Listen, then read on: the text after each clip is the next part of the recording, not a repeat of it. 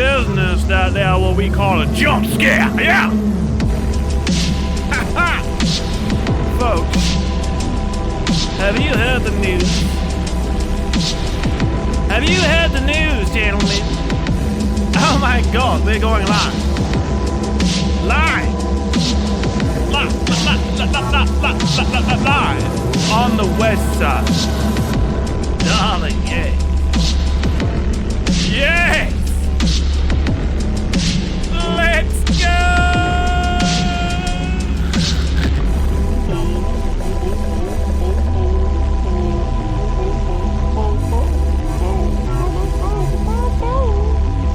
Folks, welcome to another episode.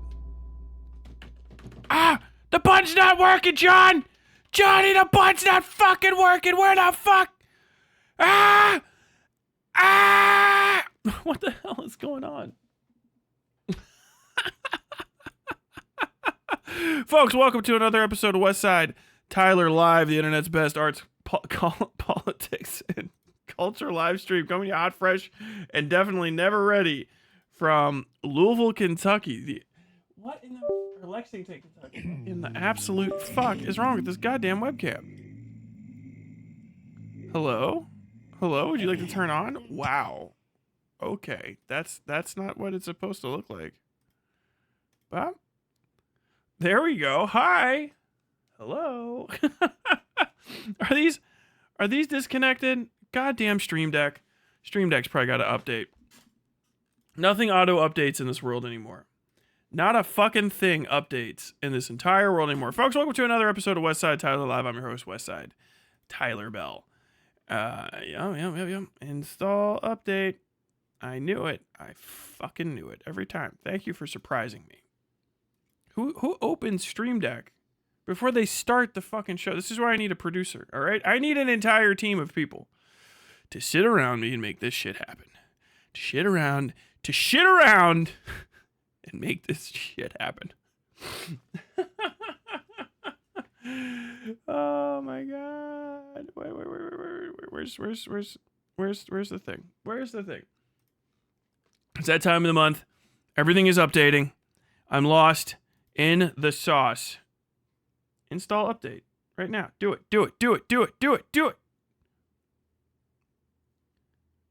Welcome to the Elgato Setup Wizard. Jesus.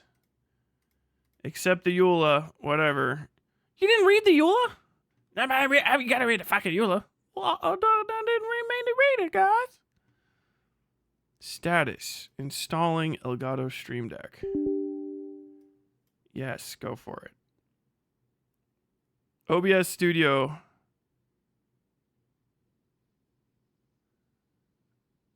Or reboot the machine later.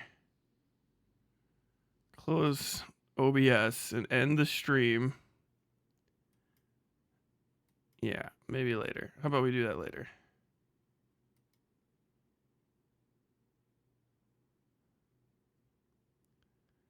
I'm watching you. Fucking Elgato Stream Deck, motherfucker. Is this not going to work now? Nothing's here. Okay, it works anyway. Okay, fuck you, Elgato Stream Deck.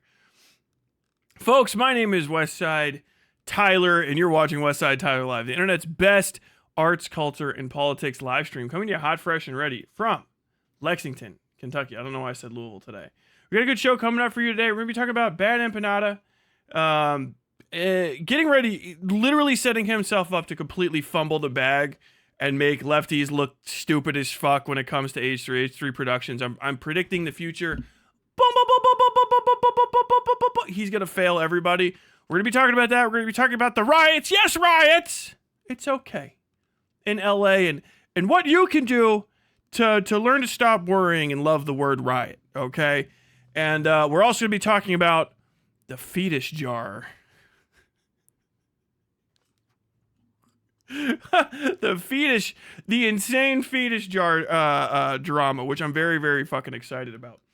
But before all that, I need to sing you guys a song.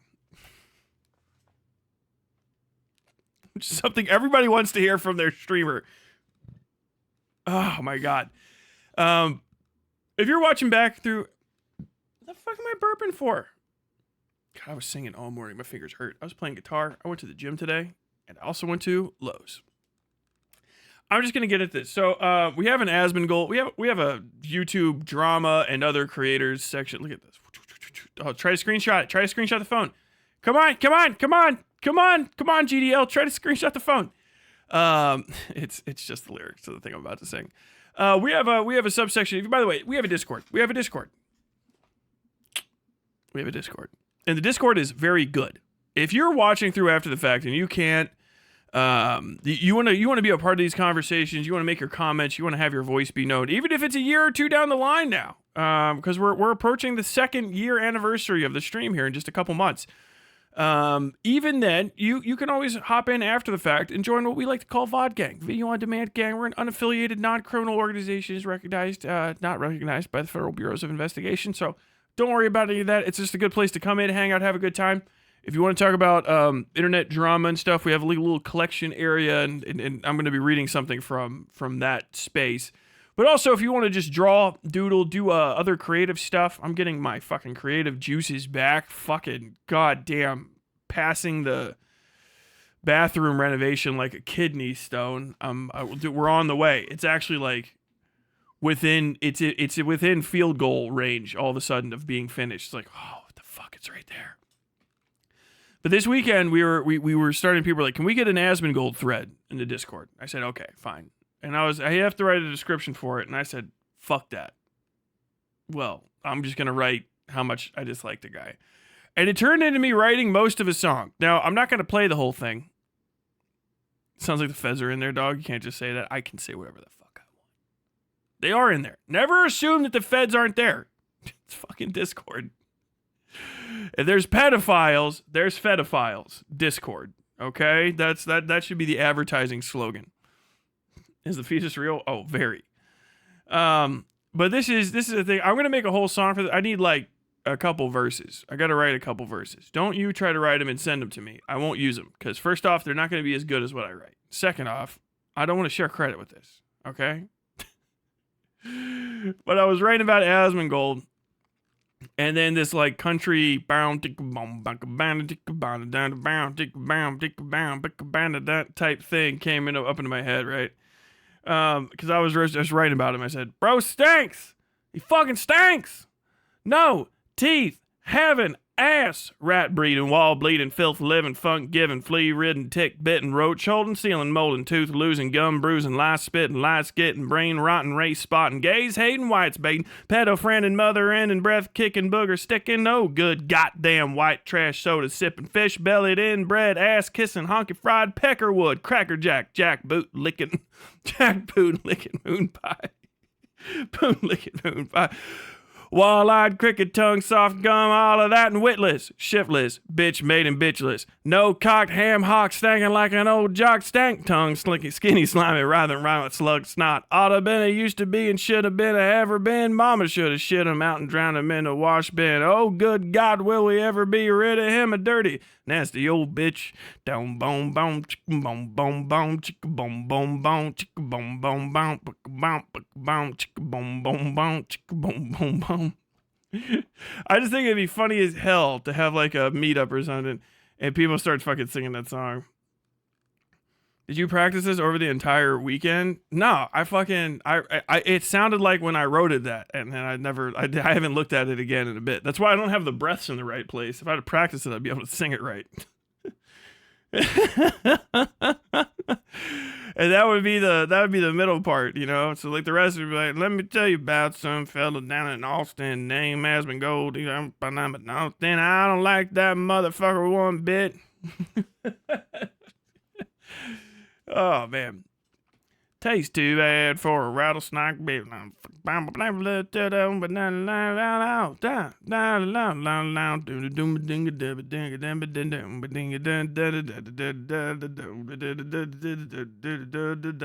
stinks. You get the whole crowd. Bro stinks. He fucking stinks. Yeah, no teeth. Yeah, everybody's saying it. Have it, ass. Rat reading, ball bleeding, filth living, fuck giving, flea reading, tick being, road shoulder, seal, boulder teeth, losing, gum bruising, lies spitting, lies getting, brain rotten, race spawn, gaze hating, white made, pedal fronted, mother headed, breath kicking, booger sticking, oh good goddamn white trash soda sipping. Fish bellied in bread, ass kissing, honky fried peckerwood, cracker jack boot licking moon pie, all eyed cricket tongue, soft gum, all of that and witless, shiftless, bitch made it bitchless. No cocked ham hock stanging like an old jock snake, tongue skinny slimy, writhing around like slug snot. All the bit I used to be and should have been and never been. My mama should have shed a mountain, drowned him in a wash bin. Oh good God, will we ever get rid of him, a dirty, nasty old bitch? Boom, boom, boom, boom, boom, boom, boom, boom. I gotta fucking. I was messing with the guitar, but it would take forever to actually get all that like on, right? And I was cackling up, so I wanted to sing that for y'all. The bum bum bum part sounds familiar. That's boom chicka, right? That's just a way to that's a type of playing guitar, right? It's like claw picking. Boom chicka boom boom boom chicka boom chicka boom chicka boom chicka boom chicka boom chicka boom. It's literally just a way to move your hands. It's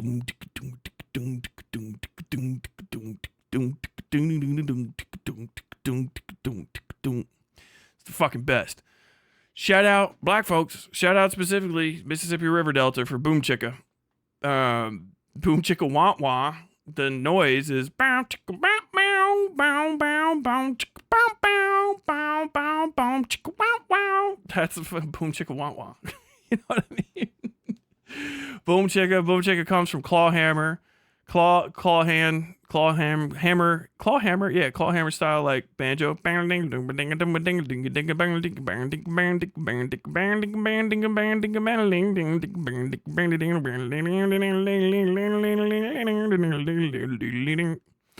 that's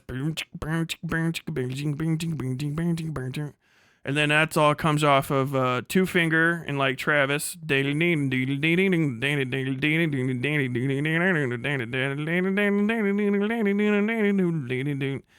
if you go all the way back with that in multiple different directions and shit, that's fucking 12-bar blues, which Destiny doesn't know how it works.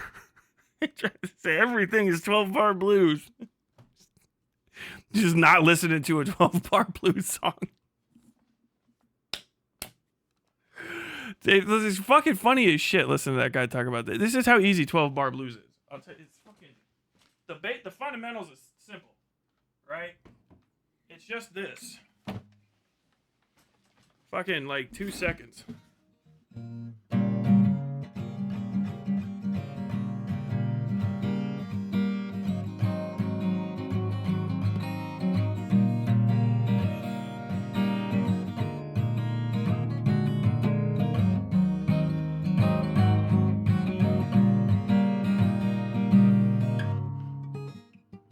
Ah, shit.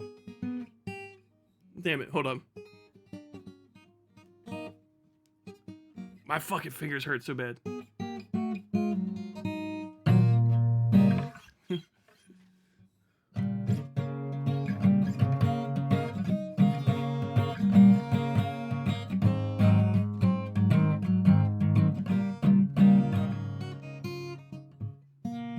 I can't fucking play right now. My rabbit was right next to me today. He came up, I was playing my guitar for like a few minutes, you know, just messing around. And the rabbit likes it when I play guitar. Sweet Cheeks enjoys the sound of it. He'll actually come over here and just like fall asleep like and like wiggle up close while I'm playing it, which he has to like it because that motherfucker's ears are huge. If he did not like it, he would be nowhere near the noise of it. I'll tell you right now. And he just hung out with me. So I ended up playing so fucking long that I got finger cramps and my fingers are too sore to play that shit. I can't actually finger the guitar down. Shit's mad easy. Lead Belly Gallows Pool uses it. Dude, Lead Belly's the shit. Speaking of songs you made, did the AI version get taken down? Yes. Great victory was given to us against the GDL Rumor Defense League pedophiles. They made disgusting robot song using my song about stop talk about my dick. They talk about my dick. and use the AI to make fake video song. I copyright strike them and they take it down. Yes, very successful. Use, if they put your mojo in the AI, you use the video game system, destroy them. I don't know, it sounds like a derivative of the waltz. You too, I see, have seen the fucking, what do you call that? The Destiny thing. I swear to God, people are so stupid. Like, motherfuckers that don't know anything about music, which really just includes a fuckload of people that think they can play it because they did recitals when they were kids. They play basic shit and they're like, it sounds like the waltz. It's 3/4 time, you child. You fucking yeah. That sounds like a waltz. It's 3/4 times. I'm of German ancestry. Even I'm not gonna try to pretend that is the fucking waltz. Like, oh yeah, that was the first time it happened. Look, you know how you know a fucking sued online talking out of their ass about music? They'll be able to play like 2 or 3 songs they learned in fucking high school real well. Maybe they went to Juilliard or some shit because their parents had extra money and no fucking future plans for them. They have sisters and brothers that were going to do something. And they'll be able to play something stupid like Rachmaninoff or fucking like Ave Maria on a fucking classical instrument. And they'll fucking talk about blues and shit. And fucking, they'll be like, I think it's derivative of the waltz. Like, it's in 3/4 time, you subhuman dog. you, and I really can't hammer this home enough, stupid bitch. That's just 3/4 times. It's one of the danciest ways to experience rhythm. 1 2 3 1 2 3 1 2 3 1 2 3 1 2 3 1 2 3 1 2 3 1 2 3, and then they're like, I don't know if you know this, but there was no one ever did that.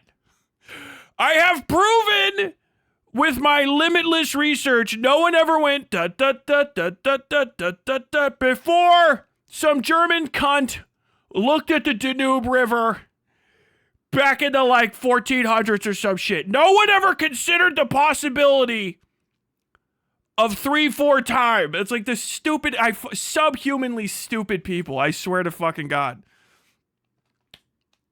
And the thing is also the 12-bar blues, I think they're in 4/4 anyway. 1 2 down 2 3 4. Yeah, that's in 4/4 anyway. So it doesn't even sound like waltz. Because it's not in 3/4 time. 1 2 3 4 1 2 3 4 1 2 3 4 1 2 3 4 1 2. You can maybe give it that it might be in 1 2 2/4 time. Bone chicka bone ting bone chicka bong about a down chicka 1 2 3 dun dun dun dun dun dun dun dun 2 3 4 1 2 3 4 1 2 3 dun dun dun dun dun dun. Like, oh God, I hate him, right? And that is the Boom Chicken one, but like even still, that it's got to be if it's derivative of the waltz, I really can't hammer this home enough that it's either got to be all in fucking triplets in 1/4, right? Or 4/4 time. I said 4/4, 3/4 and 4/4. It's either all got to be in triplets in 3/4 or 4/4 time, or it's got to be in 3/4 to be like derivative of the waltz. And then no one ever says it's derivative of the polka. And it's a lot of this shit's way closer to polka. And it's not even derivative. It's a fucking expansion on. Fucking mariachi. Mariachi. Mariachi.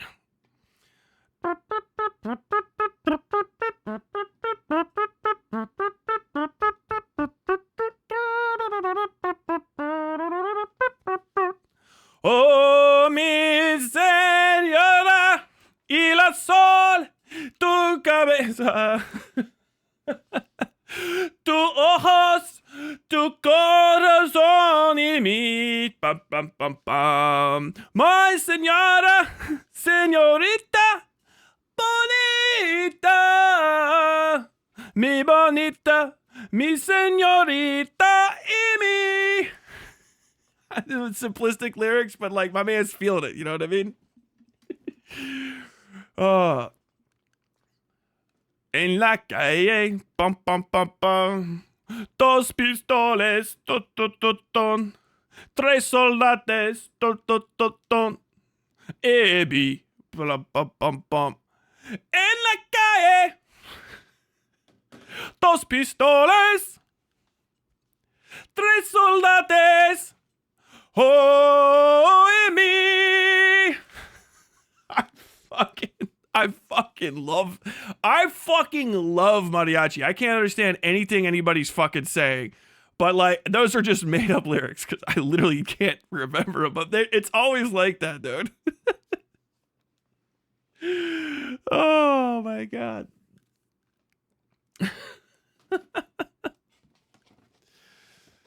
You know how fucking white I am? I'm gonna round out that segment talking about mariachi and polka with some blueberry cornbread. Because it's right here and I'm hungry and I want to eat it. Just let me having it.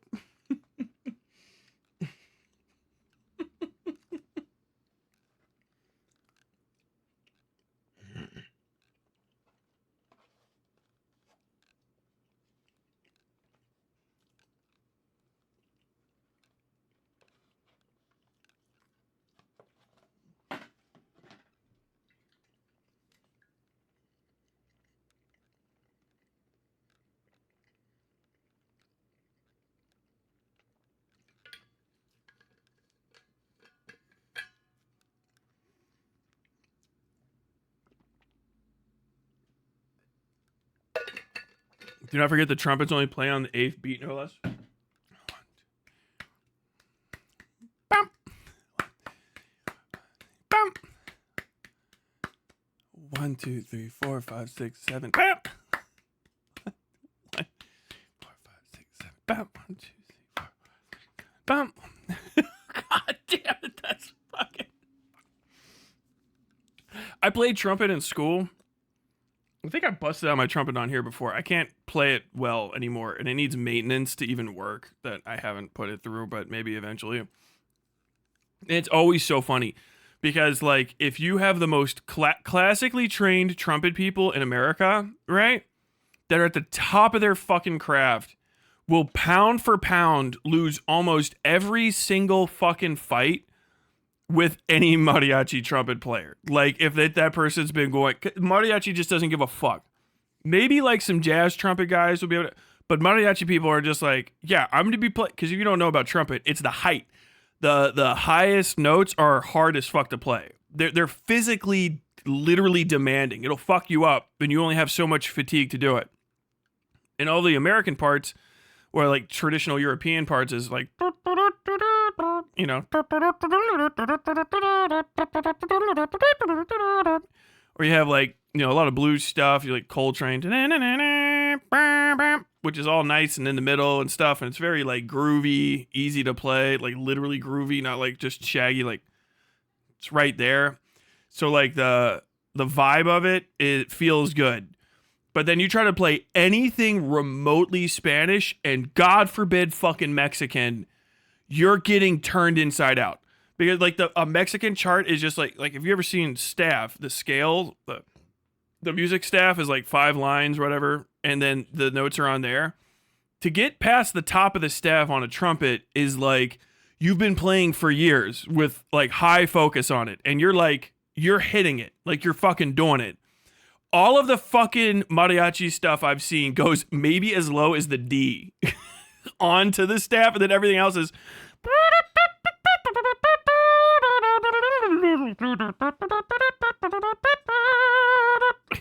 Fuck, what the fuck is happening here? I couldn't do it. I was trying to play a bolero. I can't do it yet still. Tyler, you have 42 minutes before stream to get your shit together. What are you doing? I'm fucking here, ain't I?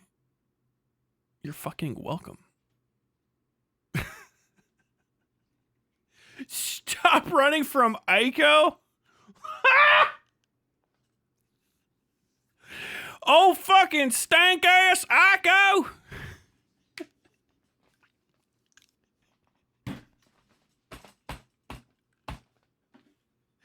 What the fuck? What is that fucking walking yeast infection want?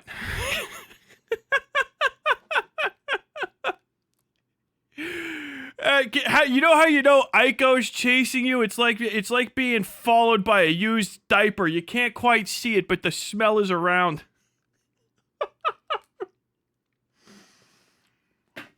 Oh my god. Oh, banned. No being racist, even if it's tipster. Boop, boop, boop.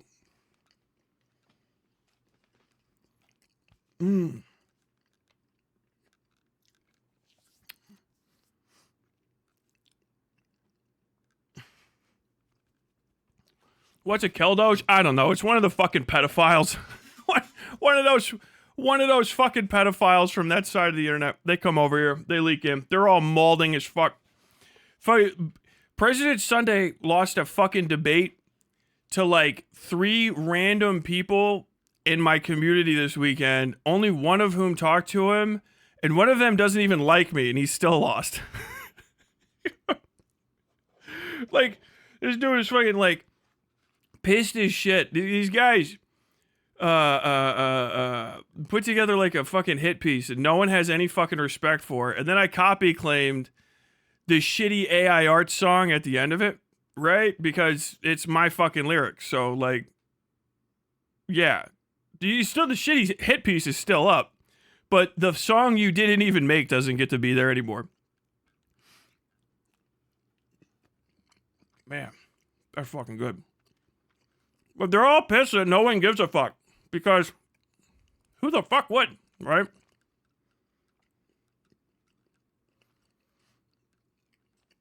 Oh, I can't stop. I can't stop.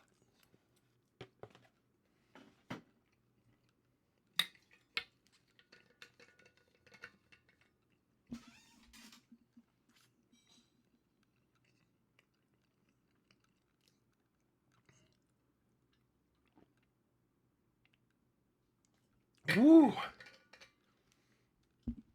Man, this show is fucking hilarious. I'm gonna go over it like maybe tomorrow or something if I get time for it. Where can I watch this debate? I don't know. President Sunday's channel. I might be checking it out here in a bit. Not today, but like day after tomorrow maybe. Tomorrow I gotta do some tile work. I'm very excited for it. Putting my shower together. But dude, it was absolutely fucking hilarious. These dipshits are on this fucking like they're high as fuck on their own farts. It's like they all believe their own shit, and then they get shocked. They keep going to other communities and trying to talk about me, even ones that are like sympathetic to them and know that they're fucking creeps. Are like, dude, you're bad at this drama shit. The ultimate response was. They're trying to fucking like ruin me on Reddit or something, right? And then someone on YouTube drama just goes, "This feels like a 2-hour-long cope video. Who even is this guy?" Like, I'm under 2K or 20K subs, right? Not a lot of people know me. I have some major players that watch my content, but not a lot of people know me. So if you're trying to like get ahead of me, right, and like ruin my reputation before like, you know, I get there. It is what it is.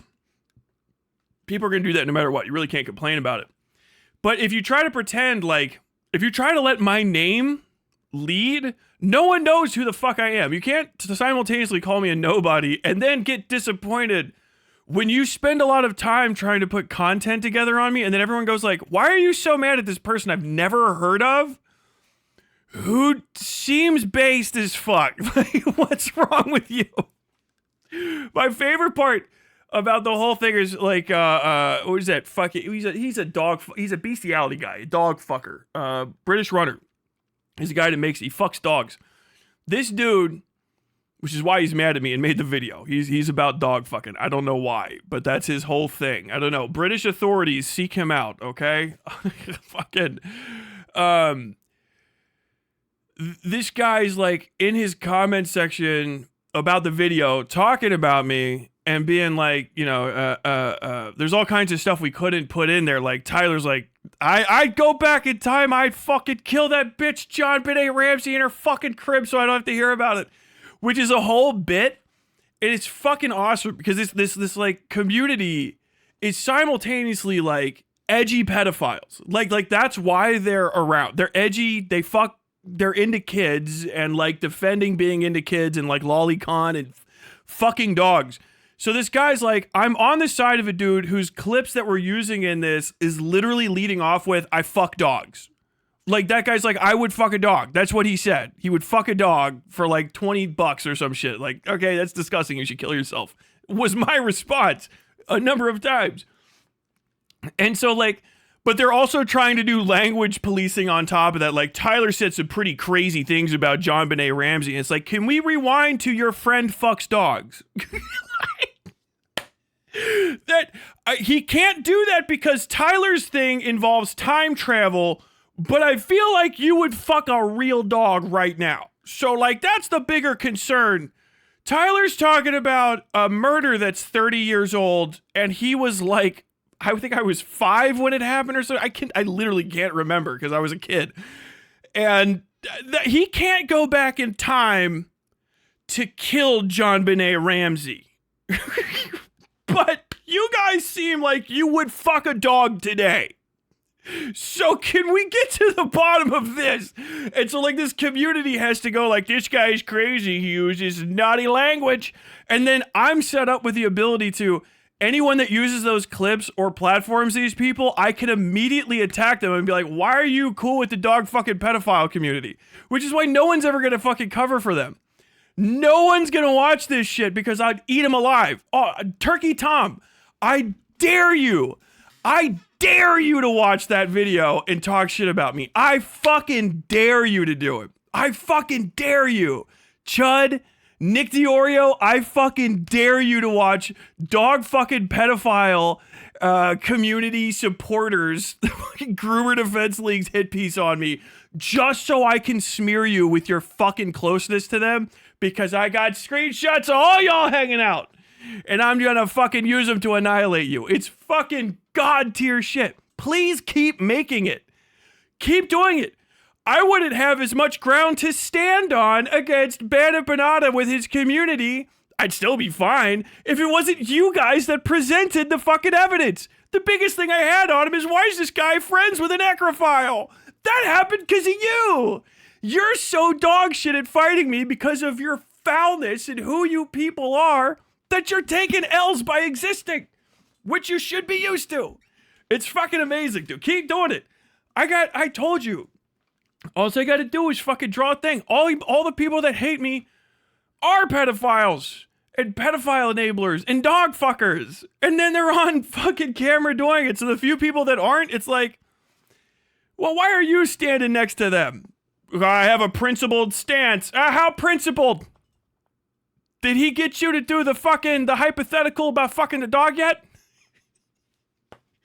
I already won. I won the day you became my enemy, because it's like fucking walking on an anthill when you don't even notice it's there. You guys are dandelions I'm running over with a lawnmower. Maybe you hear yourself screaming, but I'm just having a good fucking time. When you're so bad at subterfuge, you turn into a promoter. Necrophiles, Jesus Christ. Yes! Actually though, they wrote necrophilia fan fiction. And then the person that they tried to pretend the person that did it wasn't in their community, and then fucking President Sunday modded them. And so now they're a mod. And because they're a mod, everybody found their YouTube channel, and they're unhinged as fuck. I win. I already won. Every time you fight me, you literally activate my trap card, which I don't have to spend any information, any additional energy to play. You just have to walk into the great field of rakes and then just get battered to death by them and then retreat. That's what your lives are. You'll never score a victory against me because you're losers. You're foul-smelling freaks. You are pedophiles and necrophiles and beastophiles, whatever the fuck that is. And that's it. That's what the cost of being that kind of edgy is. I get to win forever and you lose. Yeah, that's it. And when I get better, I'm not going to stop talking about you. If I can make this fall over into your personal lives so that you have to respond to people that you know with this shit, I will do it. Trust me. If you're like, well, that could happen to you too, Tyler. No one I've known in my life would be shocked by a single clip you sent to them of me. Not a single that's Tyler. I'm not kidding. Yeah. You want to see? You know, I saw that guy fucking beat like 2 guys fucking unconscious in a fucking in a parking lot one time. What do you? I don't give a shit. What is this? He told a guy that's talking about fucking dogs to kill himself. That's kind of cool. Oh my god. Zoo files.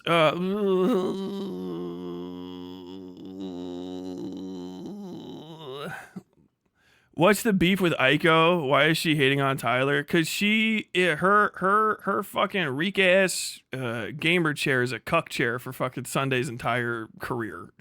she's President Sunday's only for-pay friend who just has to like put up with him because otherwise slides right into irrelevancy. Just wub wub wub wub wub wub.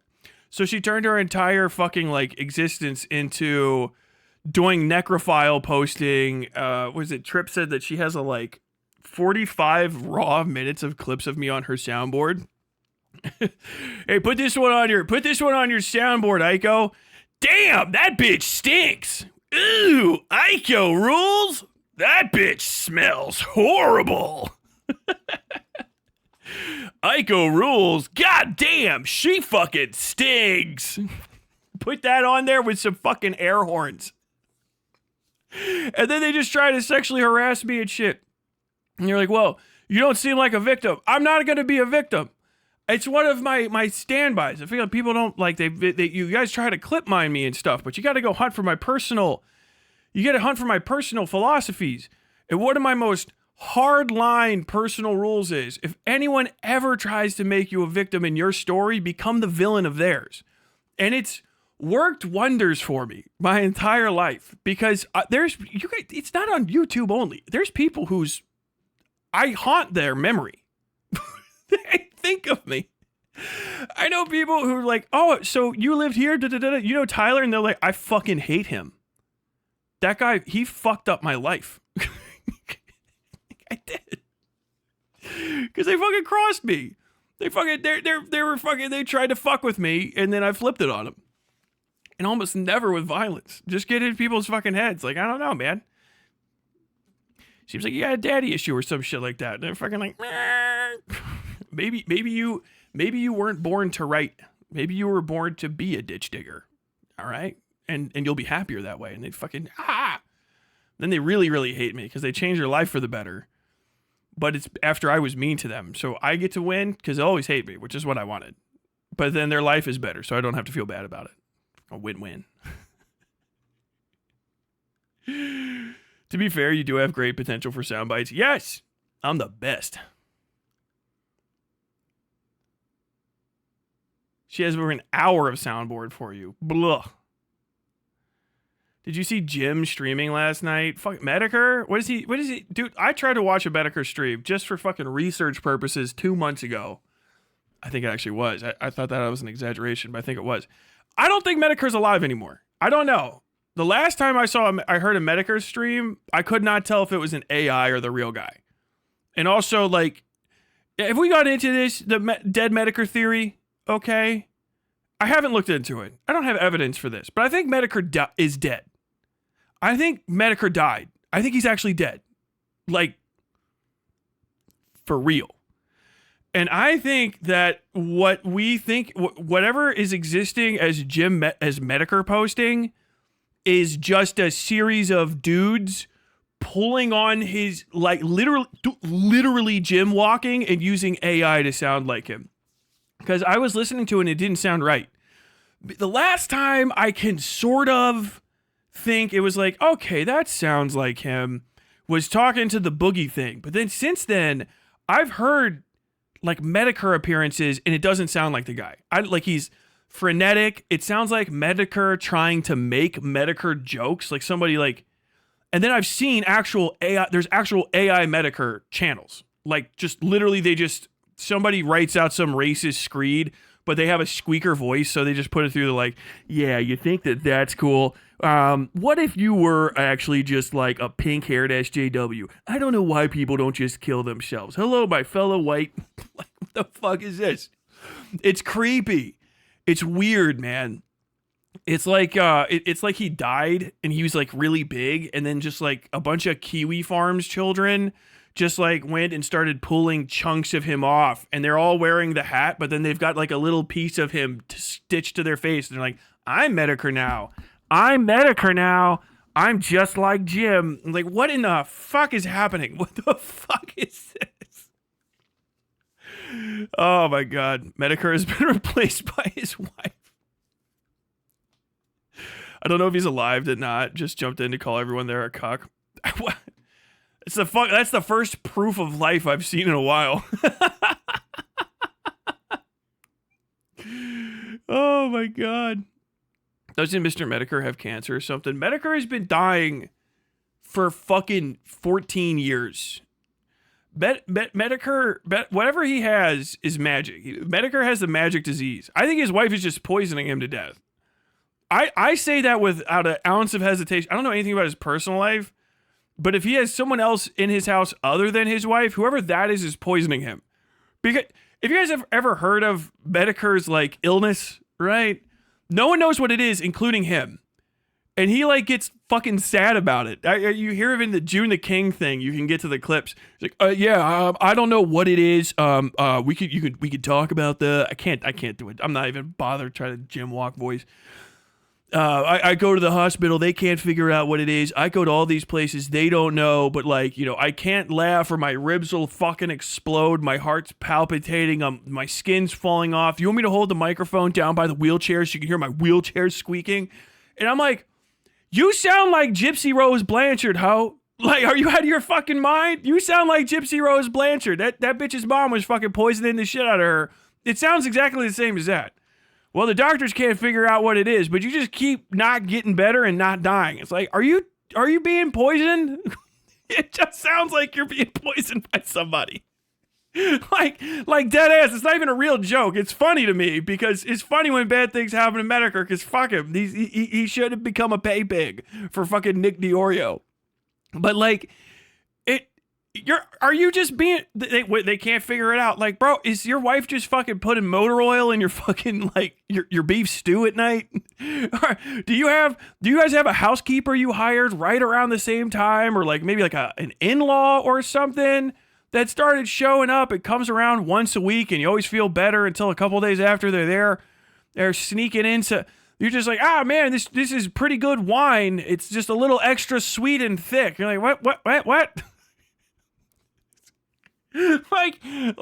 like does all your fucking tea that they're making you and you don't even like tea taste like bitter almonds or some shit like that? He's being poisoned by somebody that's around him is the only explanation. And I don't think it's the one that he could bring up because the doctors are probably just like, we're telling you it's nothing that medicine can fix because I we did notice that there's some blue marks around you. Have you been sleeping good? Like, oh no, I can't sleep very good and I'm getting weaker every day. It's like, I think maybe your wife has been strangling you in the middle of the night and you're just not you're not expiring. like Metokur has the disease that would be afflicting like an 18th century nobleman who maybe like robbed the wrong sort of like Celtic, whatever the fuck, monastery. You know what I mean? Like he went into the woods and looked too long at some moonlit lass on a fucking riverbank and she flicked her fingers at him and now he's wasting away. Like, that's what Metokur has. Metokur has a curse. He's afflicted by a curse. Like, there's a fucking cupboard or a door. There's a room in Metokur's house that he can't quite find the door to and the measurements are wrong. And when he holds his ear to it, squeaking up closer in the wheelchair, you can hear whispering through the wood like, and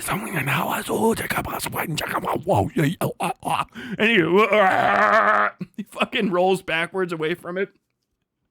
If you actually go film Metokur, that's why he can't be on camera. He's already tried it Whenever fucking Metokur tries to film himself, there's some sort of like ghoulish long-faced thing with no eyes behind him, like fucking like, J horror in the background, like, hey Metokur, what is that? Oh, don't worry about that. That's just that's just Sonichu. She just lives underneath my bed.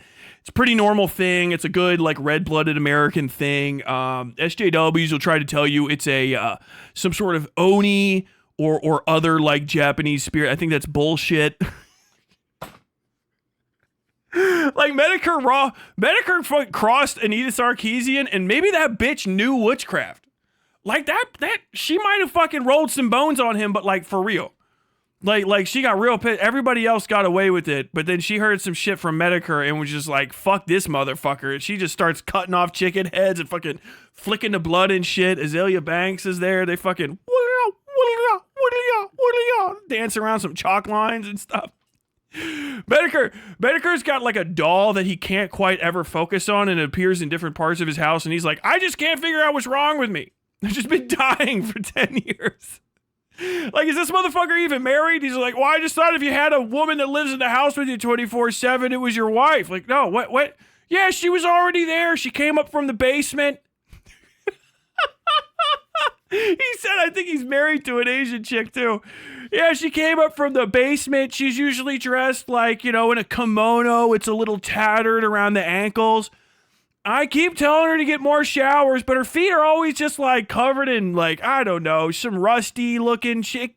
I don't think it's blood, but it could be, and some mud. And she's got twigs in her hair, and her neck kind of sits at a weird angle, and she just looks at me and goes, she just keeps saying shine, shine, shine, shine at me. Like that's the only conversation we ever have. This motherfucker, dude. Fucking Metokur is being poisoned or cursed. There you go. There's your diagnosis. Metokur, send me 15 hats worth of money, okay? I'll save you another trip to John Hopkins while they try to use foolish Western magic medicine on you. What you need to do is go to one of the massage parlors that Boogie frequents and then talk to the lady in the third stall that's got the crooked eye and the big streak of white hair. She's going to stab you with a needle that comes from the motherland, and she's going to pull a giant shadow out of you that looks like some fucking 18th century pirate, and then a bunch of like ghost women are going to come and nail it to a door, and then you got to set it on fire. That's the only thing that can fix you at this point. Fucking either that or just embrace the grave. This motherfucker. Fucking Metokur, bro. He's got Corpus. Finding out Metokur looks like that Dwemer underneath Corpus Island, it would be the most obvious thing ever. It's not like, it's almost Nebuchadnezzar. Nezareza Gezabeza. Nobody ever remembers Dwemer names in that fucking, he's walking around on his little fucking, you want to hear my wheelchair? It's the fucking spider leg wheelchair under the fat Corpus Dwemer. Nerevar, I know that one. He's just another Corpus sufferer. These goddamn Nords. He needs an intervention from Adult Protective Services, LOL. Yeah, either that or the Ghostbusters. Either Adult Protective Services or the Ghostbusters. Like, the only thing that can save Metokur now is, maybe like Scooby-Doo in the gang, but in one of the more serious versions of it, where there's actually real ghosts. Metokur's last days on Earth are going to be the mystery machine pulling up in front of his fucking house. Wow, gang. This guy's supposed to be some sort of famous internet fella. Oh, zoinks. I wonder if he's got anything good to eat. I bet he does. Yeah, well, I'm not going in there. Me either, Velma. It smells like virgin. Oh my god. Nord here. We will never bow down to the Tyler Empire. No, but one day a Finnish flag will fly over Sweden. How about that? Swede's like, fuck did you say to me? Ghost hunting crew from The Conjuring. Yeah, the fucking Warrens. Metokur's got a fucking Annabelle doll.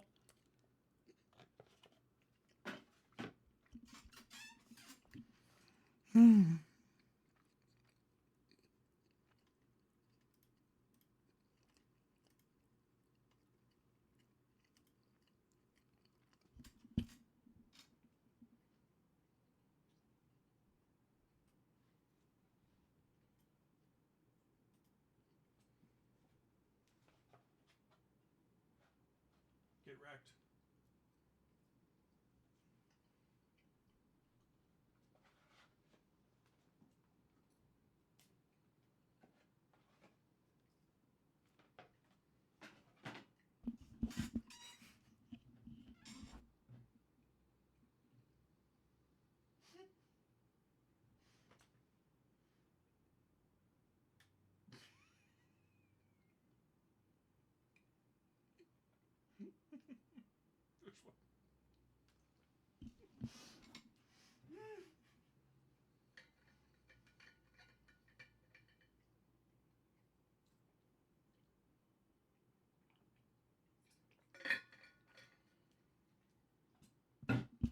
Sonichu medallion? No.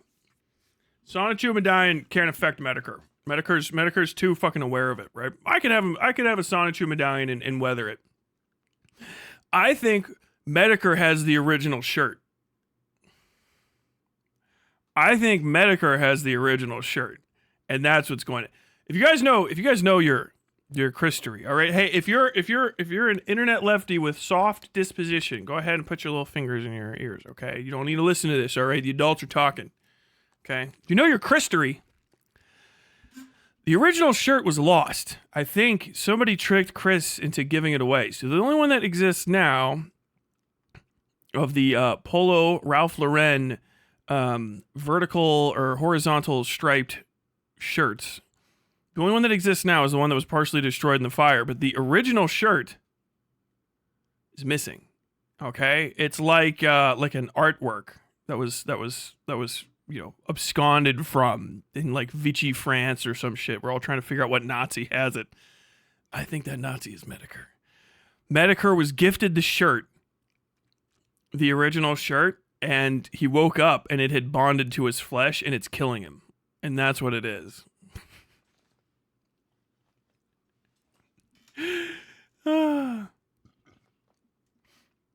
Legend says the original shirt was burned in the fire. But a deep awareness, perusing lost records and Encyclopedia Dramatica shows that Chris was deceived. Gave away the shirt to a false lover, and it passed hand to hand in the dark until it came to the residence of one Jim Metokur. But some say the shirt still lives, moving from owner to owner through the dark, hoping to one day rejoin the medallion. Metokur's out there in his fucking bed, right? And he's like dying. He's got the fucking Chris shirt on. He looks like a normal guy though, but just dying. He looks like Xander Hall. And they're like, oh, some fucking dark. Yeah, no, I gotta do like full throat.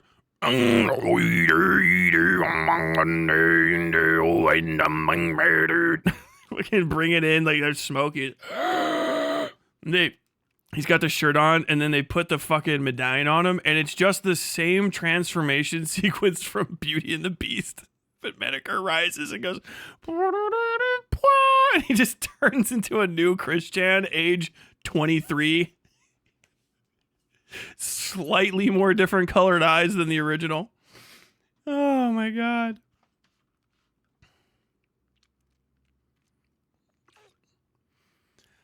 I can forgive 4chan, whatever. Knowing deep Christian lore, I'm going to need a few weeks to resolve that. Then you can't forgive 4chan. What are you talking about? I was on there when we wrote the old tomes. Return the shirt or suffer my curse. Return the shirt or suffer my curse. Or suffer my curse. I can't do it. I refuse to do it. I refuse to do a good fucking CWC impression. I refuse. Do you know who would be fire as fuck reading it out, though? Would be Linkara. Some say the shirt is still in... has passed from owner to owner, but we'll never know.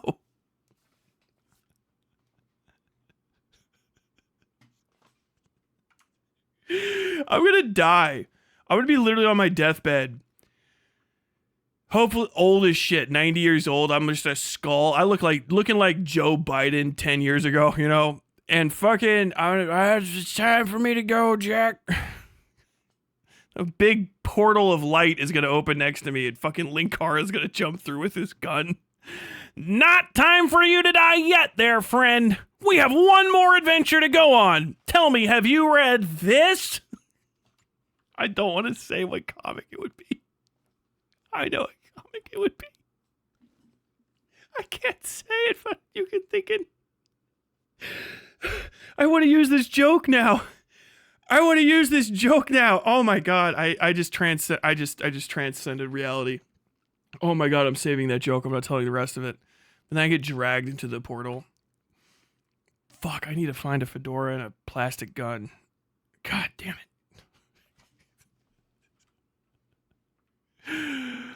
Oh, hello there, Sonichu. I've heard... Why does he go fast?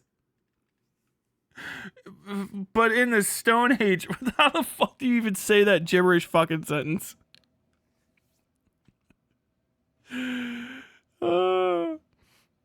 Wasn't the original Sonichu medallion broken up and put up Chris's ass? Oh, I mean, it probably came back out.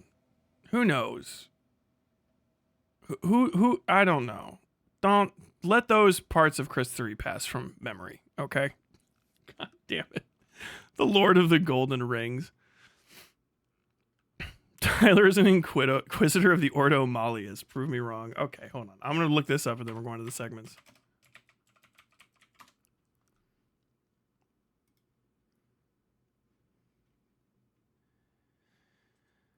I shall not counsel you against fear of the daemon. The Emperor knows you have none. But even Psycannon and Demon Hammer cannot carry the day against such a foe. For what use is the bolter shell against disease, terror, and madness? No, it is faith.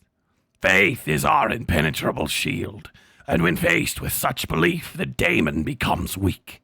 Faith is our fiery sword, and with it we shall burn out the diabolic cancer of chaos wherever it is found. Attributed to Lord Inquisitor Hephaestus Crud. I love these. Dude, you can just do a whole fucking... You just raw steal this shit for a whole YouTube channel. The Ordo Malleus, whose inquisitors are often referred to as daemon hunters, is one of the 3 primary subdivisions, or Ordos Majoris, of the Imperial Inquisition, tasked with protecting the Imperium of mankind from the demonic dangers of chaos. Along with the Ordo Hereticus, witch hunters, and Ordo Xenos, alien hunters, the Inquisitors of the Ordo Malleus make up the majority of Byzantine secret police force and galaxy-wide intelligence service, that is, the Holy Orders of the Emperor's Inquisition. Aided by the elite psychic Grey Knights chapter of Space Marines, who serve as the Ordo Malleus's chamber militant, it is the task of the Inquisitors and Acolytes of the Ordo Malleus to destroy the physical manifestation of chaos, daemons, in real space as well as any other mortal agents of chaos who threaten both the peace and the souls of the Imperium's people. It would take fucking forever to get through, but yeah, dude, if you just read those Wikipedia articles... Don't even pretend like it's a real thing. Just like literally, I'm just reading fucking fandom.com Warhammer entries. The YouTube channel. Emperor blesses all. Tyler's becoming a commissar under the Inquisition. Harassy. They do steal it for whole YouTuber channels. That's all of Warhammer YouTube based. Tremendous. Down with the Corpse Emperor. Oh my god. Banned. I don't know. Am I supposed to ban that? Or am I supposed... Yeah, probably ban, right? No, but not really. Where are my fellow sisters of battle at? He would have gotten out of Munster before the entire city was besieged. Tyler would be an Anabaptist who got pissed off at the super radical Anabaptists. Don't even know what these are. I don't even know if you're doing real religion and theology or if this is just Warhammer.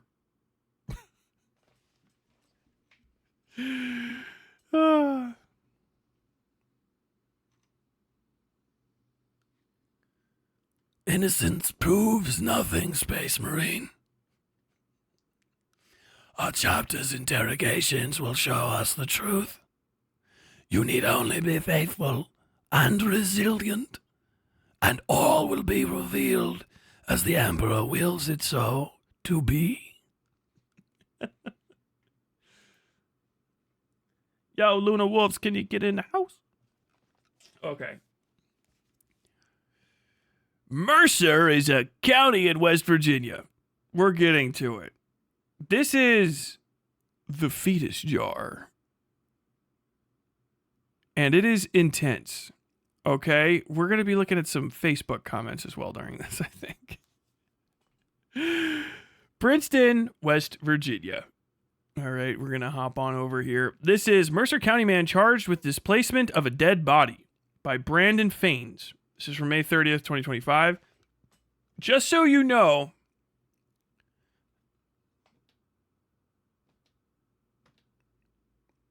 you're in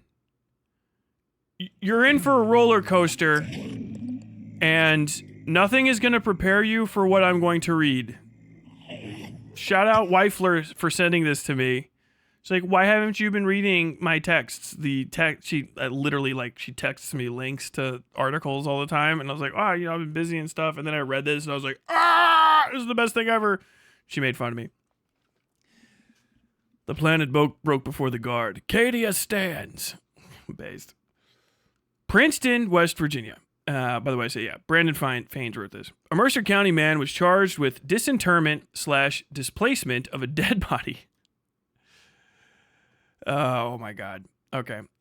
After an investigation in the Princeton area, according to a criminal complaint, an officer responded to a home on Ball Street in Princeton at 8:13 a.m. on Friday, May 23rd, 2025, after a destruction of property complaint was reported. Once on scene, the officer spoke with the victim, who said her ex-boyfriend, identified as 36-year-old Daniel Lee Agnew, had thrown her things into the yard of the home and destroyed them. Now, stand by. The responding officer discovered a large amount of clothes and electronics totaling $4,650.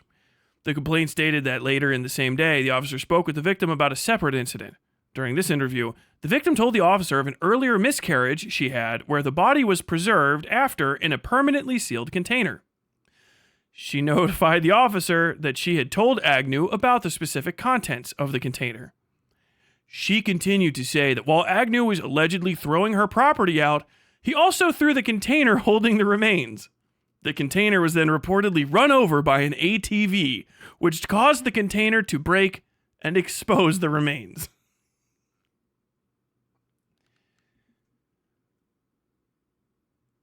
I'm imagining water balloon.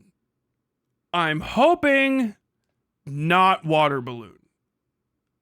Holy fuck.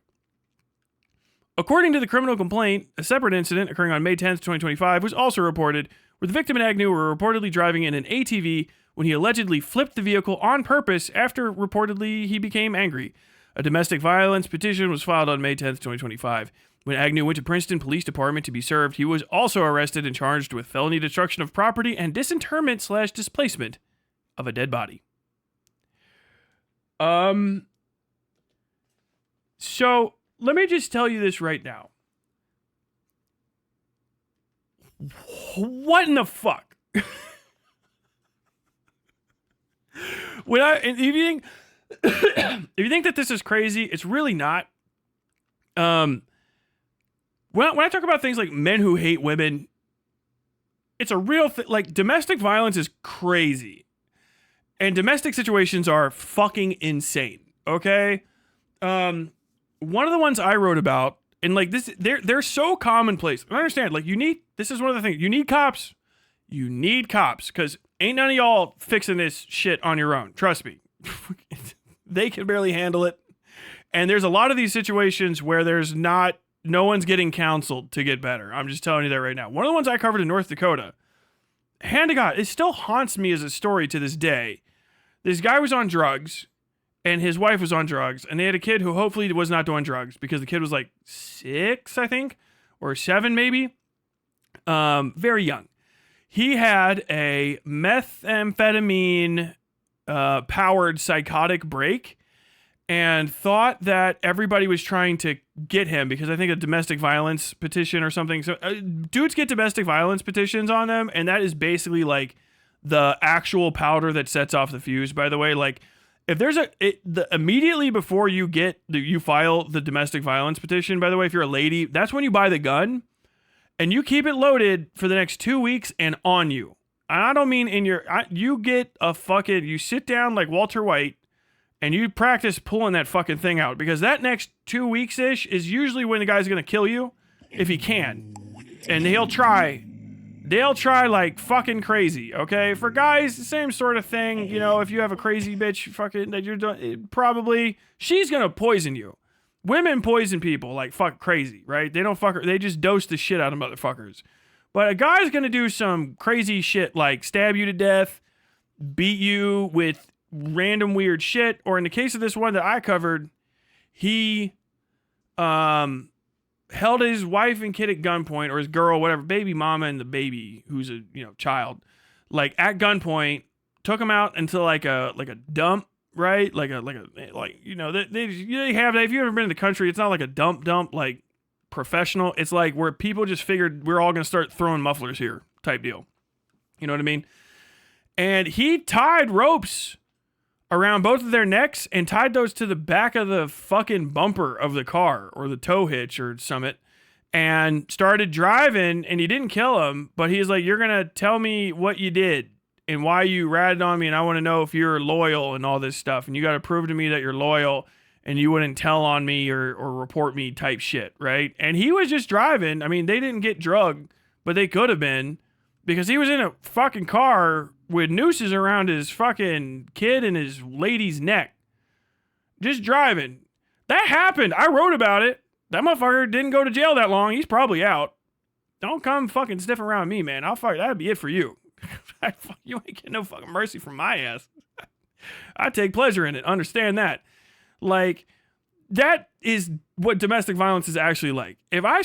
People they don't read the fucking news. If people don't report on shit, and a lot of DV cases are rightfully locked up, but a lot of the news is people try to pretend like, oh, we're doing this for the victims. I'd say 99.999% of the time when I talk to any fucking victim of domestic violence, they were like, I want my name out of it so I don't get fired from the fucking grocery store that I have been going to while bleeding, because they've really tried to work with me to help me keep my job, even though he cuts my scalp with a razor at night and I got blood on my collar.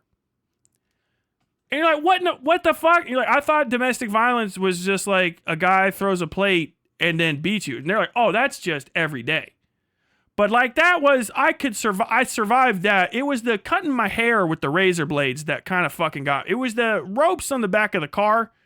It was the throwing the fetus out in the fucking yard and running it over. Like, that's what domestic violence is actually like. It is insanity. It's actually fucking crazy. And like 99.9999% of the time, everybody that's a victim in it wants it talked about. All of them do. They're like, yeah, I never thought things could be like this. And the one thing that made me not want to talk to anyone else is everyone told me, or I always thought that I was alone. I figured that no one else would understand. I thought that what was happening to me was so crazy, no one would believe it. And then, like, whatever. Sometimes just a woman and her kid will disappear, and a guy will go and move to fucking Alaska, right? Vanish. All of them vanish. But you don't even hear about it because it wasn't like, even a medium nice neighborhood. It was some coolie out in fucking South Dakota. You know what I mean? Like some fucking trailer park somewheres. And it's like, what happened to fucking lot 12A3? Like, I don't know, but they're not screaming anymore, so it's not my fucking problem. I'm not looking into that, and the cops don't give a shit, so I don't give a shit. And like that shit just happens. I know I kind of took the mood down. But I reported on domestic violence. It is actually the most fucked up shit. It's crazy how much damage it does to people, and it's crazy what people do. So understand, like, this is I tricked you. This is a weird, fucked up news item, but also this is not as uncommon as you'd imagine, right? And usually, probably somebody's saving a fucking dead fetus. You know, a woman has a miscarriage. That's some shit. All right, women. I don't know. Fetus, uteride people with uteruses, whatever the fuck, pisses Anna Kasparian off when adults are talking. But like, you know, whatever. You got to go through some shit. People will use that to be like, I don't know what the fuck. What's wrong with her? Why is she holding on to a fucking dead fetus in a jar? Like, bro, I knew a guy who married a woman who they had 2 kids together, and she was still having whole birthday parties for the ghost of a fucking miscarriage that she had for years before she met him. Like, she raised that dead fucking fetus in her mind until it was an adult and then let it go. So, and like, I can't take that away. That's some wild shit that I can't fucking understand, but like, all right, you know what I mean? You can't get mad at that. All right, I don't know. Maybe some other women can be sassy about it or some shit, but I feel like even if the bigger group of women you get, the more they're going to be like, we're going to allow it. We're not going to condone it, but it's not to be condoned. We want that on the record, and we're going to allow it. Like that, you know? Like, what the fuck? What happened? Like, oh yeah, she kept the fucking the place released it in a jar, a hermetically sealed jar. It's not like a whole fucking baby, but it is a fetus. And then the dude ran over it. What the fuck? What in the shit? And then we got some Facebook comments. I'm not going to put them all up here because I don't want to read people's names. These are randos, you know? Crime, Mercer County man charged with displacement of a dead body. I mean, this shit is just read. What kind of craziness did I just read? It's a monkey smoking a cigarette looking at a phone. Doesn't it have to be buried or cremated after it's put into the sealed container?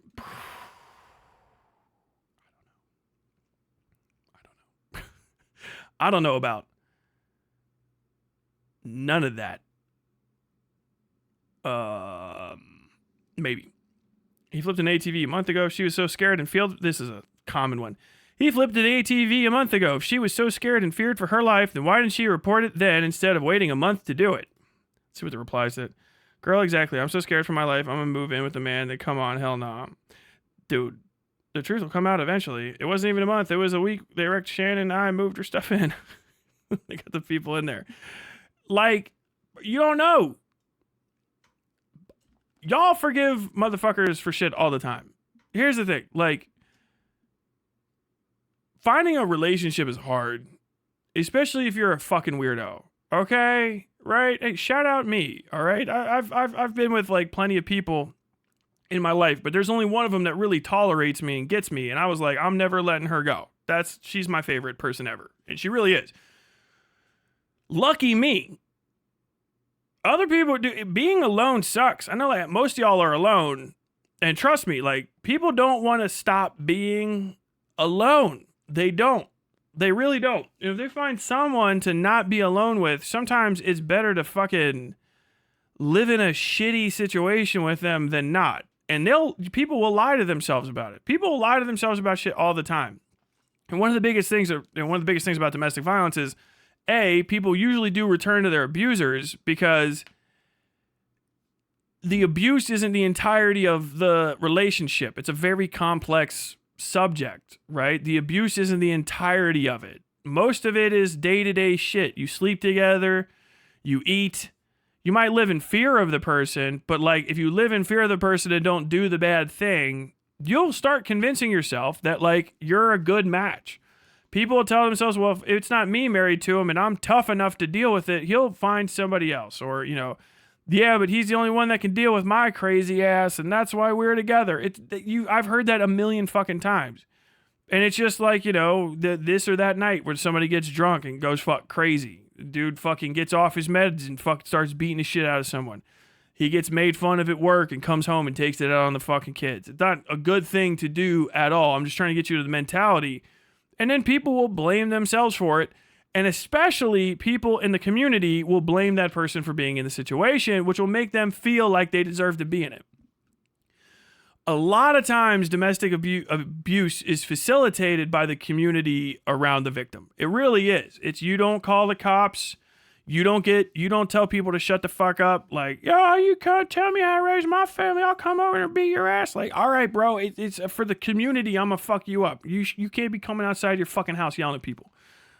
Ain't nobody else around here might beat your ass. I'll fucking tan your hide like a fucking 8-year-old. You're out of your goddamn mind talking to me crazy like that.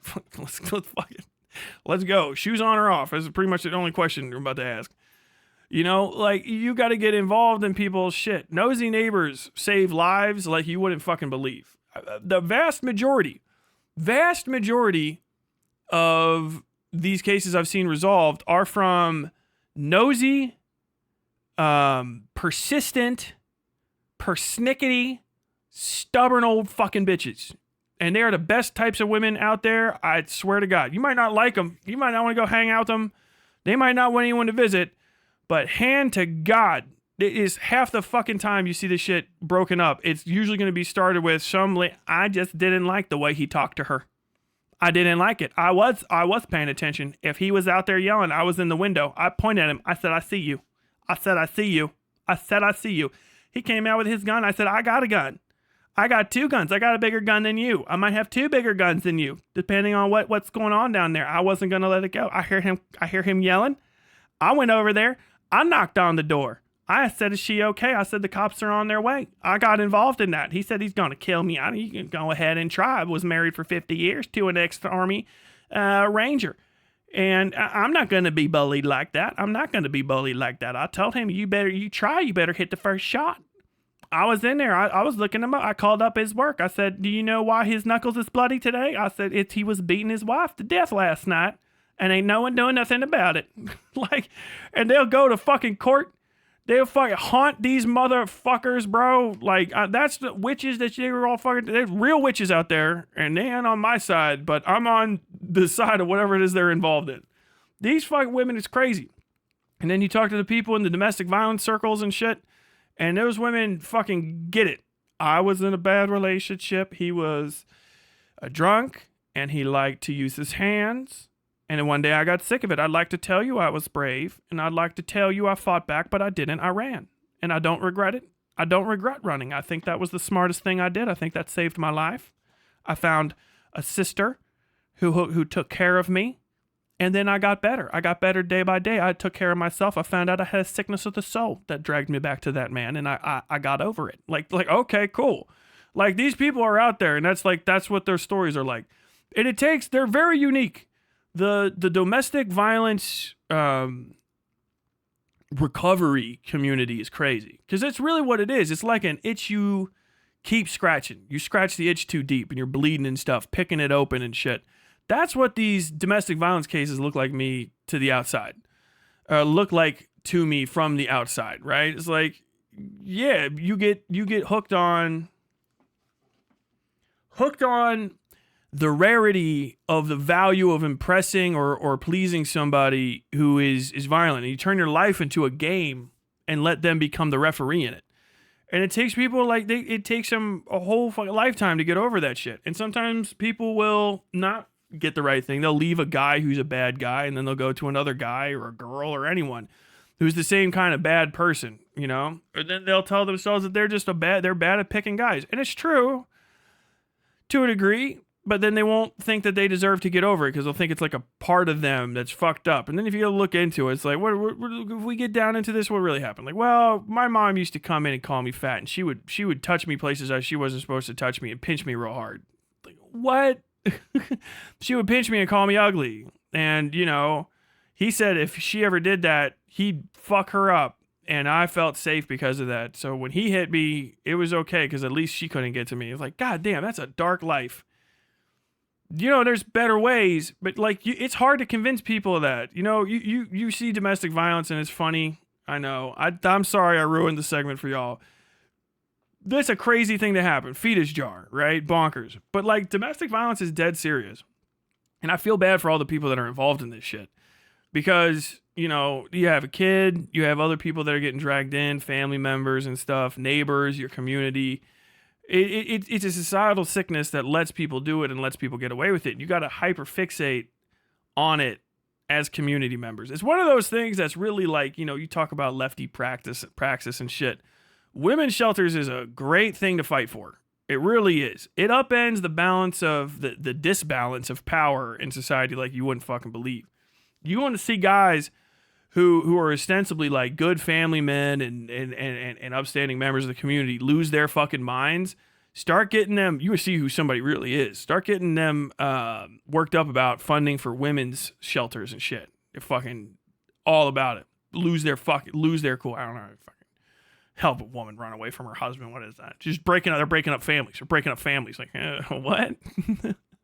Anybody I've ever heard say they're breaking up families, right? And it wasn't about like the literal fucking cops for certain reason, is like deeply suspicious. If you know, if you're from kind of where I'm from or worse, or maybe even sometimes better, you might know what I'm really talking about. But like, oh yeah, they're just trying to break up families. Like, what do you fucking mean they're trying to break? What you got going on in there?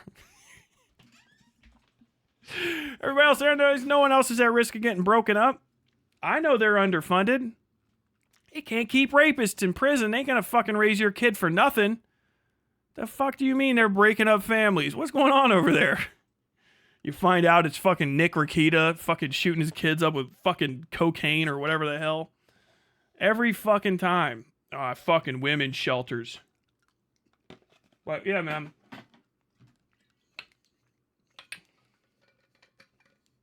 Mm-hmm.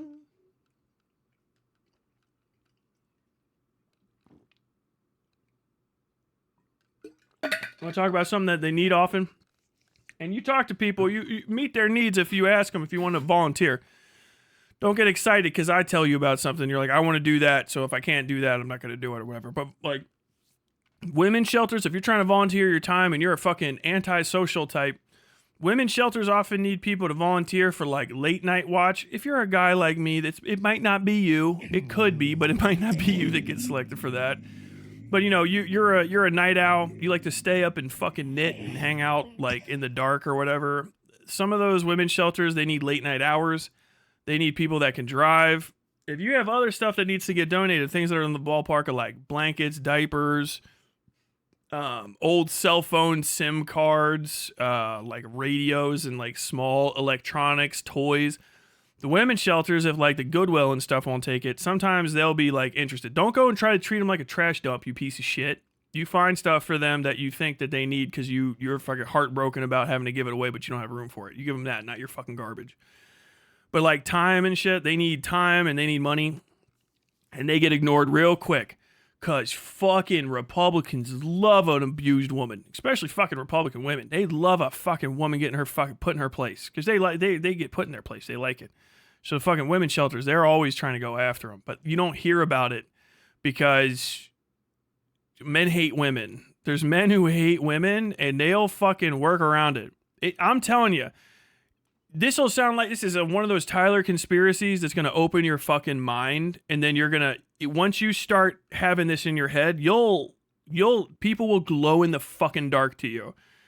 Once you start paying attention to domestic violence issues in and around and how abusers behave and interact and like what they do, you'll go bing, bing, bing, bing, bing. Your head will fucking change its entire construction. You'll start seeing them.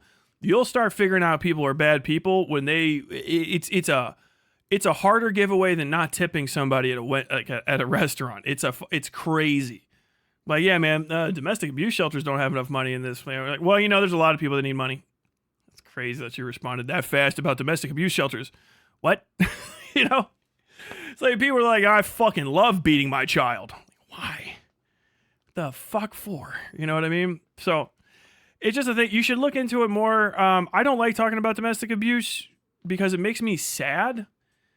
And it's a dark topic. But also, it does probably need to get talked about more often. And it's insanely connected to other stuff. It's one of those... It's a core principle. I would say if you have somebody that's like a lefty organizer and they don't have an opinion on domestic abuse legislation or, how to help people that are victims of domestic abuse, they don't have a good grounding and understanding what it is, you should be very distrustful of their ability to give you information on anything else. Because it's impossible to go to organization things, even if you're an observer like I was as a journalist and stuff, and not have domestic abuse issues come up almost instantaneously. You don't know any fucking trans people. Maybe you know like two. If you've never heard a single bad DV story, trans people are fucking they're victims of DV, and the entire LGBTQ community, they're victims of DV at an insanely high height. And why is it? Is it because trans people are bad? No. It's because abusers are abusers. And it's just a chunk of the population that has that in them. And fucking Philip DeFranco, hurt people. It's actually true, right? And if you're abused, you might take abuse into the world with you as a positive tool in your kit to define how you establish relationships with people. And if you are in a society where you can't call for help and where violence against you is considered an overall social good because people think of it as corrective to your aberrant behavior, then your rates of abuse will skyrocket, right? So you're like, Tyler, are you saying that like human trafficking and domestic violence are like actually related? I'm telling you right now, human trafficking and domestic violence are the same thing. If you have somebody that's like, I have strong feelings on human trafficking, but I've never considered anything, I don't know much about domestic violence, you haven't looked into human trafficking, right? It's the same thing. Stunningly. Seriously, start focusing on it. And then you look into human trafficking and go, oh, fuck. Start like that. That's like 99% of missing, murdered Indigenous women. It's two things. Fucking getting rocked in your house because you get societally fucked over by how reses are put together and how fucking underfunded and always getting pushed around and shit. And then once you get out, being part of a fucking less cared about community, getting slotted right into human trafficking stuff. It's how it happens. It's like common as fuck. So we started off with a joke, and I'm going into hyper serious territory here because it really is no laughing matter. Crazy thing to hear about. Fetus jar got crushed, right? Think about the lady that was involved in it. That is a thing that happened to a person that is so fucking unlikely that I don't think I've heard words arranged in that order before. Do you know what I mean? As a person that's like a writer, a guy that covered the news. Nuts. But think about when you think about domestic violence going forward, right? And you ever have a moment where you're like, she should have known better. Why did she go back to him? Why is he with that guy? You know, what? Come on. Like you couldn't do better, blah, blah, blah. I want you to really just kind of remember the fetus jar incident. And that people are defensive of the guy who ran over the fucking fetus jar. Because she wasn't smart enough to not be around him. Can't do much about him. Why? I don't know. We live in a society that, men who hate women run. So they set you up. You're taught from a young age to think about things in a way that they want you to think about them. Keep that in mind. Stay noited. I'm going to end this segment there and talk to chat for a bit, okay? We're going to bring down the curtain here. Bring down the curtain. Dead ass based side Tyler. I'm a cool guy. Do.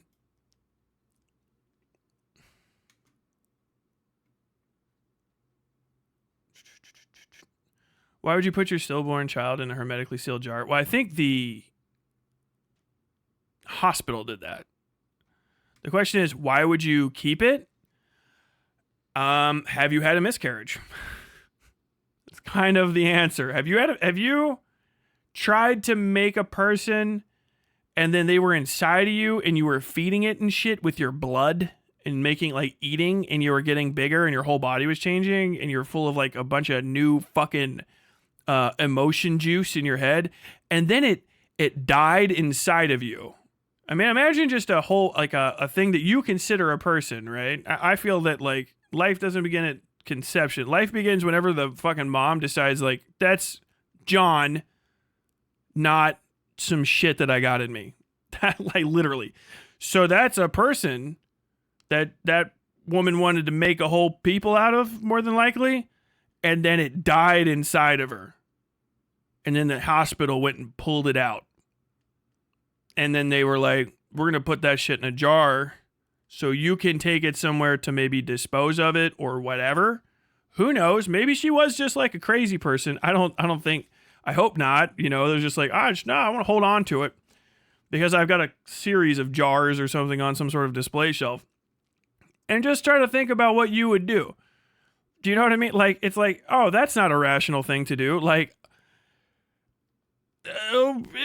bitch's child died inside her, and then it came out, and then they put it so, like, I don't know how to fucking, like, slow that down. Like, is it a rational thing to do? No. But, like, neither is crying for 6 days because somebody died. Well, I'm not going to judge them, right? No. You know what I mean? Like, it's crazy as fuck. It's better than going and fucking vacuuming out your kids' balls like the Israelis do to make fucking new grandkids. That shit's fucking actually psychotic. But people do fucked up stuff when they're sad. And if you're in a domestic violence situation or whatever the fuck, or a person that's kind of primed for that, and you live out in the fucking sticks, fuckers don't even know. It's crazy out there. It really is. It's crazy out there. Like, I say this, and I think a lot of people don't get hit by it. It's not necessarily the chatter that said this, but a lot of people don't really get hit by this. And it's just, you don't know how easy life is for most people. Even where you're from, if life's hard for you, you might not know how hard life can be for some people. Because if you aren't out there talking to them, you just haven't seen it. You're like, what do you mean your dad used to just heat a spatula up and burn you on the back of the neck? Like, yep. But why? Well, I don't know, I was talking back or something. I can't really remember. He just heat up a metal spatula. Hey, burn me. I got like 5 scars right here. He always went down. He's got them right next to each other. So I touch my neck and I think of my dad because he burned me with a spatula. Like, what the fuck? Okay. That's fucking nuts. Do you know what I mean? Like, I was dating a girl while I was in the military for like 5 fucking seconds. And we had like slept together. And then we're like talking after, right? And just out of nowhere, she's just like, you're pretty nice. And you know, like, I've been not feeling great because I had a boyfriend that was older than me and by a bit, and he shot himself with a shotgun. I'm like, but like, what? She's like, yeah, he just killed himself. Like, what? Okay. Out of nowhere. Like, okay. Like, what? Like, where were you? She's like, I was outside. He was in the car outside. So, like, I was like, I found him. Like, I was like, I just got back from Iraq. Like, what?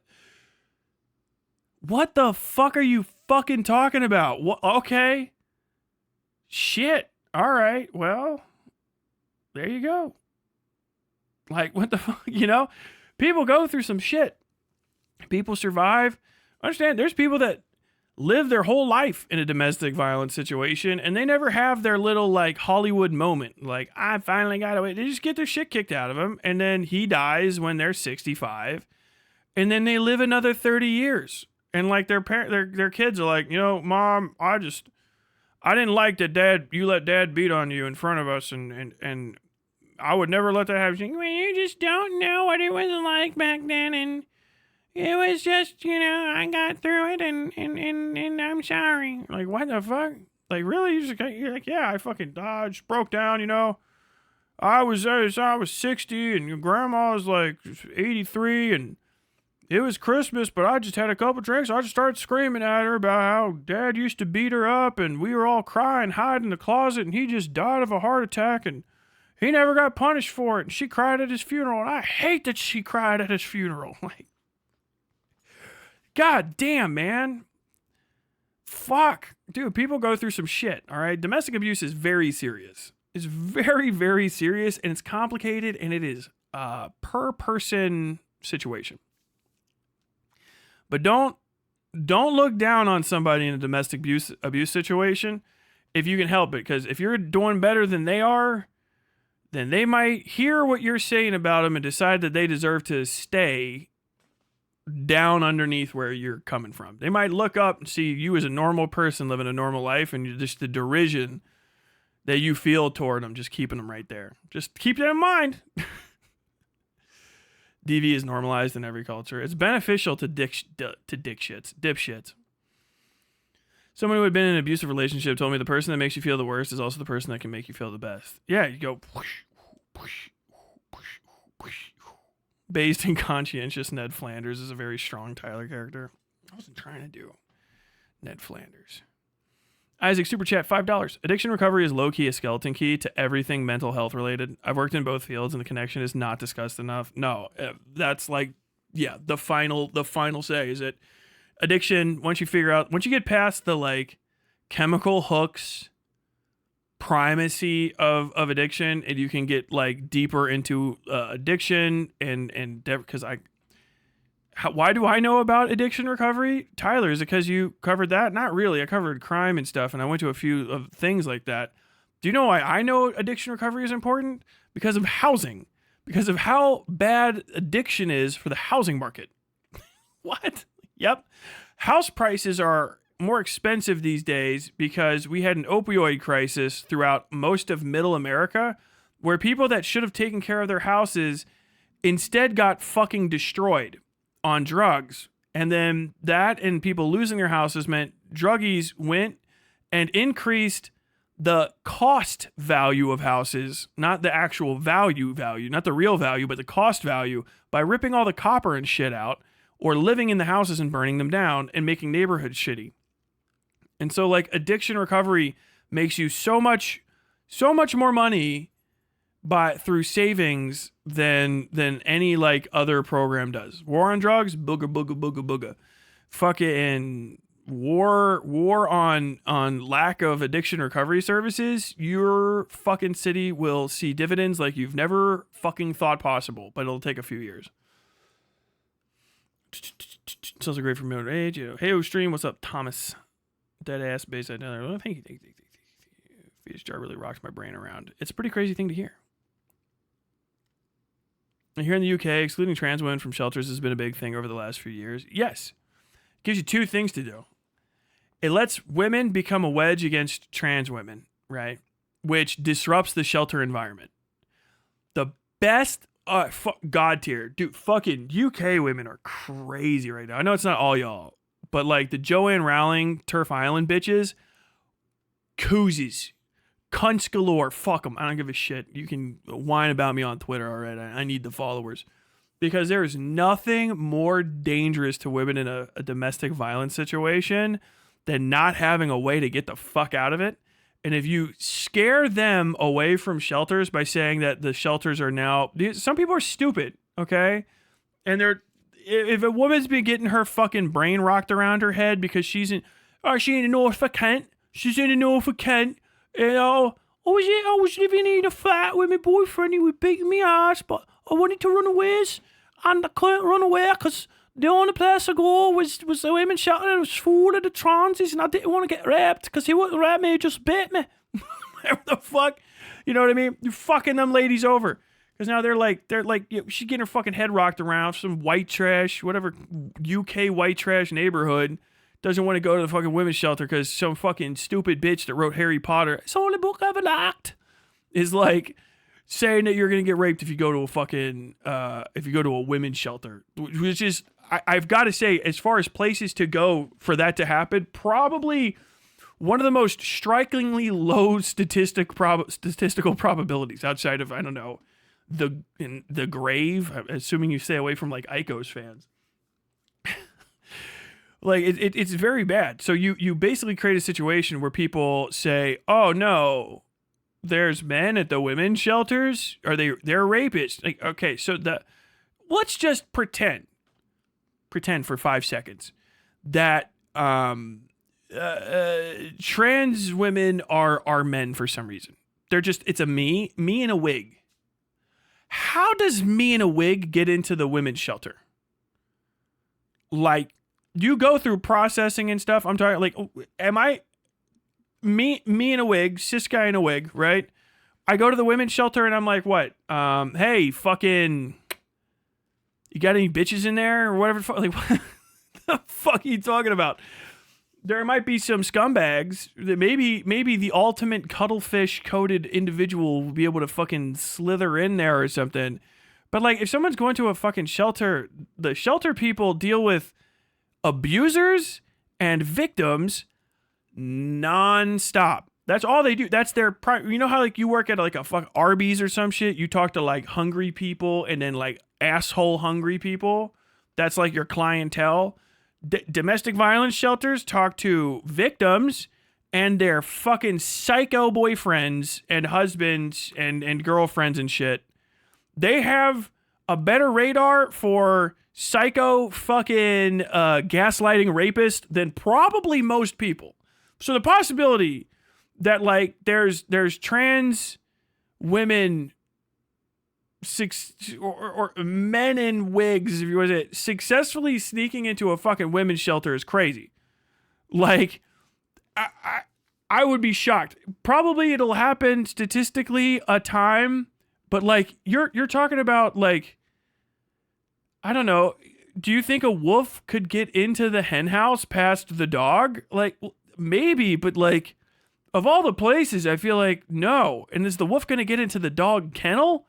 No, not like that. They got the best person to fucking fight the wolf there. Do you know what I mean? It's fucking bonkers to me. But what they do is they say that and they get you fucking worried about it, and no one can give you a good answer because it's based on such a fictional premise, and you're so alienated from the situation at hand that definitionally the actual answer can't be given to you. Because if you just don't even believe that trans women are women, do you know what I mean? Or deserve similar considerations and care as women, I can't even get you to, they're not a threat to the DV victims at the DV shelter. That is like, everybody's looking like it's a fucking DV shelter. Like, I really can't, I can't hit, it's like people can smuggle drugs into the like rehab. Do you know what I mean? But it's a lot harder to smuggle drugs into rehab when people are really, really fucking trying to do that than it is to smuggle drugs anywhere else. And that's the drugs. Do you know what I mean? Like, like it's like saying like, yeah. Like, what are you gonna let some fucking like a drug addict in there? They might have drugs on them. What the fuck? You know what I'm saying? And they use this as a wedge to basically start defunding these things. Okay, well, you don't get any funding now if you don't do this anymore. And now we've shown that now we've basically handed another women's issue to like literal patriarchal dudes because you're fucking ass mad about the statistical improbability of even running into a trans woman, much less they're going to be specifically at like this shelter and they're going to be the one super fucking evil one. Do you know what I mean? Like, and so you're just, no, fuck this. We're going to fuck up the funding and we're going to let everybody from the outside say like, well, you know who's really good on women's issues? This literal fucking young Republican rapist guy. He would beat the shit out of his wife. She has nowhere to go. You know, literal fucking, like the entire White House is full of rapists and like serial abusers and stuff. I have to assume that more than likely, given what I know about your royal family, the UK Parliament's probably not too much better. Your House of Lords or whatever the fuck you have. It's just, it's fucked up, man. Still confuses me how she was allowed to possess the fetus jar. See a lot of ways hospitals go about that sort of thing. Never seen the jar route. It's wild. I have no idea.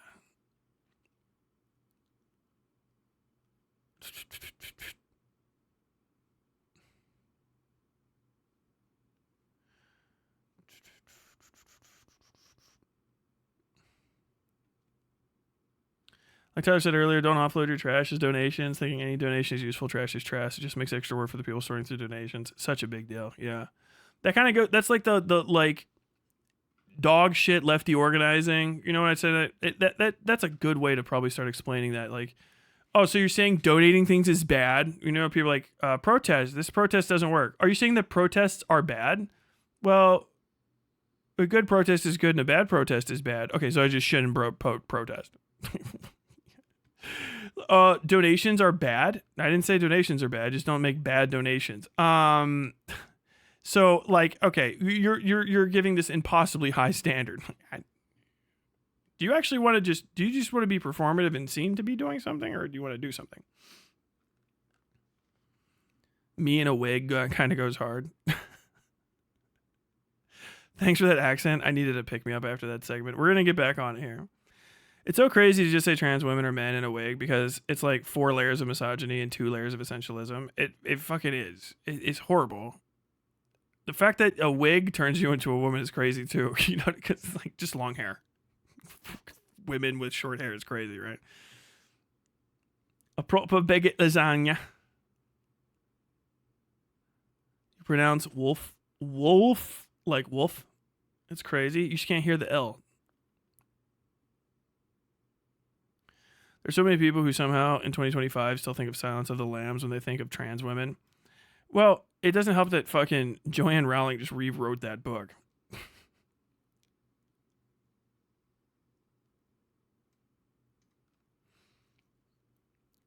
Doggy, bug's here. I see your butt.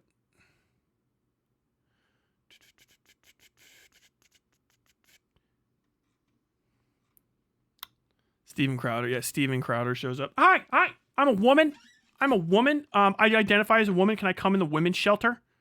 Then you'll see the shelter woman like, no, but I'm feeling abused. I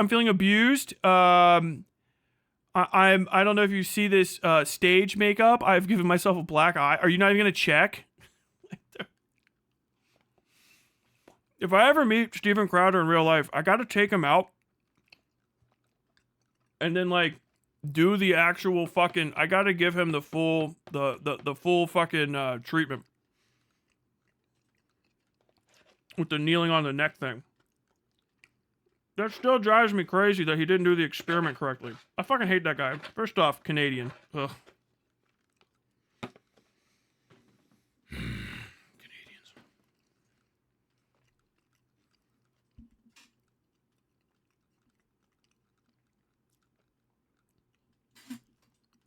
Please don't donate dummy grenades to the thrift store. I had to deal with that one time. The whole store had to evacuate because it looked like a live grenade. I'm going to raw choose to believe that that's actually true and not even remotely a joke. I believe that instantaneously. Okay. LA riots. We can say that. I got to get through this bad empanada stuff. What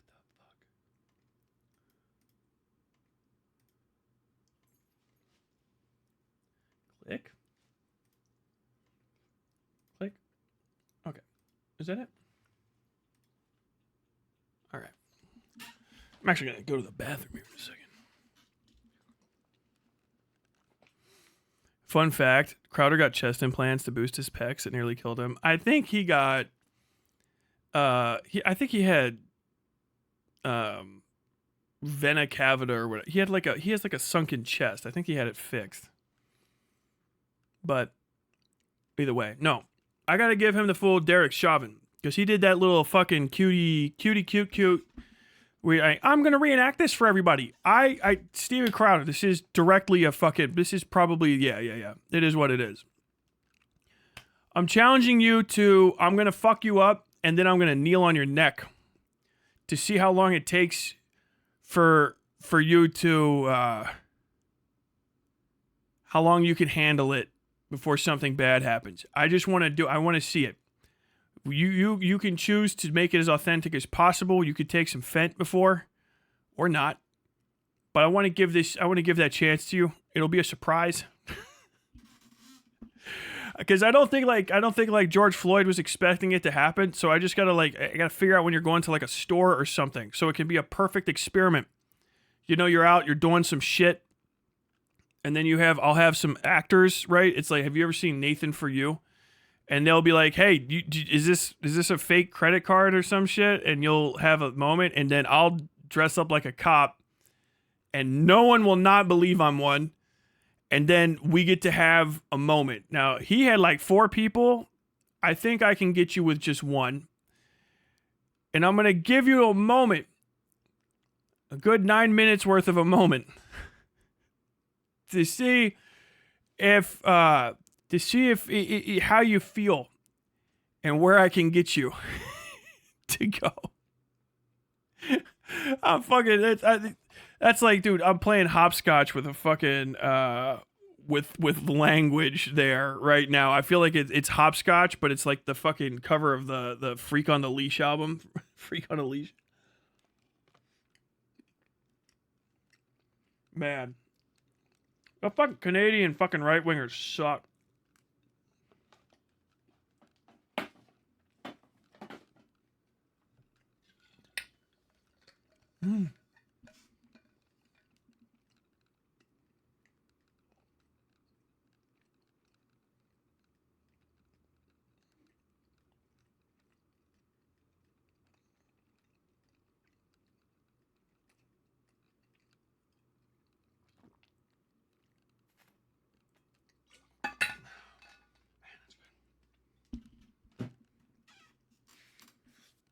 What's up, Tyler and chat? How you doing? Pretty good, boy.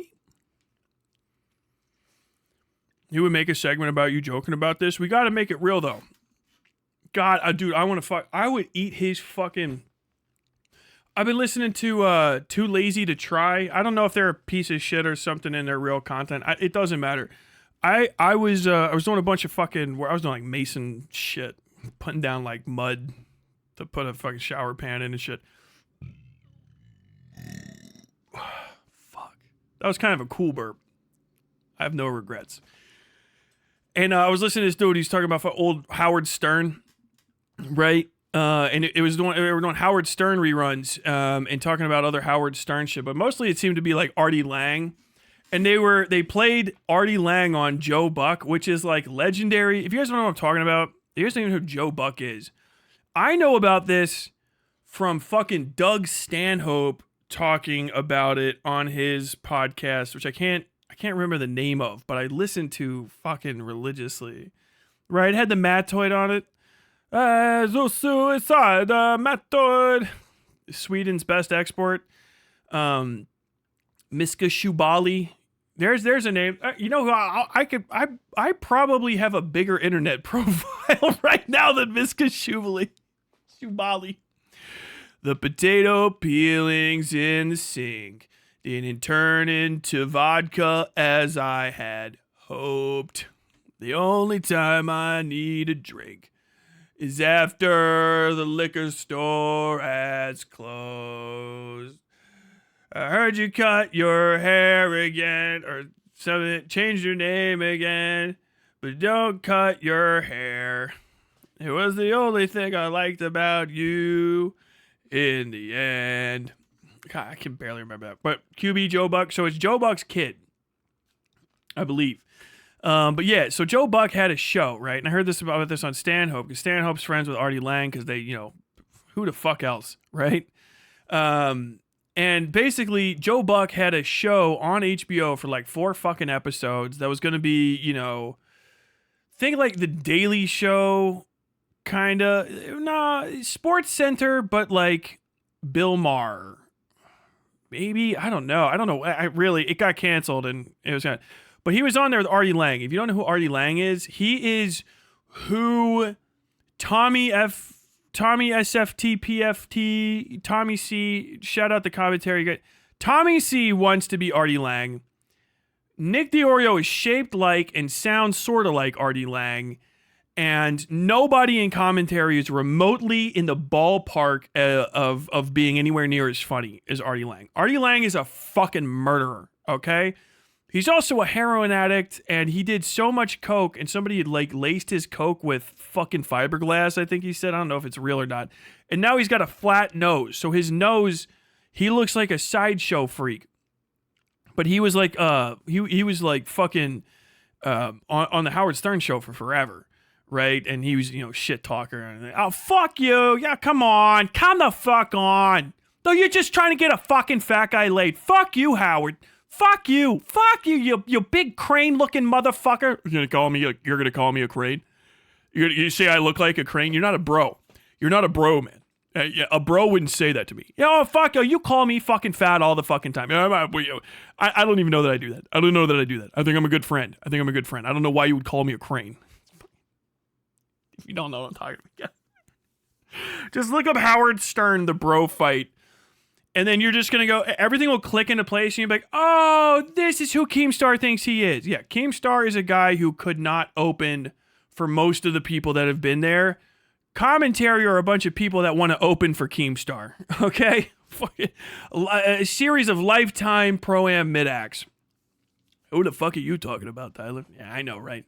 But anyway, Artie Lang goes on this guy Joe Buck's podcast and fucking eats him alive. Eats him alive. And before they went on, Joe Buck was like, hey, you're Artie Lang shit, go hard and stuff. And Artie Lang is like, he's very not BC. So don't go listen to Artie Lang thinking he's going to be you'll have that moment where you're going to be like the every lefty that fucking just stumbles and face plants talking about fucking comedy. You're like, he's punching down. God, please. Can we get Janine Garofalo in here to clean things up for the love of God? Can I get a white liberal that doesn't use any deodorant to come in here and unfuck the comedy? He's just eating fucking Joe Buck the entire time. You're like, oh man, what you guys gonna talk about this? This is a sports show. It's just gonna be canceled. Yeah, thanks for having me on the second to last show. I can't remember his line. I don't want to fucking do any of his lines because he's just fucking getting him, going after him the entire time. And it turned into a whole thing. It was like covered in the news and shit. Which I didn't realize. I just heard about it from like Doug Stanhope, which is why the name Joe Buck. I was like, what the fuck, Joe Buck? Because I don't watch sports because I'm from Cincinnati. Because why the fuck would I? I'd Mubarak. Artie went full Ozob. What the fuck does that even mean? Artie Lang did start to actually morph into a blobfish. He got fat off of coke. The way that you wrote that makes it look like he did coke and got fat, which is possible. Oh my God. But I don't know. I don't even know where I was going with that. I just watched the shit. It was fucking funny as fuck. Like good stuff. Good stuff. Good fucking comedy, man. Just want some more funny people on here. I gotta take a leak. I drank a bunch of I'm gonna go to the bathroom. Now, how about that, YouTube? Get out. 311 watching net right. Fuck. Get out. Bye. I got to go to the bathroom. It's time for half of you to log off because you're a bunch of fucking fishbowl goldfish with no attention. I'm listening to music. All right. I'm gonna give you guys some music. I'm gonna go take a leak and I'll be back. All right. That would have played anyway.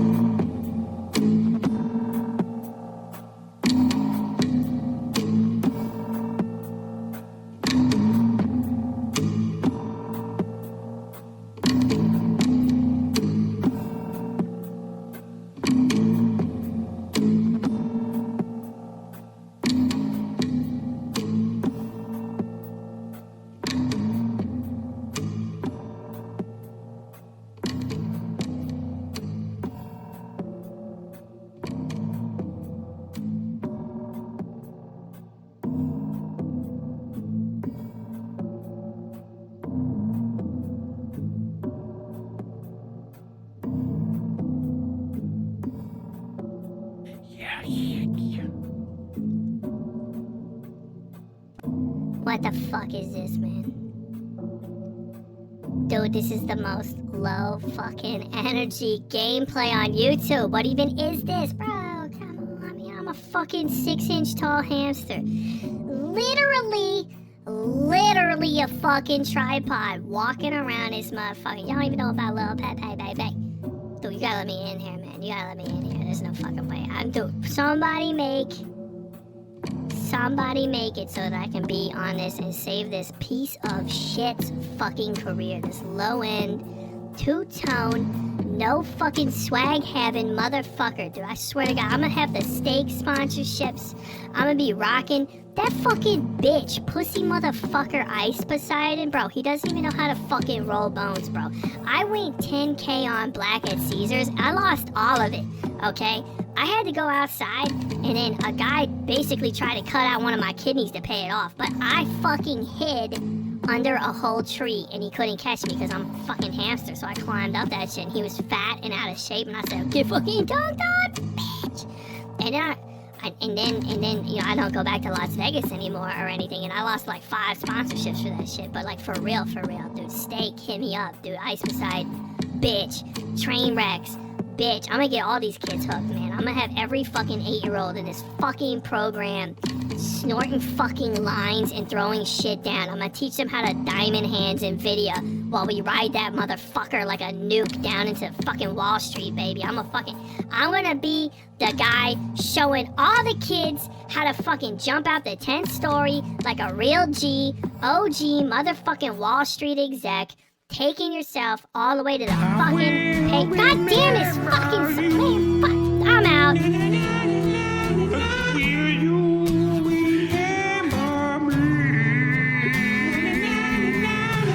Let your heart pass you by and weep not for the memory. Okay. Wow. Any day Stern's gonna be calling me up, you know. Hey buddy, you wanna come on? Can I get you on the show? Can I get you on the show? We got an open spot. All my friends are dying because I was alive in the 1960s. I was getting high in the 1960s. I don't know if you guys ever heard of Woodstock. I was there. I talked to a lot of the most important people there. You know, Sharon Osbourne's a personal friend of mine. On today's segment, we're going to be talking about the edgiest thing that we do is, as people in our 80s, we're going to lie about the crimes of our past. A YouTuber was murdered live on the strip last night. Statistically speaking, probably deserved it. I don't know. Look at that fucking baggy ass eyeball. Push that bag back in your fucking skull, dude. What the hell? Okay. Bad Empanada is a guy on the internet. Bad Empanada, real name George Ginitis, which just does really sound like something that they sell a cream to cure. Are you suffering from topical George Ginitis or intestinal George Ginitis? Well, new Civitra has got the cure for you.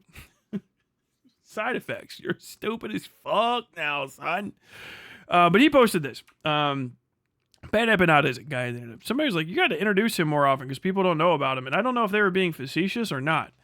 Bad Empanada is an a Greek-Australian guy who moved to Argentina to basically do like lefty LARP tourism and take advantage of their really open immigration policies and the fact that they got fucking really good bennies. They got great benefits.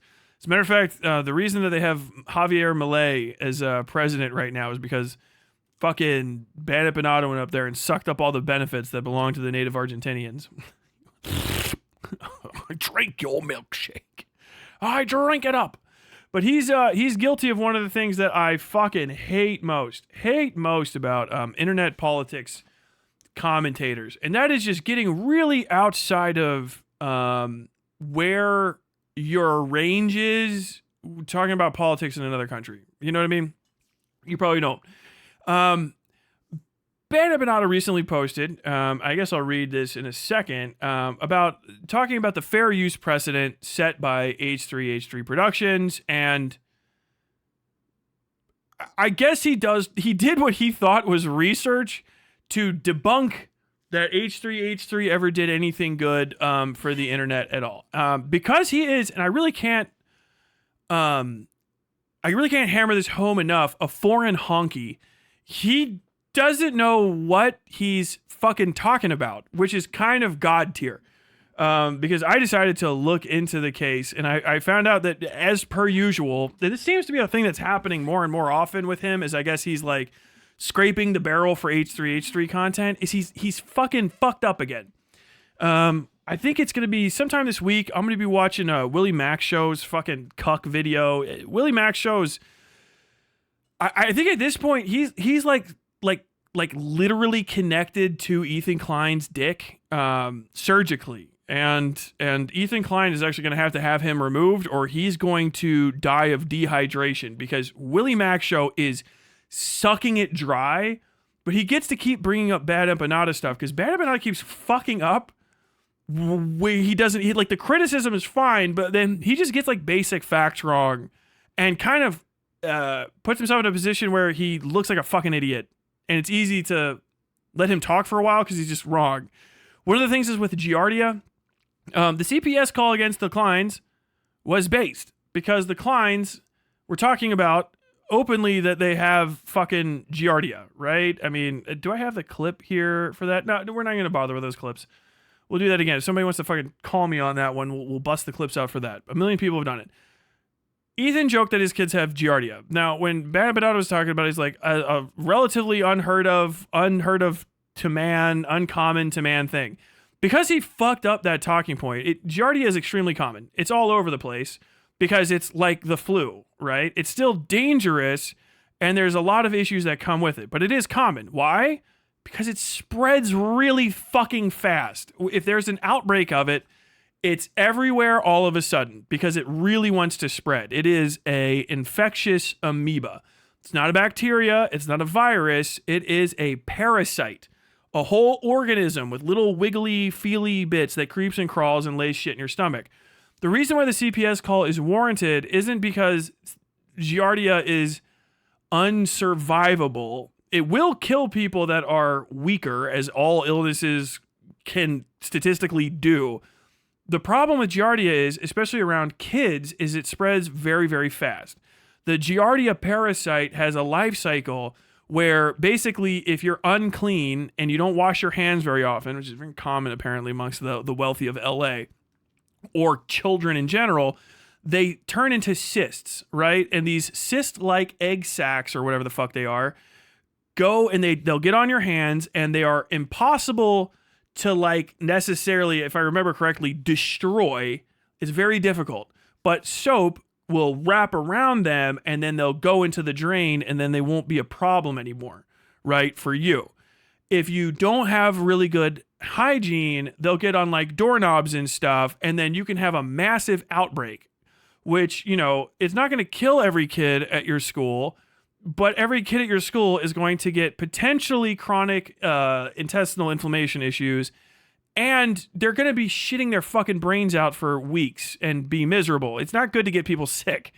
So if you say that you have Giardia, it's a mandatory report. This is everywhere. It is a mandatory reporting situation for anybody that is a mandatory reporter. Okay? And anyone, if you are a parent and you believe that you're fucking somebody around you has Giardia and is bringing their kids around you, you should report them to CPS and any other health professionals that you need to in order to ensure that they don't have it and they're not spreading it around, because it will cause outbreaks. Serious fucking outbreaks. That's what happens. That's why it's common, is because there's never just one. If there's a Giardia outbreak, it's fucking thousands of people all at once. This is why it usually happens in third world countries, so to say, and basically any place that has broken, open sewage lines or standing water, is because that's the best vector for them to spread. And then if you don't have the ability to clean your hands and make the wash what you clean with go away, then you can get reinfected or infect other people, okay? So that's the point of Giardia. The CPS call was legit, and the CPS call was based. Adding on to that you think the parent, the Klein should just like lose their kids or something. I don't think they should lose their kids, but they should be embarrassed. They should feel humiliated for humiliated. Don't say that your kid was eating shit on the internet is a really normal thing to say. And kind of like he's been leaning into all this sort of stuff, whatever. Some of it's good content, but now it's kind of like extending itself. And so we're transitioning from a place where Hassan was the H3 bad guy, which was okay because they're at the same level, and Hassan can interact with H3 and Ethan in a ways that some Argentinian fucking honky can't. Say that better. Greek Cypriot Marxist. The perfect organism, unconcerned with hatred or weakness or mercy. I admire its purity. He's really overselling his positions is where I'm getting to. And it is turning into a point where even fucking Ethan Klein is apparently like tweeted or something. I feel like empanada is working. Like if empanada is not working for Israel to like keep the genocide ongoing, I don't know what the fuck he's doing. And it really is the case. He has fucked up everything. Like it's kind of nuts how incompetent he is to the point where it's like, I'm like, I don't know if the guy's a glowy or not. Because the second any sort of attention was paid to him and he became like the main player instead of Hassan, who's got other stuff to talk about now, he's fucking horrible at it. He's a terrible main guy to have. He's fucking dog shit. I think I said this before. He's probably the reason why Stalin has a fucking airbrush and he's not going to be Stalin. God damn it. No fucking way. So this guy just kind of fucking tries to go in and hammer down on stuff, but he's repeatedly off. He's incorrect, he's wrong, or he like leans into it and kind of revels in the cruelty. But at a certain point, like if you're trying to make your side look good, you have to have someone on your side who looks good.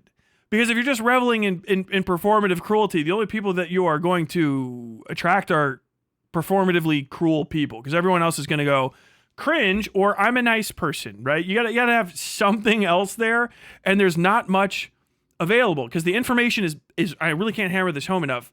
Very often bad or slightly inaccurate or off, or it's made out of his conjecture or his inability to understand the situations at play. Like he's not American, but he talks about America, which is not a great place to be in if you're not someone who like went to college here or you're not like a foreign policy expert. I really have to hammer this home. You foreigners don't sound like you know what you're talking about when you talk about America. I think it's cute that you watch whatever your Australia Broadcasting Corporation or you read your Guardian newspaper and then you're like, other than a Marjorie Taylor Greene a few times or two, you're from Kentucky, Andy Bache here is your governor, I believe. It's like, okay, you're adorable. Look at you. Did you get a fucking... Did you get any civics education in America? Do you know how our fucking systems work? Because like the subtleties are kind of like what the heart of politics really is. No. I just like it for the personalities in general. I really appreciate making fun of people with a different accent. I'm actually still just quite colonial in my dispositions. And this is kind of what you all sound like. Even if you're from non-Anglosphere countries, it's like, even when you're really mad at me about stuff my country actually did, some of you are so off base in your criticisms or you say inaccurate shit because you feel like you're justified in it that you sound like stupid children. And that's not a good place to be in if you want people to have faith in what you're saying and change the way that they think in order to give you what you want in this world, right? So if we have like a victory over somebody, like an Ethan Klein, like, hey, Ethan Klein's dumb. Okay, and he kind of sucks. All right, sure. But what about you guys? And then the best we have is fucking Bad Empanada. We're fucking up, right? Because it does feel like he pulled out and now I'm not seeing anything else in that sphere but him. And he's fucking dog shit at this. He couldn't fucking come after me without accidentally partnering with necrophiles. Is how easy it is to mislead the guy. So I don't know where he gets his information. Because first, I really have to hit this home. He's not American. So I don't know if he's reading newspapers or whatever, because if it's like, well, you can just trust the mainstream media and stuff, like, what? Are you just fucking reading Reddit and then you think you know about America? Like, that's not good. Because check fucking shout out Flesh Simulator and his thing on, did you know that like 75% of the fucking posts on Reddit come from fucking north of where I grew up at a Fort Wright? Or is that no. Yeah, is that Fort Wright Air Base? Fort Pat. The air base up there. That's the fucking, it's a museum, but it's also an Air Force base. Like, okay, so you just Reddit, all Reddit? Like, yeah. Like, you're not getting like the Times. You didn't go to college here. Do you have what? Like, is it just like a History Channel subscription? Like, nope. Like, okay, so you just don't know shit. Also, my chair is fucking broken again. I might have to replace this fucking thing. It's not a good place to be, okay? Especially if you're going to be doing commentary all the time, because you are going to be wrong. And the thing is it's easy to attack lefty audiences, and lefties don't like it when you do it because it's the easiest way to attack them. But the thing is an effective tactic is not going to be ignored by the people who you're enemies with just because, you know, you do it when you're hanging out with other people. Empanada's audience, and if you're out there, you guys are really fucking stupid. And you know next to nothing about America like 9% of the time, 90% of the time. And I don't mean like you're not aware of war crimes and stuff. You guys just don't know how it works. You guys don't know where the Mississippi River is. Do you know what I mean? Like, you don't know what the Emancipation Proclamation is, or when it was maybe in the ballpark of written. Like, you've heard of the Civil War, but you can't remember the difference between like the Union and the Confederacy type shit. Like, and then when it gets deeper into that, and I start talking, because like I had the same thing with Canadian filth, fucking Noah Driver. Like, do you know what the Articles of the Constitution are? And like, you people, foreigners, will not. You don't look up the whole Constitution. You don't know how the fucking states and stuff interact, and you don't know how the legal system works. But then you make like big proclamatory sentences because you think you're an honorary American because you're on YouTube, I think is what it is. You feel like you're an honorary American or some shit. I don't know. You watched a bunch of Arnold Schwarzenegger movies or something when you were a kid, and now you're having your moment. Is this still going down? God, I fucking hate this chair. I'm getting very frustrated with it. And understand, if you're mad at me, go ahead and be mad at me. I think I have to talk this out with some people, but like, fuck. Okay, so this is the post that kind of was like, oh god, it's in my wheelhouse too, but we'll hop into it. So this is from less than a day ago. Ban Up and Not Alive. I keep seeing people say that H3H3 set some sort of precedent for fair use on YouTube by winning the Matt Haas lawsuit, or even that they basically established fair use on YouTube as a result of that. That's a very weird thing to say. This is not true. Fair use exemptions have existed for as long as common law copyright law has. The U.S. 1976 Copyright Act had these exemptions in it, and this already applied to all audiovisual media, which meant YouTube as well. Fair use is decided on a case-by-case basis. This is how it was both before and after their case.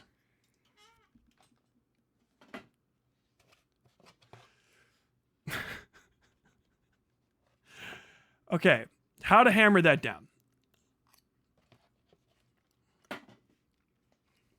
How to hammer that statement down.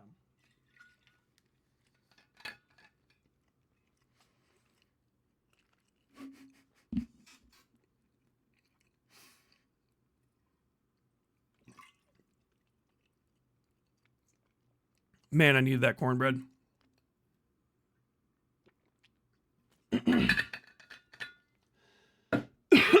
So, I'll finish reading this in a second. The main things, if you are going to talk about a case, a court case, a good thing to do is look it up.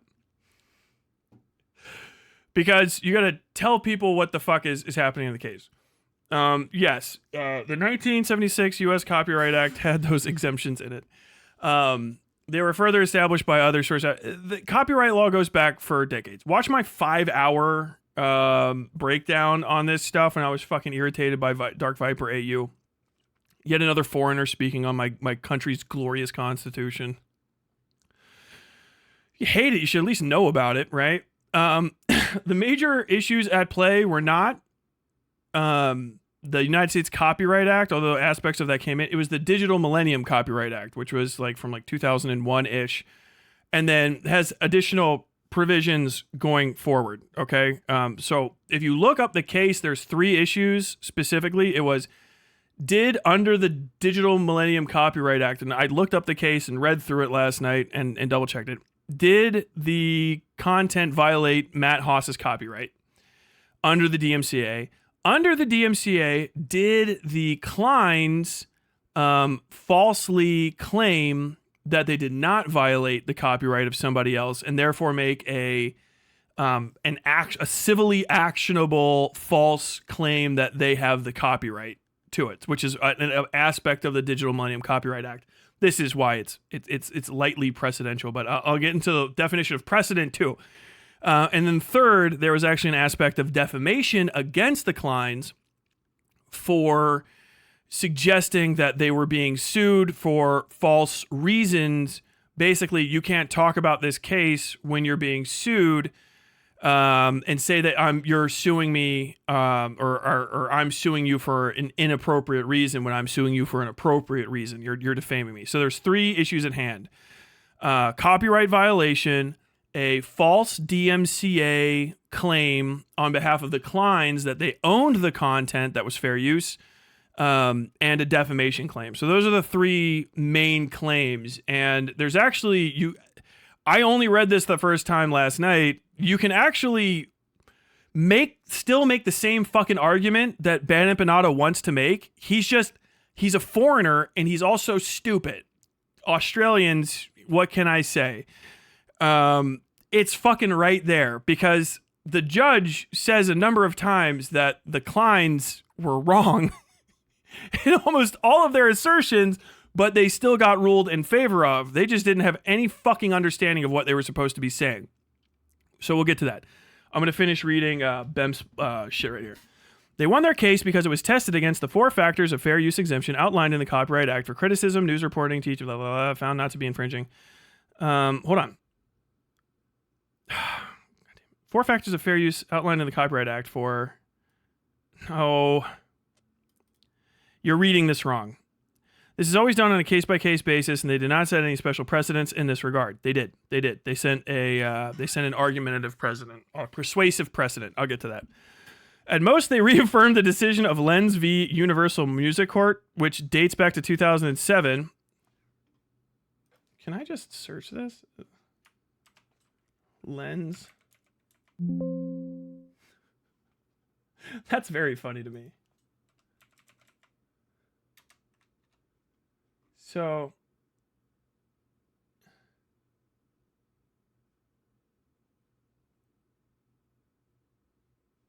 okay. It actually is mentioned twice in this, but that's not the substance of the issue at hand. At most, they reaffirmed the decision of Lenz v. Universal Music Court, which dates back to 2007, and which had already made it illegal to issue DMCA takedown notices without first considering fair use exemptions. But this is just in relation to improper abuse of the DMCA system, not the actual application of fair use to YouTube or online content, nor what does or does not constitute fair use. Again, even this part was reaffirming a precedent, not setting one. Fair use, which is like, why didn't you just read it? Fair use always applied to YouTube, and whether something constitutes fair use is decided on a case-by-case basis by a test versus the 4 parameters outlined in the Copyright Act. Not an Ethan Klein court case. Are those actually outlined in the act? Or were they established later? I can't remember. But yeah, the premise is, I don't know why he doesn't bring those up here, by the way. Because that's one of the main things with copyright is that because of each one... Never mind. Hold on. I just got to get to precedent. The only reason anyone ever believed that their case was at all important or precedent setting is because Ethan and Hila themselves sold it as such. This is not remotely true. That's not people who followed it that were legal scholars talked about it. It's not quite like Plessy versus Ferguson. Do you know what I mean? It's not like Dred Scott, obviously, and it's not a binding precedent, but I'll get to that. It was a victory for them personally and their own rights, but did little to nothing for anyone else going forward. Okay, so this is massively a breakdown. So if you want to read the entire 21 page, it's a little bit more complicated than he let on. This is the entire 21 page decision handed down by Catherine B. Forrest as part of the summary, I believe, judgment that dismissed every single thing against Matt Hossenzada, right? Hossenzada. Oh, I should probably do precedent first, though. So we'll go here. Yeah, judge sides, Ethan Klein, TechCrunch. This got added to the thing. Blah, blah, blah. Where is precedent? Come on. I know I have that up here. Nice protests. Fair use. There we go. Okay. So we just go to legal dictionary. I checked this at a few different ones. It's all over the place. I looked at Thomson Reuters. I looked at fucking, I think, Lexis as well. But it's pretty set down. So definition of precedent, right? A legal decision made by a court of authority which serves as an authoritative rule in future similar cases, a rule of law established by a higher court that is subsequently referred to in deciding similar cases. What is a precedent in law? Bada bada bada bada bada bada. Damn it, do I have the wrong one up here? I probably fucking do. Where do I have to go? Oh yeah, okay, here we go. So yeah, binding precedent is probably what Ben Empanada is thinking about, okay? So a binding precedent, the way that laws or courts work in America, okay, is they are hierarchical. And both the states and the federal level, okay? And you don't always go to the federal level for stuff. A lot of things just terminate at the state Supreme Court. Some things can and some things can't, and there's a bunch going on. Between the various many courts at the state level and the eventual state Supreme Court, which we'll stick with in this case, are appellate courts and various other higher courts. Usually, but we'll just say lower court, appellate court, Supreme Court. We'll just go with just those basic three right now. So when a higher court makes a decision, that's called a binding precedent for the lower courts, right? Basically to say that, okay, this is how we're doing it now. That's really what it is. That's what a precedent is, okay? Binding precedent means that you have to abide by that going down, because if you don't abide by it, you have to basically, you're going by ear. But binding precedents also aren't necessarily binding, as in like if it's even remotely like that, you have to do it. You work around it, okay? So when you see legal arguments, you won't see just this is simply reaffirming the decision from 2007. You will see a series of court cases. As I'll scroll through the judge's decision, which is 21 pages. Some of those are binding, right? They are binding court cases, and some of them aren't. Now, even the binding court cases aren't necessarily permanent, such as Roe v. Wade, such as Miranda v. California? I can't remember. The Miranda rights case. The Miranda rights case was binding because people are like, you have to have your Miranda rights read. But then that binding precedent slowly but surely got disintegrated because of persuasive precedents, which is what we're talking about here, right? So basically people argued around the fundamentals of it, to the point where people said, well, subjectively speaking, in that case, it's binding, but there's so many other use cases around it, and so much stuff has changed since that time, that's no longer as binding of a precedent that everybody has to really abide by. It's not like a fucking perfect trap card. What the Klein case set was a persuasive precedent, okay? Persuasive precedents are not binding because they're from a lower court, but you'll hear this phrase all the time: the Supreme Court is going to hold with the lower court's decision in X.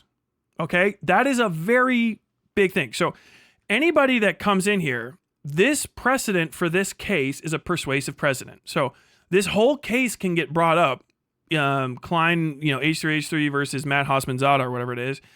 It can be brought up as a very, very strong argument for a series of issues. One of them is a decisive issue, which we're going to skip to down here. Now, it doesn't mean that the court has to agree with it, but if they don't agree with it, they can actually vacate decisions sometimes and reopen stuff. So they usually won't. The people that are making persuasive precedent arguments, this is, in this case, a judge handing down a decision in a summary judgment, which is it's not a jury decision, it's a summary judgment, so it's very intense. Is giving her literal legal opinion on the matter. So the higher court would have to vacate her legal opinion if they are presented with the exact same circumstances or such similar circumstances and find that decision unwarranted. They could vacate that decision. So you hear about they vacated the decision made in X and held actually this, all right, which would be a further precedent set. Then that court could go to a higher court all the way up to Supreme, and it could go back and forth the whole way. But that first persuasive precedent is both a legal framework for making an argument that did not exist and that the H3 Productions people paid for the moment to happen, basically, and didn't bow out. And then it's there now. And the major thing that that we're going to focus on, and you can read the whole deal on your own, is not just the establishment of fair use. You'd have to be a stupid person to say that. But most people don't understand fair use. Ban Empanada did not provide a pretty, like he did not seem like he understands what it is. He definitely didn't explain it. He didn't even give the 4 criteria. He just said the use and commentary. Oh, that's extra hootenanny. It's the amount of what is used. It is the character of use. It's the infringement on the market and the nature of the transformative nature of the use, right? All of these things can be weighed independently. One of the major aspects of this case is, and why it's defending free speech on YouTube and establishing rules, is that the Digital Millennium Copyright Act changes the way and sets down rules for the way that content is owned, and conversations around content in a legal and civil sense happen at the legal level, and what people that are these platforms can do. Because basically you have to put YouTube in a position where YouTube collects a legal statement as a part of the DMCA. If you didn't know that, when you say that's mine, you actually make a statement under the Digital Millennium Copyright Act to YouTube that is under penalty of perjury if you lie to say that it's yours. You also do the same thing to say that it's not theirs. Do you know what I mean? And they do the same thing back to you. You have to make legal statements, and eventually it will have to go to the courts if you keep pursuing it. This is different than how free speech and fair use works in the normal world, because it's a different setup. That's why we have a whole different rule. Digital Millennium Copyright Act. All of this is about free use or fair use and free speech underneath the Digital Millennium Copyright Act. And this is actually a pretty massive decision on this judge's part. Now, is it holding with the law? Yes, it is not going to. I don't know why you would even suggest the possibility that it's going to divulge or diverge greatly or some way from the law or change things. The law is pretty solid. We have the best free speech protections on earth in America. As far as I know, compared to all the rest of y'all, they're pretty solid. So a judge going outside, she would have to do something fucking insane to kind of change things forever. But even the Hausman Zada's lawyer, and lawyers are going to say what they say, was like, no, this is actually fucking crazy, and the judge permanently changed the nature of how content and intellectual property exists in this part of California. So, summary decision, translation, get this horse shit out of my docket. It's too stupid for me to waste my time. No, not necessarily. Summary judgment really just means you can do that in civil court. We don't want to go jury trial. We think that both sides of us think that we have the best possible case. It's going to be probably too complicated or long. It's going to be really expensive for us to do a jury trial. It's going to take fucking forever. And then we'll have to have the jury deliberate on it. And I would rather defer to the legal position or the legal opinion of the judge, because I think I'm so in the right, than I would rather waste time with a jury. Right, because the jury's going to be a crapshoot. Because who knows how many fucking Bad Empanada viewers you might have, or H3 viewers, who are going to have like fundamental civics concepts painstakingly explained to them so that they understand what the fuck they're supposed to decide when what the facts are presented. So, in this case, I'm not going to go through all the background. It's a lot to read through. Well, I'll put it there. Relatively found to be determinative, calls for recognition. Davis. I mean, if you want to see all these, by the way, I don't know why he said like the court's holding with just that one thing. The court's holding with all of these, all of these precedents, right? All of these. Some of these are persuasive. Some of these are binding. All of these precedents the court is holding with, because it's a lower court, so they can't really. They can go in a different direction, but like they can't really like change it, like yeah. So it wouldn't be upheld. They're just saying they agree with the thing. These are all over the place. All the fuck over the place. This is a ton. So DMCA misrepresentation. I want to bring this up. So this is one of the most important parts of this. Okay, and this is going to get a little complicated, but to summarize it, what H3H3 versus Haas established is that in the DMCA takedown notice, having a good faith claim on your side, saying that that's my copyright material, right? That's all that's needed to have that claim be civilly acceptable, right? They were saying if you make a bad faith claim under the Digital Millennium Copyright Act, by the way, you can be liable for civil penalties, right? And even perjury, which is a criminal issue. Because that's what the fucking act says, right? What they are arguing in the civil case, Haas's lawyers, the plaintiff in this case, is that the Klein's H3H3 Productions made a incorrect and bad faith claim that this was fair use, right? So based on the fact that it wasn't fair use in the opinion of the person who owns it.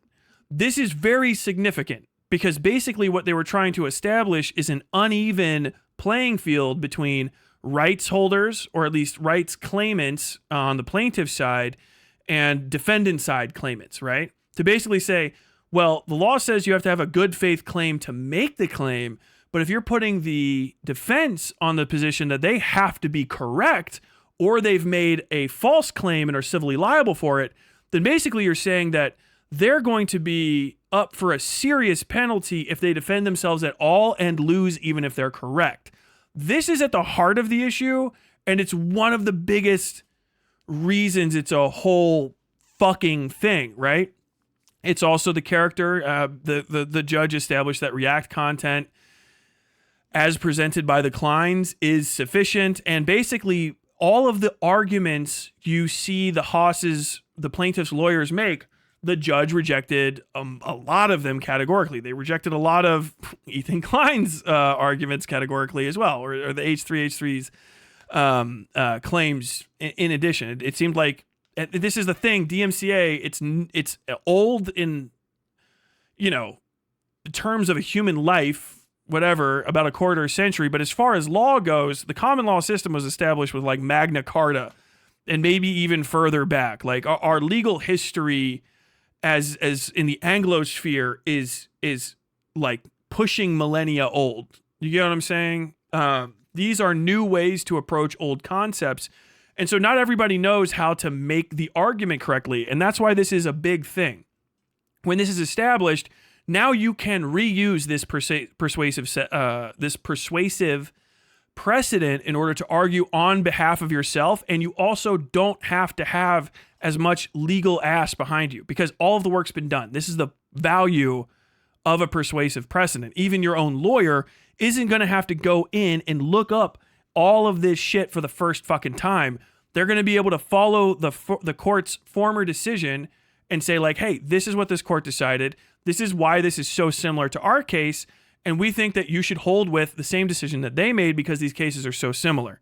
Also, the slight discrepancies here are answered this way, and this way, which basically closes up the ability of rights holders, so to say, to claim against you and then also hold you liable if you defend yourself, whether or not you're correct, which is crazy. And that's what Haas was trying to fucking H3H3, now H3H3. He was really trying to fuck them because he was fucking pissed. He wanted to fuck them to death. So he was suing them for copyright infringement, for money damages, right? It wasn't just take it down. He was attacking them for full damages. And then he was also attacking them for violation of the DMCA by making a bad faith claim or an illegitimate DMCA claim to their own stuff. But the thing is that basically would set you up to be in a position where if you ever defended yourself based on your opinion, which is what it is, because fair use requires an opinionated assessment on a case-by-case basis of everything that comes up. So you have to have an opinion. You don't know it's fair use really, until a court decides with you based on persuasive precedents and binding precedents set earlier. And if those precedents don't exist, you have to make the argument for the first time yourself. It is a what you would call a cooling effect on defending your own ability to approach fair use if they would have won, basically establishing that if you don't win, you get sued. Would have been crazy. That would have been the other way. If Haas would have won, they would have established that under the DMCA, if you defend yourself against the DMCA claim and you lose, you are basically going to fucking also on top of the copyright claim get fucking obliterated for making a false DMCA claim. This was erroneous, and the courts decided this, as we'll read through here. That's a very significant thing. You could only learn about it by doing what we in America, at least, I don't know about Australians or Argentinians, call reading. And if you actually use the power of looking at documents with your fucking eyes and reading through them, you can find out what's inside of them. And then you can talk about it from what I call a position of knowing fucking anything at all and not sounding, and this is another Americanism, so if you foreigners are like trying to catch up, sound like a fucking idiot. So I'm going to go through this real quick. DMCA misrepresentation. By the way, this is the judge's decision. This is the judge's words, so kind of inarguable until you go to an appellate court. And I think the appellate courts, if I had to guess, considering we haven't seen this brought up, they would have held with this, which makes it, if they didn't take this to appeal, if they did, then those appellate courts held, then it is actually a binding precedent. If they brought this up to appeal and the appellate courts didn't take H3 back, then this would be a binding precedent. We haven't talked about it relative to the appeals court. I didn't look that up, so I don't know for sure. If I was Haas, I would not have wasted the money trying to do that. But might have been cool because then we could have got a binding precedent underneath the appellate courts of this jurisdiction for it. And then that would have been very, very strong outside and persuasive, if not binding because it's state to state, to other courts in other states, which would have been very interesting. The Digital Millennium Copyright Act, DMCA, governs and by the way, if I'm wrong about any of this and you're a lawyer or a First Amendment attorney or paralegal or something, please, you can make a response. But if you're anyone that wants to argue about this with me, please cite something. I don't want to hear your opinion. Just show me where the fucking actual change in facts are. I don't care about your interpretation of the event because I can just read the judges. And I'm repeating that. Okay. Governs by which copyright holders can notify online service providers that their sites host or provide access to allegedly infringing material. The DMCA provides that such notices, commonly referred to as takedown notices, must include, inter alia, a statement that the complaining party has a good faith belief the use of the material in the manner complained of is not authorized by the copyright owner. 17 U.S.C. 512, Section 3, Section C3AV, emphasis added. The DMCA further provides a mechanism commonly referred to as a counter-notification, through which creators of allegedly infringing work can effectively appeal a service provider's decision to remove or otherwise disable access to their work. Similar to a takedown notice, a counter-notification must include, inter alia, a statement under penalty of perjury that the subscriber has a good faith belief that the material was removed or disabled as a result of mistake or misidentification of the material to be removed or disabled. 17 U.S.C. 512 G3C, emphasis added. Relevant to the current action, the DMCA prohibits, quote, knowingly materially representing, 1, that material or activity is infringing, or 2, that material activity was removed or disabled by mistake or misidentification. 17 U.S.C. Section 512F. The Ninth Circuit has held that, in submitting a takedown notification, a copyright holder need only form a subjective good faith belief that a use is not authorized. Lenz v. Universal Music Corp. 815 F3D 1145 blah blah blah blah blah blah blah blah blah. Cert denied. In other words, a copyright holder is not liable for misrepresentation under the DMCA if they subjectively believe the identified material infringes on the copyright, even if that belief is ultimately mistaken. C. It is clear to this course that the same subjective standard should apply to the good faith belief requirement for counter notifications. C. The counter notification good faith belief. So we went one way. Now the other.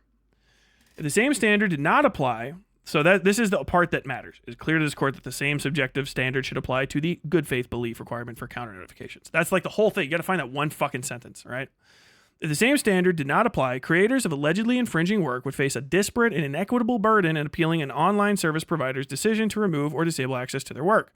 Given the fact that the statutory requirements for takedown notices and counter notifications are substantially the same, the DMCA plainly does not envision such a scheme. CF Rossi, this juxtaposing the good faith proviso of the DMCA with the knowing misrepresentation provision of that same statute, reveals an apparent statutory structure that predicated the imposition of liability upon copyright owners only for knowing misrepresentations regarding allegedly infringing websites.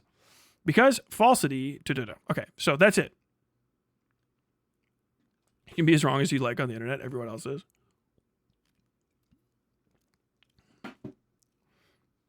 We don't read in Australia. It's against the law. So it's not a holding with, because the last decision wasn't for that. It was based on this decision. This same thing would be in the opposite direction, the same deal. Okay, everybody knew about the lens v music, bubbada, bubbada, bubbada. But that's not the argument that they made, right? That held, and they used it. That's the kind of the point of these persuasive deals. So in this decision, that's made, as well as a number of other small issues, right? Each time you do copyright stuff, the amount of each four is gone into. I could actually probably just scroll up and go over it real quick.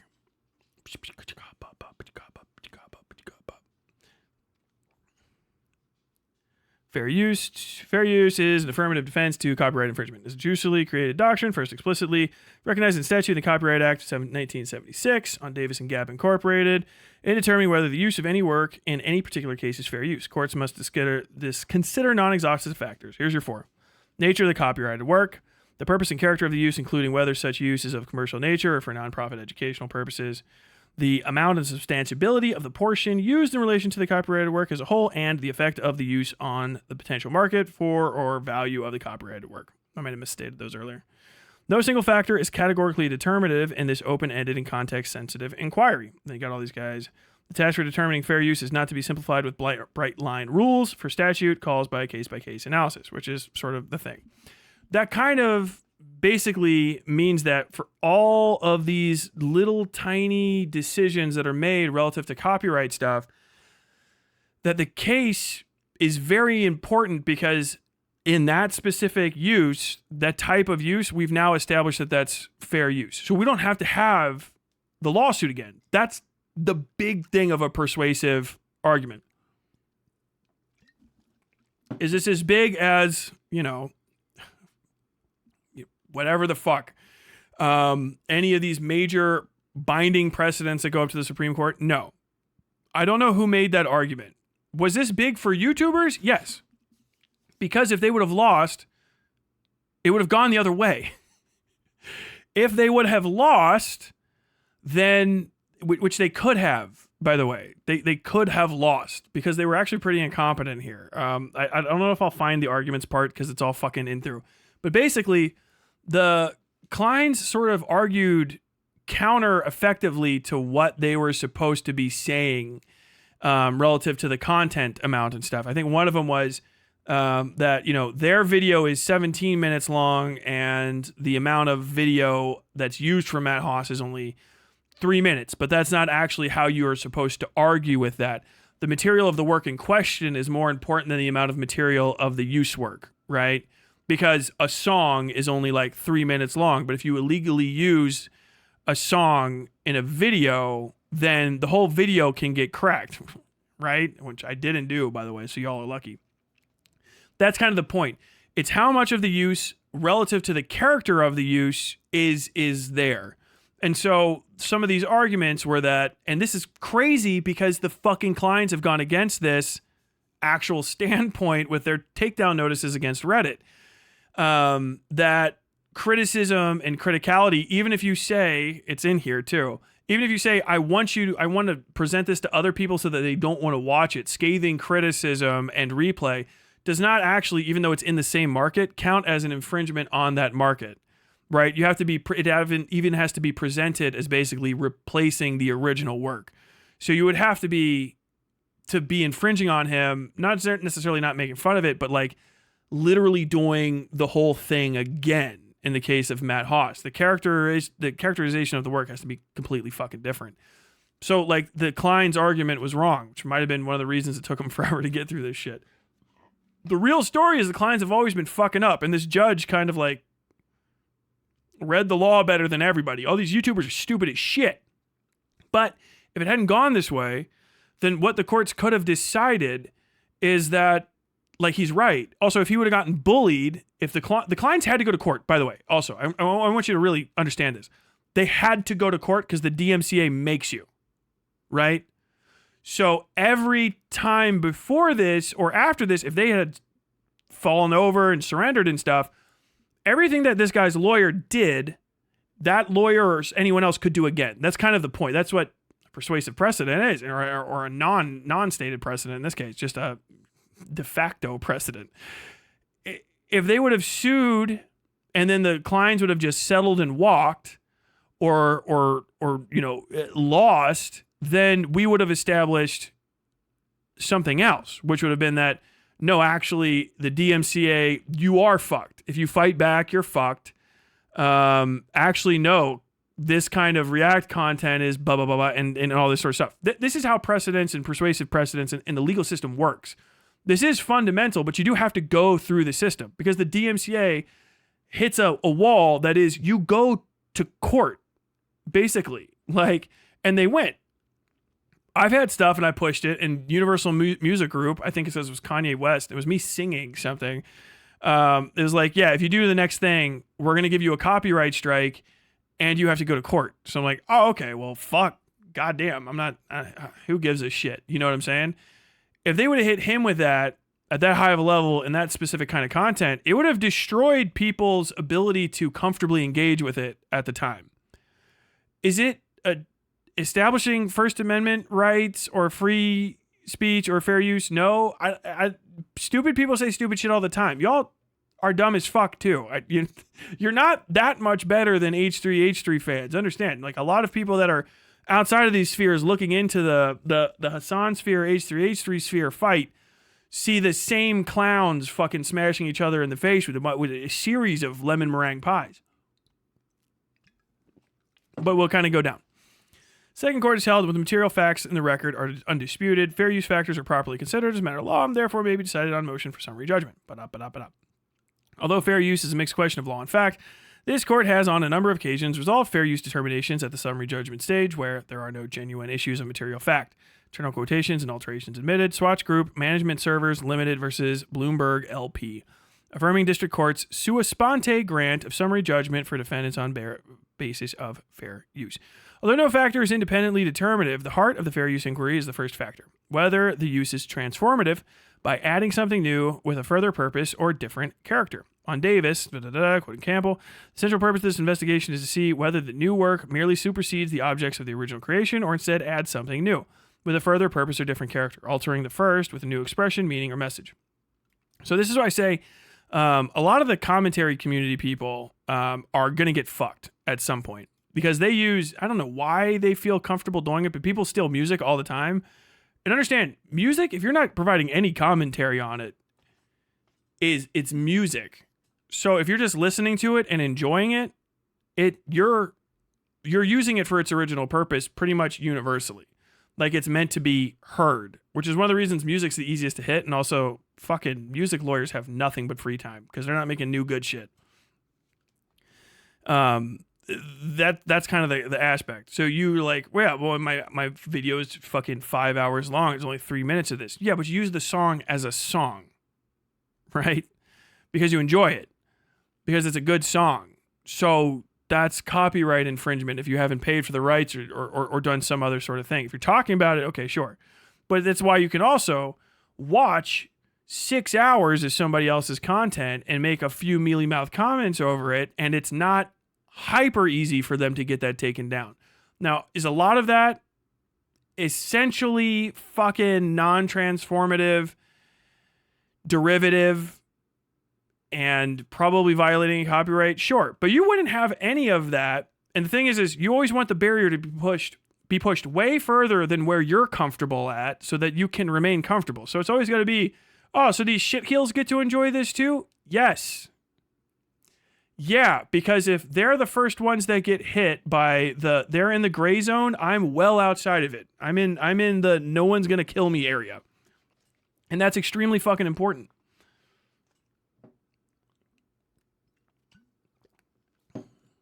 Tyler, what you described is the difference between a judge trial and a jury trial. A summary judgment is something different where there is no disagreement in fact and clear application of the law. Okay, my bad. See, this is lawyer shit. A summary judgment is not even legally a trial, so to speak. Check the link I dropped in stream chat.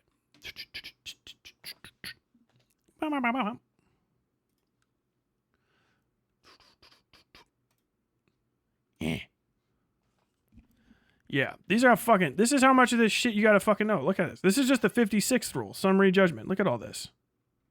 See this motherfucker?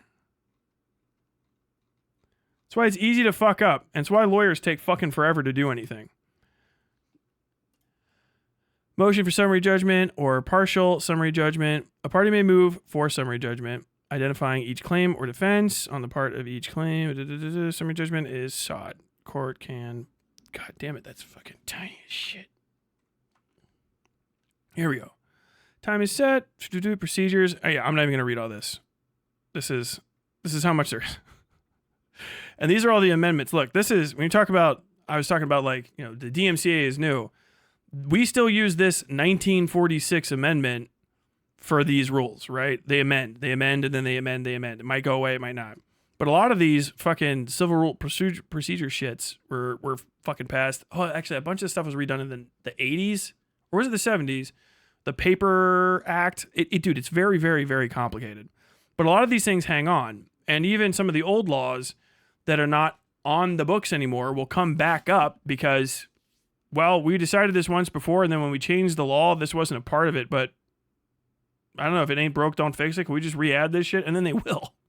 You know what I mean? They're nuts. This is how much you need to know. So, okay. Mea culpa. I was talking about a judge trial, not a summary judgment. Summary judgment is usually, as I remember, it ends it.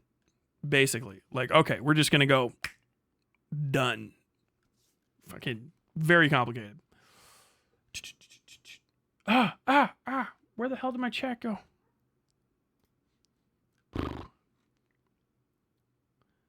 This is the idea of a living legal system. Basically, it adapts and changes based on the conditions decisions are made. Fun fact, the lawyer who represented the Kleins in that case is the same guy who wrote the cease and desist letters to Redditors and Noah Samson. Is it? I thought it was a different guy. Either way, lawyers are lawyers, man. They get paid to work, not be good people.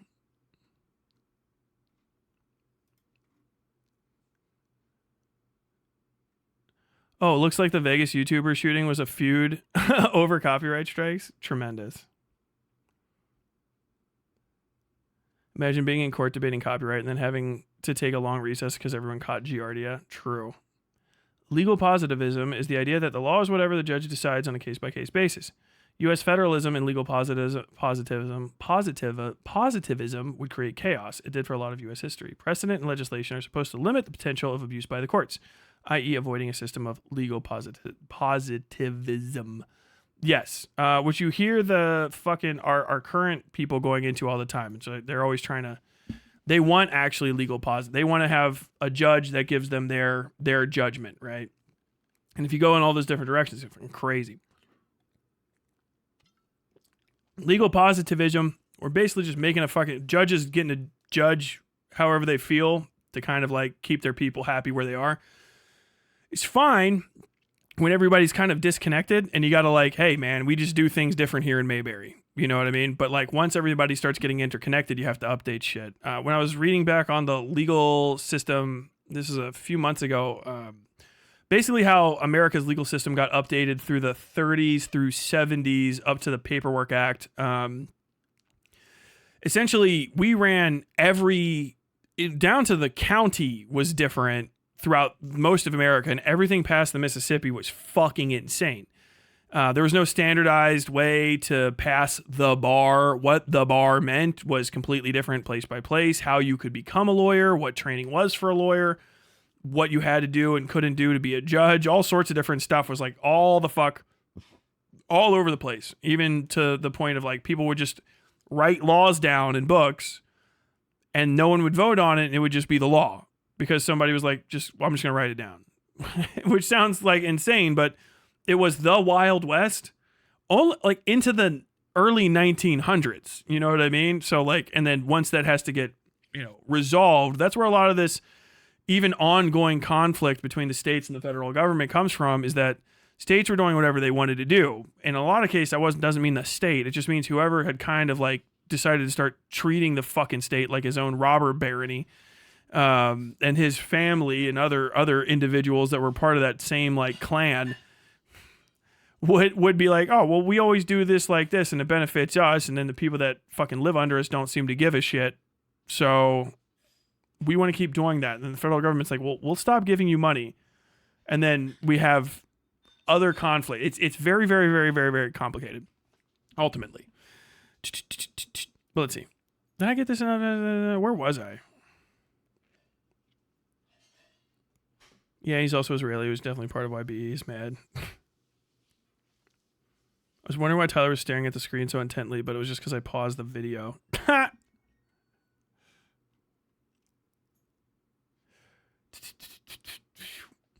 Okay. The central purpose of this investigation is to see whether the new work merely supersedes the objects. It's well established. Let me see.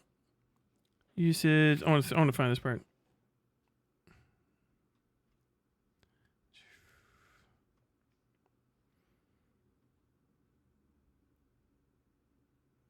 Gosh, this is very, very complicated. Third factor, maximum stability. McCollum. Okay, this is a funny part, I think. Fought for your services. Waiting this factor, court properly looks.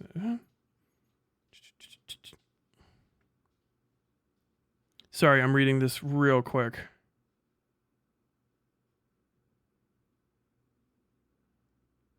The legal background on this is very dense. Okay, these are I'm rereading statements of fact. I need to read the decision. Fuck. Claim 1, copyright infringement.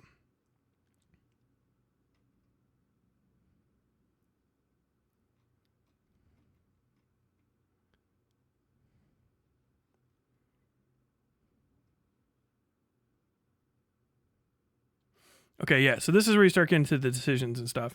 Second factor examines the nature. I read it out of order.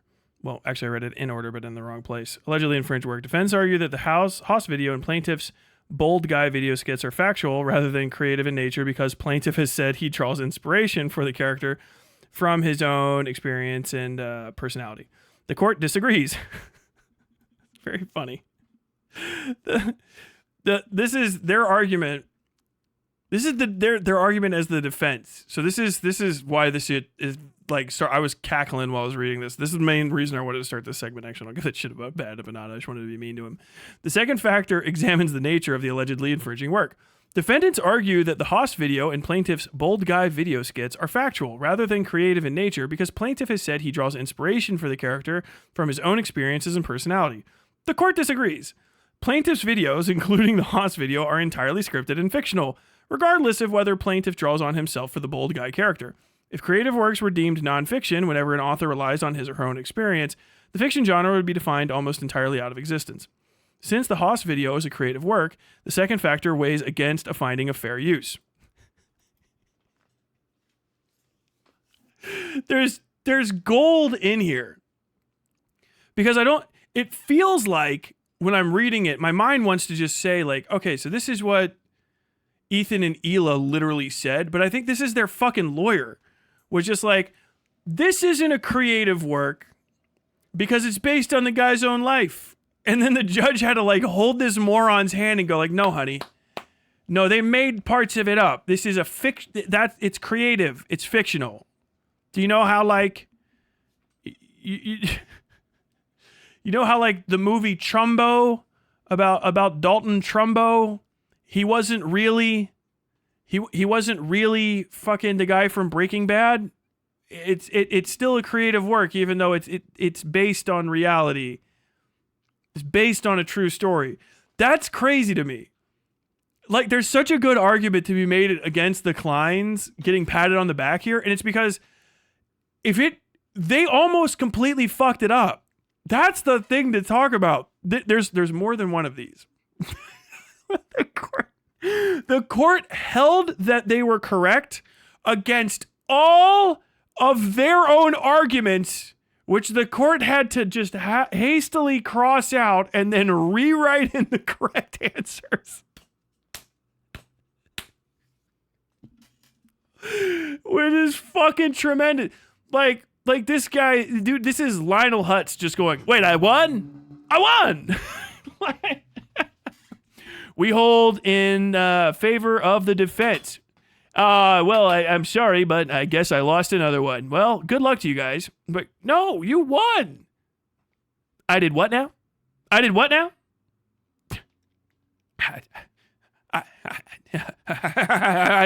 know what to do.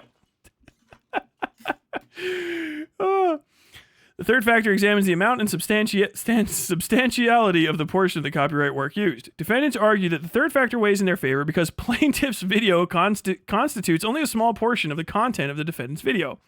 Defendant's analysis gets the math backwards.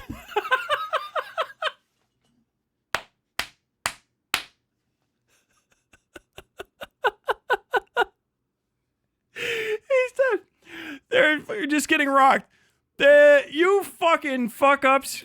Defendants argue that the third factor weighs in their favor because plaintiff's video constitutes only a small proportion of the content of the defendant's video.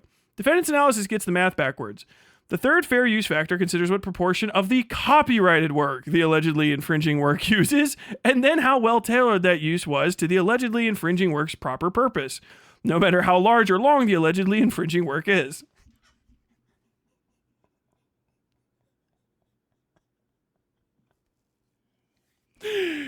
That's like you failed. You in representing your case said the opposite of what you should have said twice. Fucking awesome.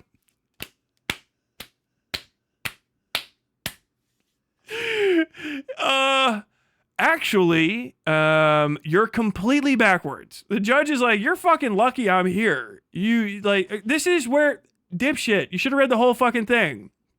Or any of it at all. This is gold. This is gold. The Kleins almost fucked up everything for all of YouTube is the actual response. They presented an argument that was the opposite of the argument that they had to make, and if it wasn't for the summary judgment actions of the judge themselves, they would have lost. Do you know, like, they argue, if it was a test, they got all the answers wrong on laws, which are written down. It's written down. So he didn't, like, look it up. What the fuck is going on here? I mean, like, this is how I would get scored. Your fight, this is hundreds of thousands of dollars, millions on the line, YouTube careers, and kind of like the legal steadfastness of an entire industry was on the shoulders of Ethan Klein and his legal team, and he failed. He failed completely. They didn't, the judge did it. The judge did it. They fucked up completely. The judge did it. Which is the real story. This is what I'm talking about with Bad Empanada fucking up. The big one is that just trying to muddy the facts because you barely understand what the fuck you're talking about and try to like, oh, the good thing that I did was actually a bad thing is nowhere near as funny as just reading the fucking document and then the fucking judge literally hand-holding them to say, you keep saying the opposite thing, honey. This judge caught YouTube in her fucking hands and gently held it on her shoulder while fucking the Kleins were dangling from the bottom of it like so many fucking lamprey. They're fucking idiots. You got the math backwards. Actually, the complete opposite is true. Like, no one, the fucking, dude, Matt Hosh's attorney must have been like, man, what the fuck, Your Honor? She's like, hey, look, I get what you were trying to do. And I know that these, whatever the fuck is going on here is pretty crazy. But this is bonkers. Understand, if you just had like 10 seconds of paying the fuck attention to what you were talking about, Bemp, you would have had him. You had him right there. This is what the fuck happens with the left all the fucking time. Just get in there. There's gold. Just do your fucking research. Stop fucking getting sent clips on Reddit and in your DMs and then just fucking half-dicking other people's revolution. Motherfuck. Oh my God, man. Here, defendants use a number of short segments of the plaintiff's work, interspersing their commentary and critique along the way. It is certainly true that when one adds up all the segments used, the total amounts to 3 minutes and 15 seconds of a 5-minute and 24-second video. The law is clear, however, that quantity alone is not determinative. Counsel. It is evident that to comment on and critique a work, clips of the original may be used. Campbell, this 510 U.S. at 588. Parody must be able to conjure up at least enough of that original to make the object of its critical wit recognizable. Copying does not become excessive in relation to the parodic purpose, merely because the portion taken was the original's heart. Abilene Music Inc. versus Sony Music Entertainment Inc. 320F Supplemental 2D 8489 SDNY 2003. See, this is over in fucking New York. Southern District, New York, 2003. So this is, you get to go side to side to side to side. I don't know if that means supplemental. A parody must take recognizable material from the original in order to convey its message. Without using actual clips, the commentary and critique here would lose context and utility. Here, the extent and quality and importance of the video clips used by the defendants were reasonable to accomplish the transformative purpose of critical commentary. See McCollum 839 F3D at 185. The factor is therefore neutral. A great deal of the plaintiff's work was copied, but such copying was plainly necessary to the commentary and critique. So this is a non-deciding factor. Non-factor, right? So it could still up, down, whatever. The fourth factor, commercial impact, the allegedly infringing work has on demand for the Haas video also weighs in favor of the defendants. The purpose of the fourth factor is to determine what degree an allegedly infringing work usurps demand for the copyrighted work, thereby resulting in a loss for the infringee or unjust enrichment for the infringer. U.S. at 592 stating the role of the courts is to distinguish between biting criticism and that merely suppresses demand and copyright infringement, which usurps it. Internal quotations and alterations omitted. Nexium Corp. I think that's Nexium, right? What the fuck? In considering the fourth factor, our concern is not whether the secondary use suppresses or even destroys the market for the original work or its potential derivatives, but whether the secondary use usurps the market of the original work. Here, it is clear to the court that the Klein video does not serve as a market substitute for the Haas video. Anyone seeking to enjoy Bold Guy v. Parkour Girl on its own will have a very different experience watching the Klein video, which responds to and transforms the Haas video from a skit into fodder for caustic moment-by-moment commentary and mockery. Because the Klein video does not offer a substitute for the original, it does not, and indeed cannot, usurp a market that properly belongs to the copyright holder. Fourth factor thus weighs in favor of a determination of fair use. Now understand, also, this is referenceable. This whole thing, all right? So the cool thing about this whole deal, right, and this is the good thing about a persuasive precedent, is that it has all of your work in it, right? So even if you don't have a lawyer, you should use a lawyer every time, but if you're like, I want to fucking raw dog a copyright response, you can say, well, you know, this seems like this thing. Or you can even just look at this and try to figure out if it's correct or not. And even if you're a lawyer, then it really, really helps because now it does all your fucking work for you. And it says if you do all this work and you arrange all of these things together, this is all precedents. That's why they keep bringing up all these court cases and laws. Those are laws and precedents. Legislative, fucking judicial branches working together. 3 branches of government in America, by the way. I don't know if you knew that. When those little interconnected bits, that's how you make a legal argument, right? That's when you looking that stuff up and finding it, that's real lawyer shit. as a citizen of America, you should be able to look at a document like this and kind of at least understand what the fuck's going on. This is fundamental basic civics. You should be able to read a judgment from a court case and at least be able to like sort of follow along, kind of like you speak half of a language. Like, all right, I kind of get it, which is the same for me. I kind of get it. Usually the courts will try to help you to the fun parts by going like, you kind of wrote that shit backwards, didn't you, honey? Fucking 10 out of 10. Oh my God. Because the Klein video does not offer substitute, but yeah, you should check this shit out. This is Claim 2 DMCA misrepresentation. Court has held that the Klein video constitutes fair use, and further, that the Klein video does not infringe plaintiff's copyrights. Accordingly, it is clear to the court that Claim 2, which alleges that defendants made misrepresentations to their DMCA counter for notifications, must also be dismissed. It is self-evident that a statement cannot be a misrepresentation for purposes of 17 U.S.C. 512F if it is factually accurate. But, and this is the point, this is the big thing, right? So this is like, okay, so we had it really like hammered. So we're given an actual opinion, a legal opinion on this regardless. So they would have been fine on this one. And this is the sort of the point why this case goes. Now, do you have to give the Kleins any credit for anything other than bulldogging it and just sticking with it? No, and nor should you, because they gave a bad argument. Their arguments fucking sucked. And this was 100% the judge interpreting the law. That's how you get them on this. Don't do all the extra stupid shit. Don't pretend like you're fucking writing for Supreme Court Monthly. The Kleins fucked it up.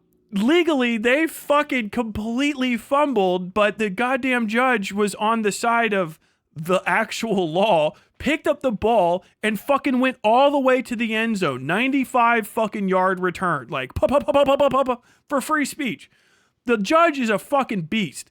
The Kleins get attached to this because their name's there, and they do get the fucking recognition for being a part of it. But unironically, yeah, you can say that the funds that they raised were a waste because their fucking lawyer presented the wrong arguments. And the judge had to, like, look at it differently. If it had been a criminal case, like, they'd be in fucking jail. Do you know what I mean? Like, in other types of court case, the judge doesn't do necessarily all of this shit. Whoops, I just knocked over my fucking cornbread.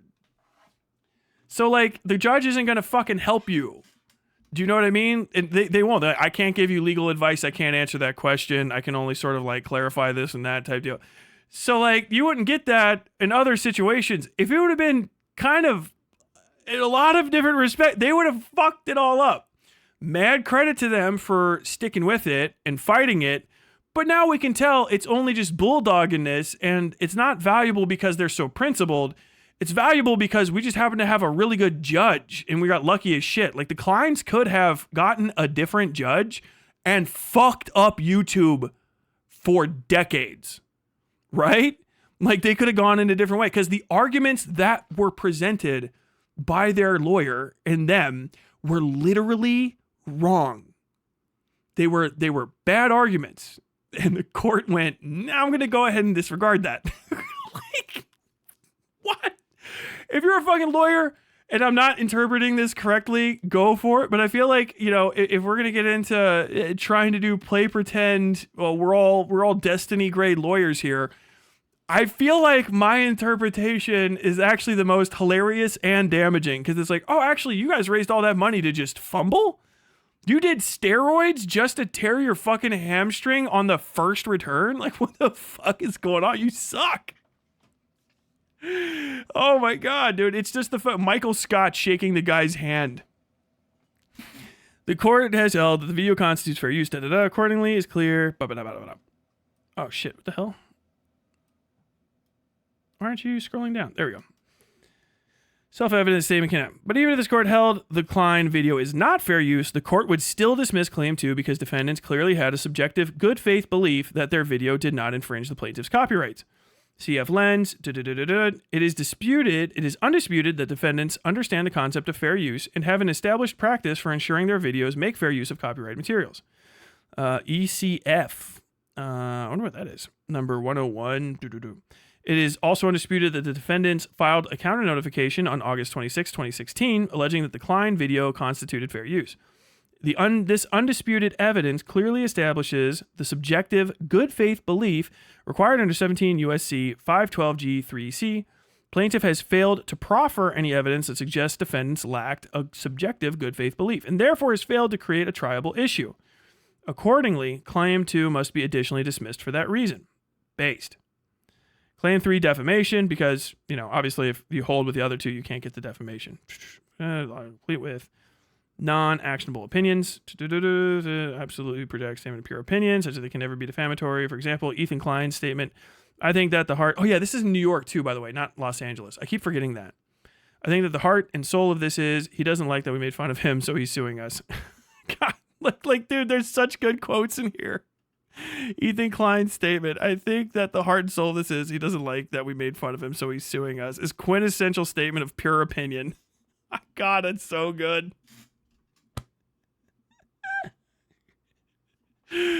Oh, my God. Oh, fuck. It was a landmark. Yikes, that was close. It really is, dude. How do they have such a dumb lawyer? I'll say this before, I'm not a lawyer. I can't give you legal advice. You shouldn't even rely on me. Anything that you think is interesting that I say or even correct, go double check it and make sure. I'm going to make mistakes because this isn't my thing. I just find the law fascinating, and I think that it's everybody's who lives in a country's civic duty to understand the law to some degree so that they can interact with it safely, even just to follow it. But everything that I know about law is that where the money is where the lawyers are and where the expertise is. And fucking the First Amendment in America is such a strong protection, insanely strong protection, that there's not a lot of value in suing people underneath it, right? It's very difficult to the point where even when people started trying to do lawfare to force settlements with slaps, we immediately came up with slap suit stuff, which is anti-rich people of all things. It's one of the few anti-rich cunt laws we've ever passed in America, ever, is the anti-slap suit shit. The best lawyers for First Amendment stuff in America, as far as I know, are basically Hollywood copyright attorneys and New York City copyright attorneys who are hyper fixated on copyright issues specifically, and the fucking ACLU, and the ACLU is kind of really cooking. The ACLU wins a lot. Usually they take it all the way to the fucking home, all the way to the plate, and they get it because it's a big First Amendment thing. Civil liberties, right? Those are your civil liberties. You should know what the fuck they are and how much you can do with them. And to be a lawyer and be good at it, you have to be able to go to court cases and stuff. You know what I mean? You have to have a lot of decisions being handed down. But if you kind of see this, decisions in these are pretty rare and they're big and it's new DMCA stuff, but it's not very common that you need First Amendment lawyers. So compared to everything else, fucking last will and testament, obviously criminal civil actions for basic stuff. And even that, the First Amendment issues that might pop up relative to those are usually relative to the business laws or the, whatever sort of laws that are that the person's already kind of good at. It's okay, so we have a First Amendment protection here, but I'm a business lawyer and we focus on this thing. This is called slandering people behind the ruining people's business connections type of libel, which is a special type of libel that people do on YouTube all the time. And someone's going to get sued for it and killed. I swear to God, it's going to be awesome. But an actual First Amendment case between two people who are you are abusing my free speech and is not hyper common.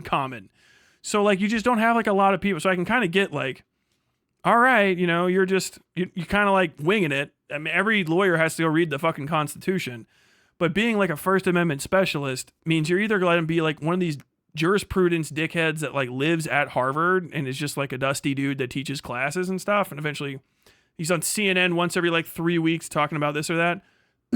You work directly for the fucking Supreme Court or underneath it and you're a major politician, or you're not really out there. So it's kind of a big deal to have something like this because it smooths the workflow for other people to know okay, so this is how I go in and I argue this. Because you think about it, yeah, you're a lawyer, but a lawyer doesn't know what to argue until they know, right? They have to do their research. If you're in something like insurance, the insurance lawyers, we sue insurance companies every day to make sure that they give payouts. I got a unbroken lineage of like 15 partners who have trained everybody underneath them. We know everybody in the court system. We know this fucking law inside out. We have 150 fucking paralegals working on all this shit at the same time. We have the entire law library in here with fucking notes and stuff in it. And we know exactly what we're going to put together every fucking time to try to do this type, this type, this type, this type. Whereas opposed for something like, you know, copyright infringement is like, YouTube copyright infringement is like, wait, they didn't just settle? They didn't just like leave? Like, no, we're fighting it. We're taking all this summary judgment. It's like, what the fuck is going to happen? You know? Because before that, and by the way, if you remember 2016 era, that's AdSense and shit, and the first time the money started showing up on YouTube, there were people suing motherfuckers and saying like, I'm going to sue you. I remember, was it? Philip DeFranco took something down because somebody said they were going to sue it, but it was way more common. So it was like, yo, I'm going to copyright claim this. And, you know, if you think about it, you make a copyright claim back against me and you don't have the money, it's the ultimate slap suit setup. Or like anti-slap or slap. Yeah. Fucking nuts. So it's like a very big deal that this stuff went through. And thank God the judge knew what was handed on their table because like literally they're going to fuck this up. But I'm glad they didn't.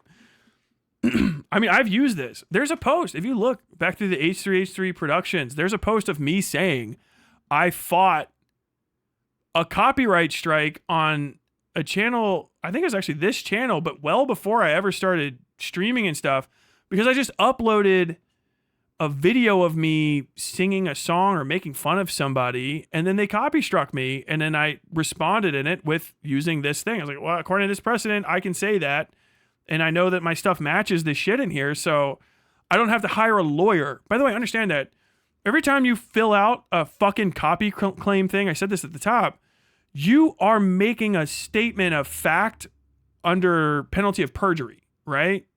For any copyright claim that you make.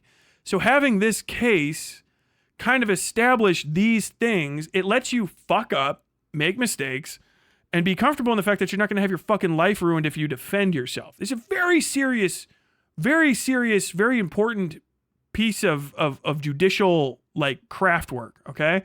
And you actually don't have to give the Kleins any credit for it because almost none of it was theirs except for them just being as stubborn as they are about literally everything else. That's where the argument is, and that's how you hit them.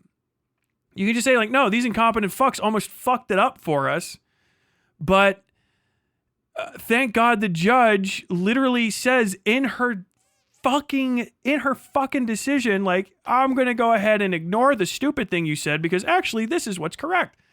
Fucking awesome. But I'm not surprised that like the lawyers don't know that shit. And that's why it's good. Like I was saying. Nothing about Ethan Klein's statement suggests actionable mixed opinion. The only other allegedly defamatory statement explicitly identified by plaintiff is Ethan Klein's assertion that several months passed and nothing happened prior to plaintiff's first settlement offer and threat of litigation. But because that statement is substantially true as a matter of New York law, it is non-actionable.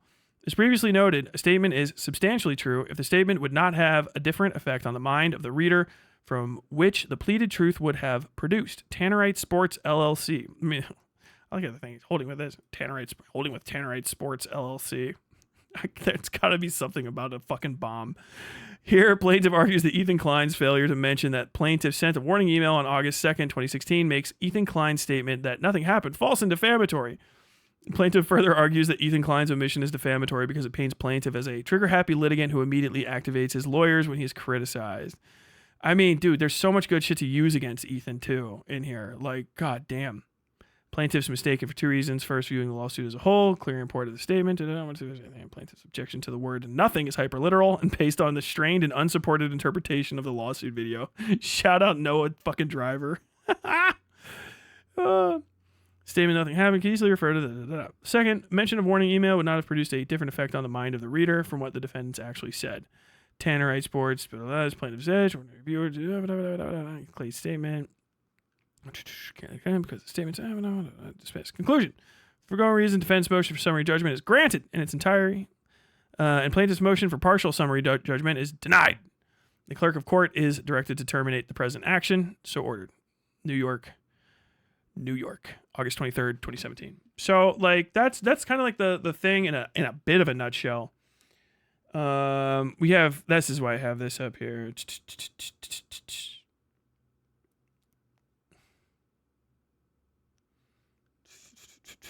Commentary from Ethan Klein. Okay, yeah. So this is a statement. This is why I have this up here. This is the lawyers at the time. Tim Bucker, one of Hosanzada's attorneys, sent us the following statement.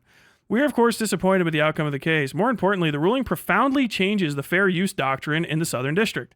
Now, secondary users are encouraged to sow virtually an entire copyrighted work and claim fair use so long as it is interspersed with jokes and seemingly relevant commentary. So, I mean, that kind of flies in the face of Empanada's interpretation of this, that this didn't change anything.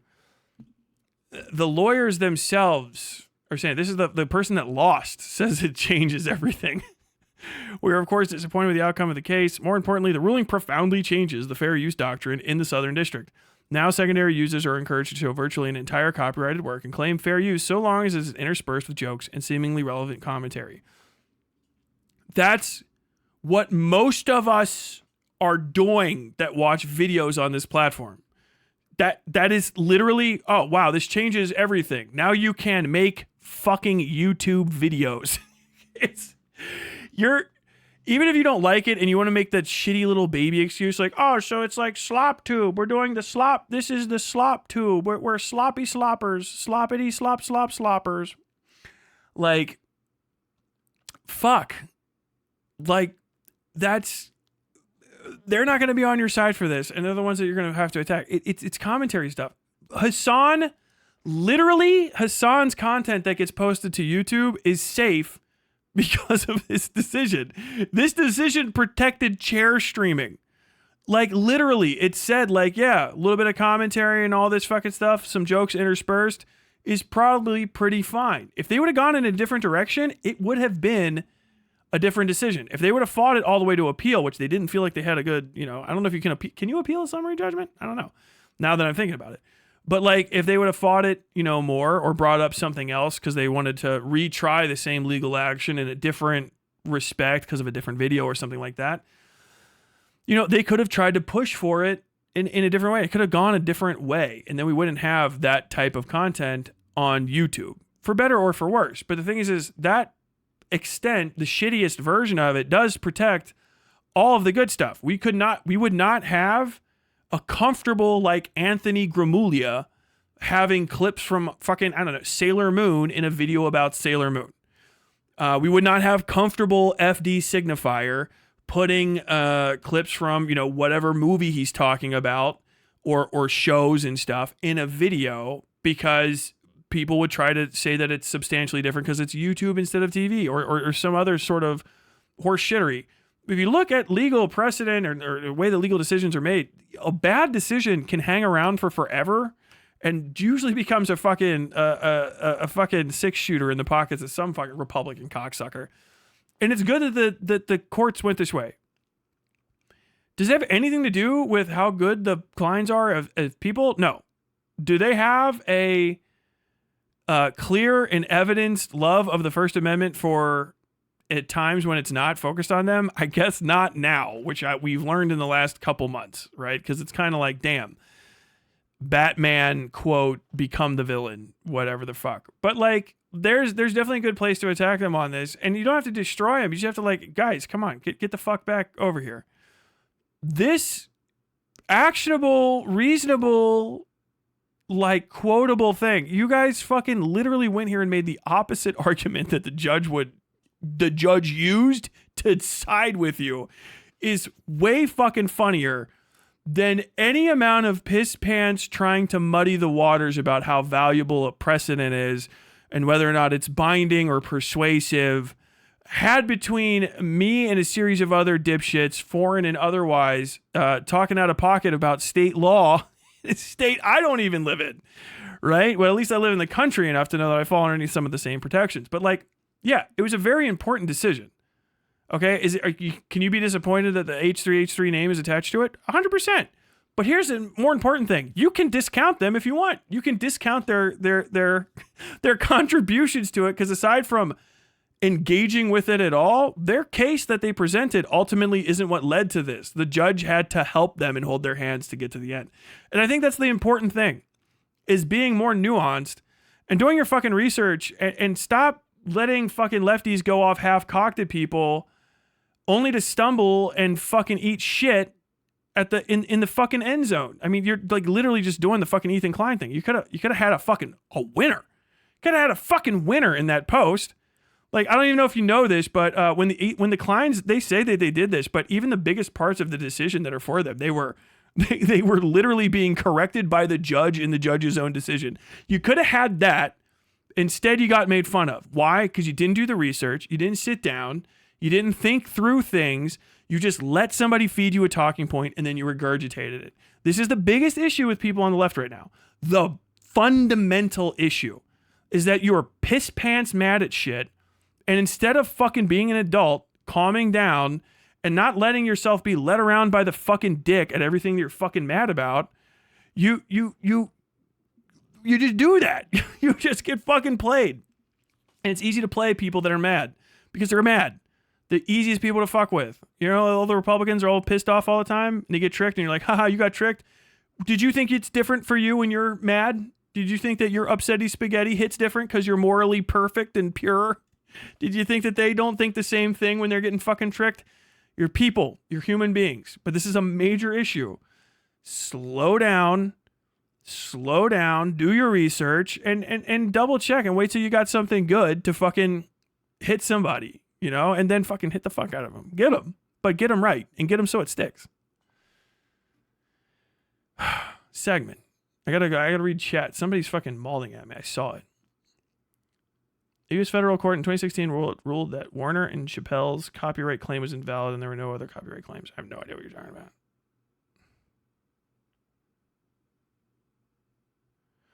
I got a Hasbro advert about how Israel is actually feeding Gaza during the Ethan segment. Dude, I'm so fucking happy that I got premium. I don't get any ads. I feel like alive. Happy birthday is copy protected? I don't think that's the case. Whoop, that's not true. U.S. federal court in 2016 ruled that Warner and Chappelle's copyright claim was invalid. There were no other copyright claims. There's no fucking way happy birthday is copyright claimed. Probably a recording of it could be. The standard for definition is actually insanely high. It's stupid fucking high in America. Like it should be like that because it protects nobodies to give them the ability to talk mad shit, which is fine. Because you guys are fucking nobodies. You talk shit to me all the time. I live. Do you know what I mean? It takes you being correct actually to change my mind on stuff, and then I do. That's why they want lower defamation protections across the seas, because they don't want people to be fucking criticized and then change, like feel the obligation to. Just want to just shut you up. That's what this could have been. That is what this could have been.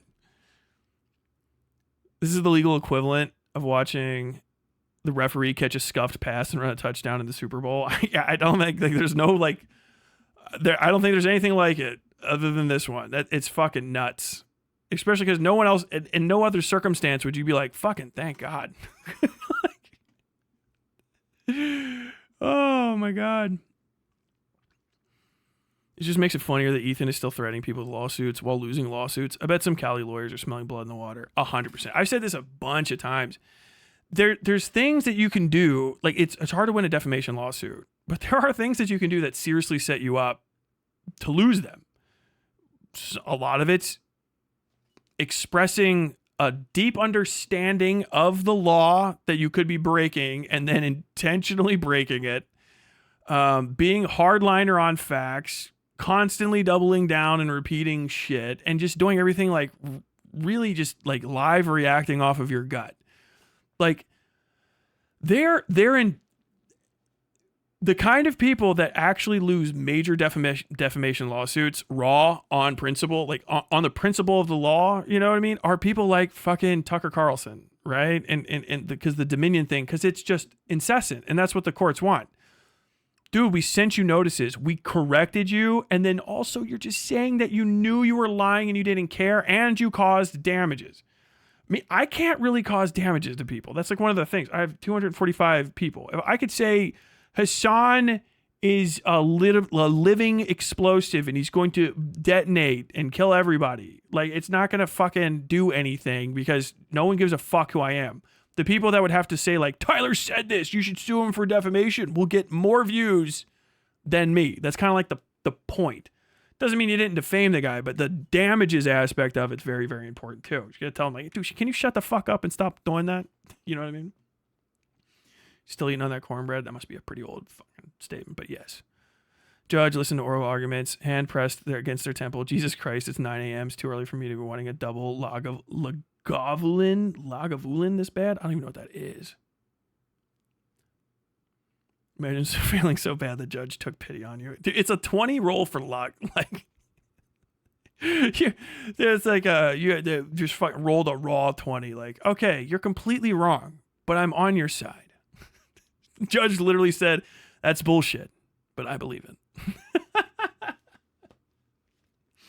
Ethan Klein litigating critics is such bitch-made material. Well, especially because it's just critics too. And he's like, he could never prove damages. Do you know what I mean? Like, none of it is. And it's just like clearly molding. If someone started spreading a fucking psychotic rumor, like, I don't even want to say what it actually would be because I avoid actual stuff like that. Completely without reason.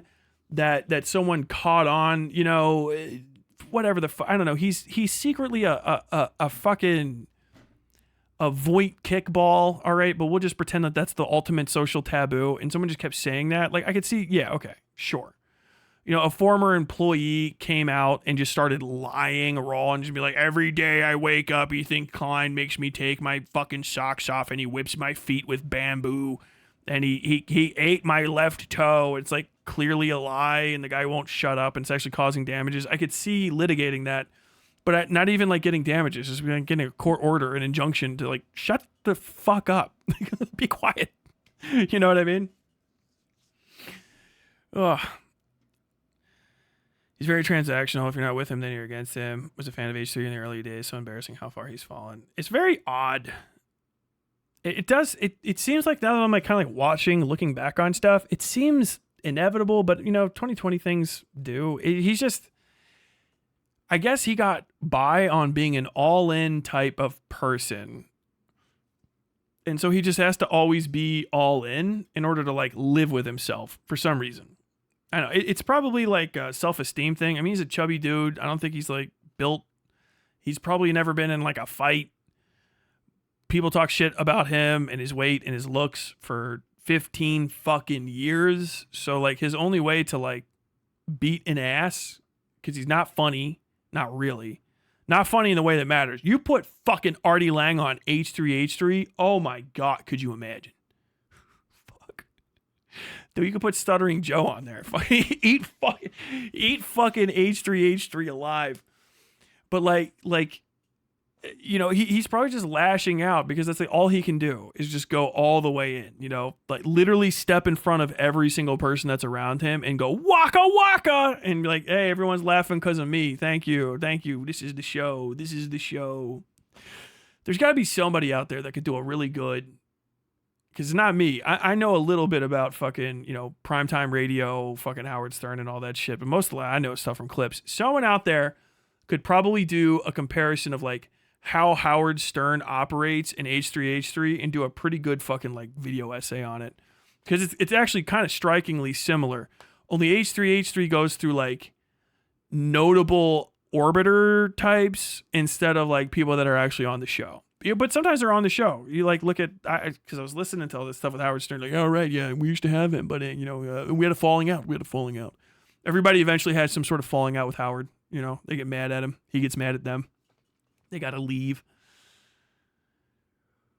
Actually, be surprised. There are plenty of copyright trolls. For some reason, you can sue for infringement on behalf of someone else without them being involved. I think a bunch of that stuff got slowed up. The copyright troll shit was massive when I was graduating college, but I think people caught on to it and it wasn't good for anyone except for the copyright trolls. I remember reading about that and they were all in like Arkansas or Kansas or something. It's like almost 99% of them all lived in like the same, worked in the same town in like Kansas.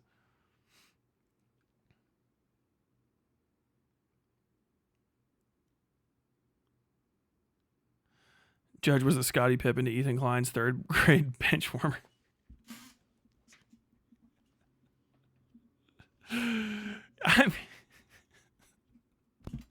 I'm not going to tell the basketball jokes that are in my mind. I'll get in trouble somehow.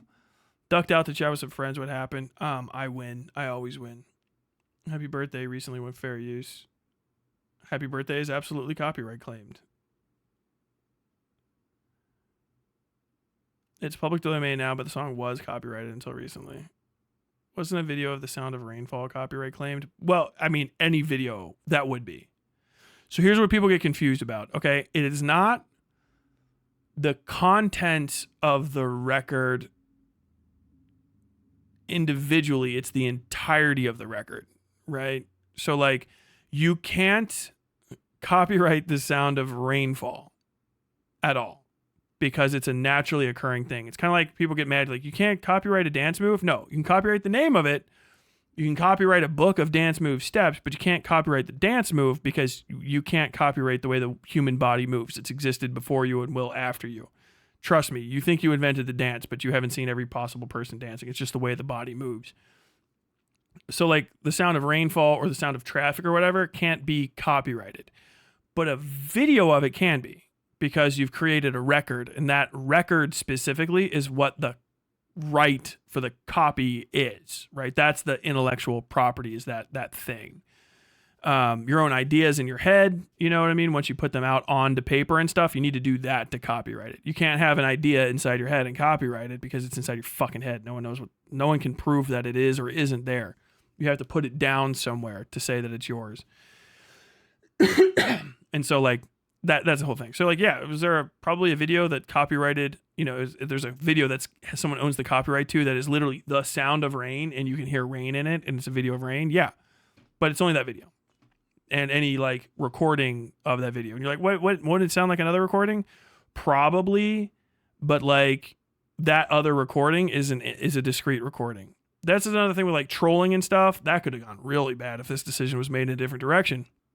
But it wasn't, because people get scared when they hear legal anything pop up. This is why it's incumbent on you as a citizen of wherever the fuck you're from to learn how the legal system works, at least at a fundamental level, so that you don't get completely like spooked and run away from the moment that like you have to come into contact with it. Because that's how a lot of skis balls get their money, is they just scare people and then no one goes to bat for themselves.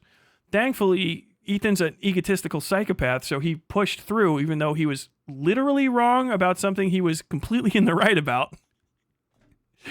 And fucked all that up, because at least he pushed through. Other people hadn't and wouldn't at the time. I remember like videos were getting taken down all the time. That's fucking Sam Hyde took down fucking iDubbbz's video of something or other. I was listening to that shit the other day. And it was like, yeah, I'll put your video back up if you squat past parallel, but I'm copywriting this thing that I have in there. And if before that decision and before like kind of the knowledge of what that decision means goes, around and people understand it, like, yeah, people are scared. Oh, I got a copyright claim. I'm done. I got a copyright claim. I can't find it. Oh, that's fucking it, dude. I got to take my video down. Like, no, you don't. Tell them to go fuck themselves. It's fair use. You know what I mean? But then like people get scared.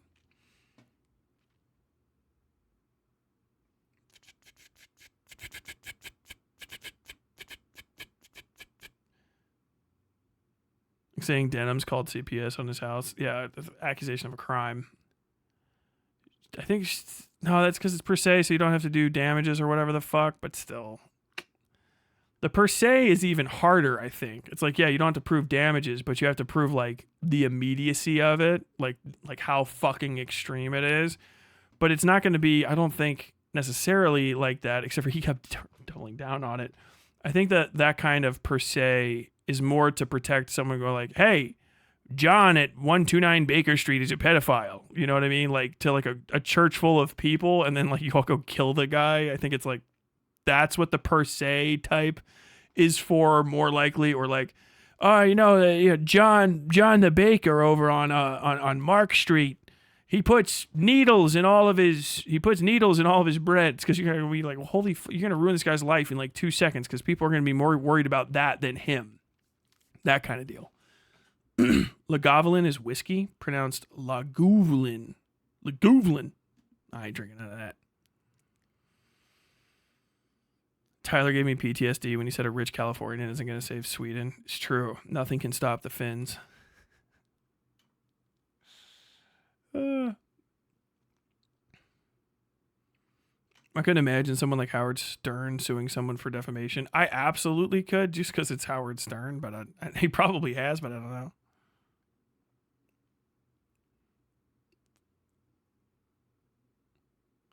Anyone that would make that video would probably lean in too hard on it. They're both Jewish. I didn't even remotely think of that. What the fuck? What? Oh, God. A lot of idiots on this site try to be America's next top Howard Stern. I think I'm the only one that could do it. Hey, you're calling in, caller. It's good to hear from you. Where are you from? Hey, Howard. My name's Mike from PA. Long time listening, first time caller. Hey, I just wanted to know.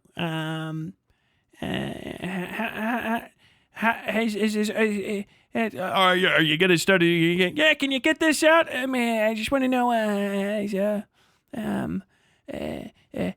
How does Artie sit in that seat when he's so fat? Click. Wow, there's a great one. Thank you to the call screen. Thank you, Stuttering John. Letting that one through. Yeah, thanks, John. I got nothing. I had no good bits there. I was actually stalling for a joke and I couldn't do it. Compared myself to Artie Lang for 2 fucking seconds and completely fell apart. And someone looks up Artie Lang and they're like, "You feel like a loser compared to that guy?" Sometimes, all right. Guy's kind of guy's vicious. I would love to be just able to spar with a guy like that. You know, I talk about like fighting this guy and that guy. Being able to go head to head, like shit talking with people at that level, it's got to bring fucking the fucking like tiger out of you. It's got to be so good. Like, you ever seen Bill Burr talking to fucking John Lovitz? I just want you to know, Bill, you're gay. Oh, that you got the same one. I heard that joke. You said that 6 times already. All right.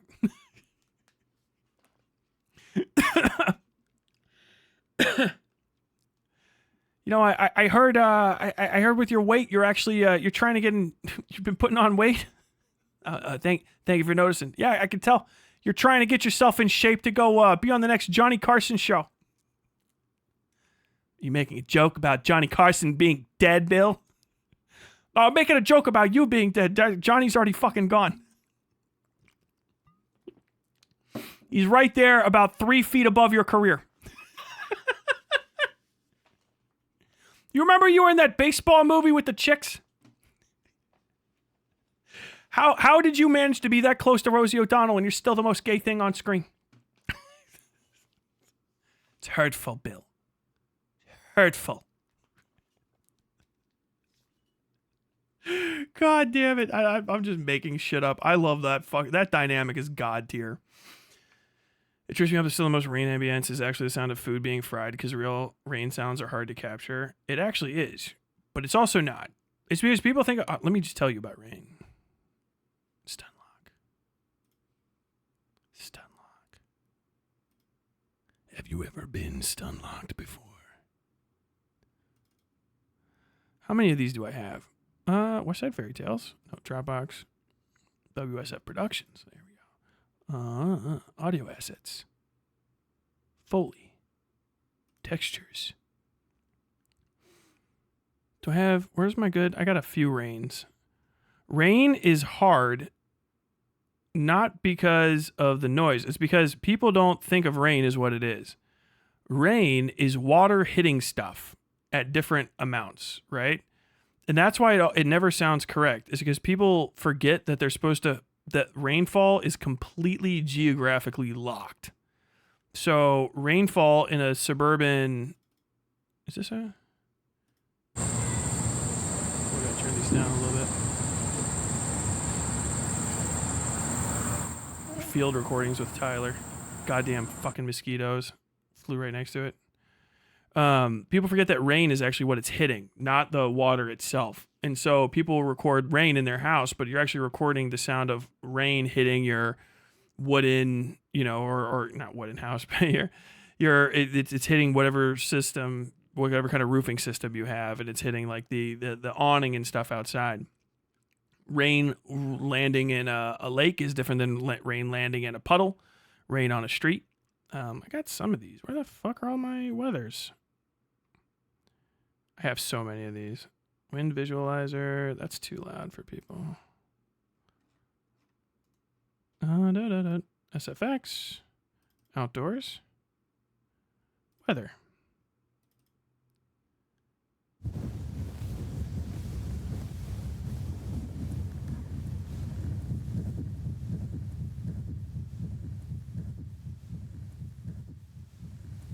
So this is a big wind blowing constant. I don't know. Okay, yeah, so this is a loop. This is actually me. I got sick of trying to record the wind, and so I just blew with a straw into the microphone. And then I used a bunch of reverb and a few other little small tools to spread it out.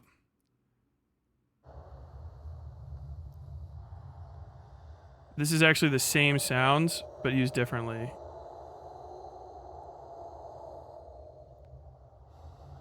So it's supposed to be a desert. Wind is very much the same too. What most people don't realize what wind is, there's usually about two sounds, right? For wind. Wind is wind hitting your eardrum or basically your skin and your ear, which creates the sound. Dude, my mic is fucking perfect. It doesn't have that set up so you can hear it. So it'll make that. That's very, very strong, right? That kind of overload that's in your ear. If you put a microphone outside on a windy day, you'll get that if you don't know how to record into the wind. The wind itself is actually vibrating things, and that's how you catch the actual sound of wind. You have to catch whatever it's making vibrate. Otherwise, what you're trying to represent is the sound of a strong wind hitting an ear, at which point just blowing on a microphone or some other diaphragm is actually going to get you much closer. This is actual a raw field recording from my old front porch during a windstorm. It sounds like crazy because I've processed it a bit and brought it up. But what you're hearing is a light amount of wind on the microphone diaphragm. And all the rest of that is a short 36-inch tall or 36-foot tall-ish cherry tree that we had in our front yard that's right next to it. So it sounds real big, but it's actually only one tree. And then this is a rainstorm. That's an actual rainstorm. And so you can hear in this, I don't know if this loop's good. So that's a rainstorm, but when you start paying attention, what are you hearing? You're hearing the drizzle, the runoff from the roof. You're hearing the rain hitting a lot of different stuff, and then the sound of the rain hitting the ground mixed together. And then you're also hearing the wind. And you actually need to hear all of that, because if you have any individual part missing, the ear will pick up on it, and that silence will dominate it. The crazy part is I have these labeled. The rainstorm with heavy trickle off roof. This sounds worse. I'll tell you why. This one sounds worse as a storm. This sounds super intense. And the reason is because your mind is putting all of this information together. And your mind is hearing the outflow that I've held the microphone next to. So it's the microphone's actual sound listening moment is prioritizing the gutter leaking into the outflow. But because it's so close to that, it sounds like it's a shitload of water. And that pooled and then dripped water, your brain knows the difference between it and the sound of a normal shower. So your brain's already speeding up the math and saying, what I'm hearing right now is like flooding. There's so much rain hitting right now that it's actually catching and stuff. This is a way bigger rainstorm. This is like almost to a thunderstorm. But it sounds a lot gentler, right? And I can turn it all the way up. And it's only until I turn it all the way up that you can sort of hear all of the side trickle. And then it starts to sound much worse because it's still the same porch. It's just now you can hear the water coming off both sides of the roof. when it's all the way up.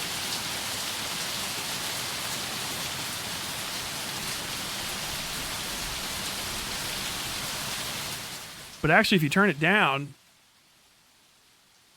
it sounds quieter, obviously.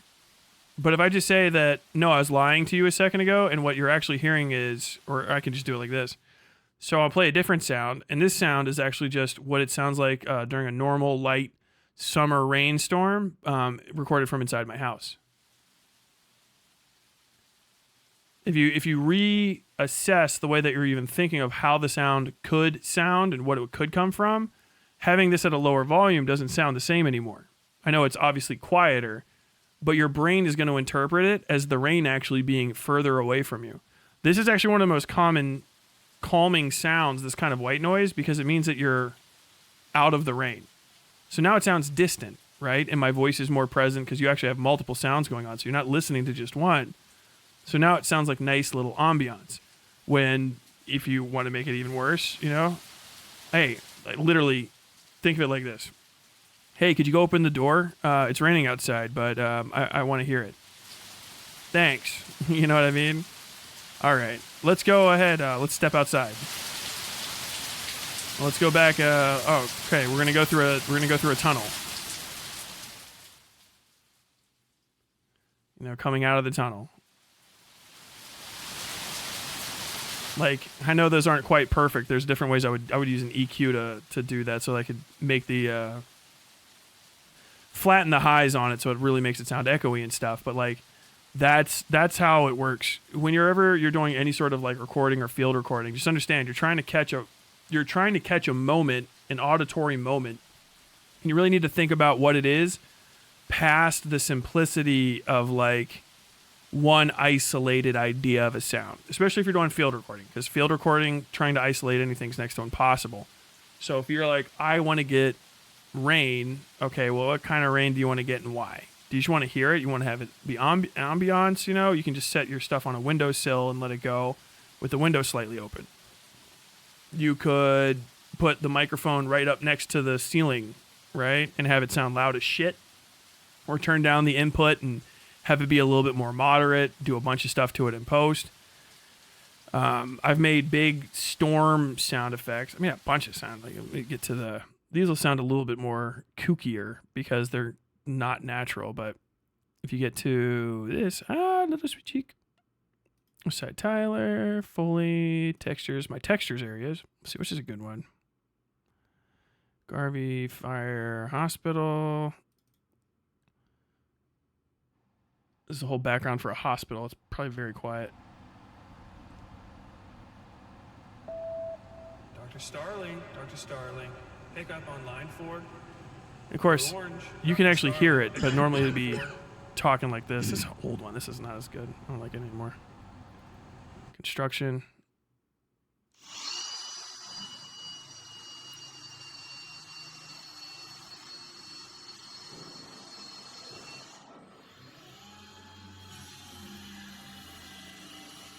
This is all discrete sounds put together and then mixed.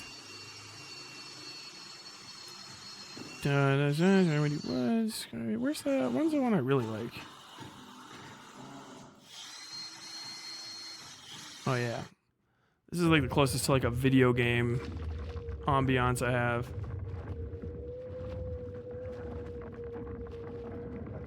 And this is like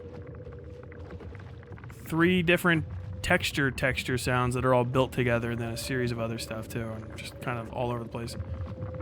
If you have your if you have a stereo, this will sound way better.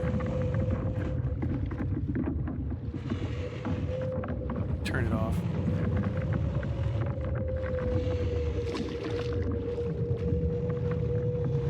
Scary noises. Of course, like, that's ambiance. So when you're listening to it directly, it's never going to be as like perfect. But understand, if you mix this with like some music and stuff, so you gotta listen like, what on movie?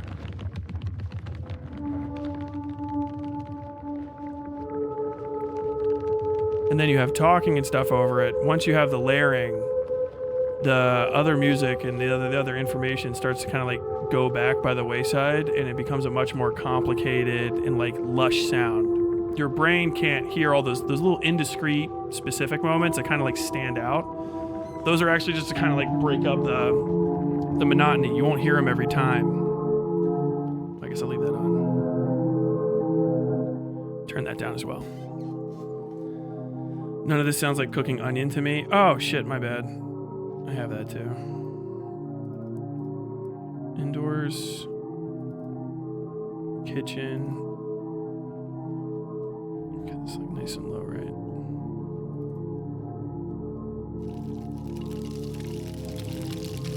Tofu.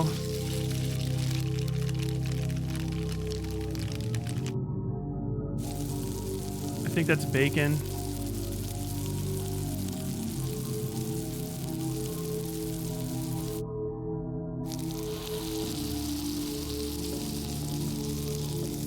As a horror author, I've gotten a lot of cooking stuff.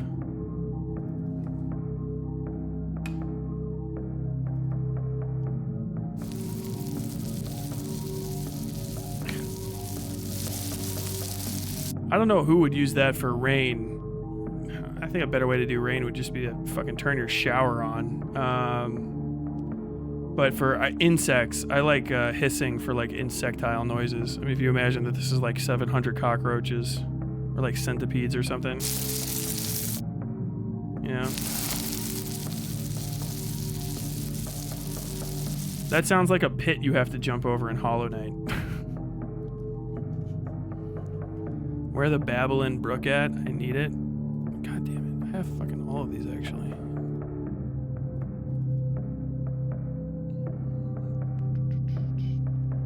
Where's Riverside? Running upstairs, wolves, shooting. I have, yeah, Waterside Afternoon.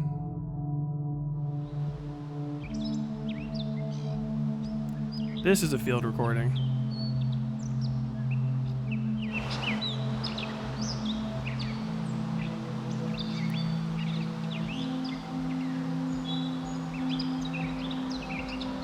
Sutton, West Virginia.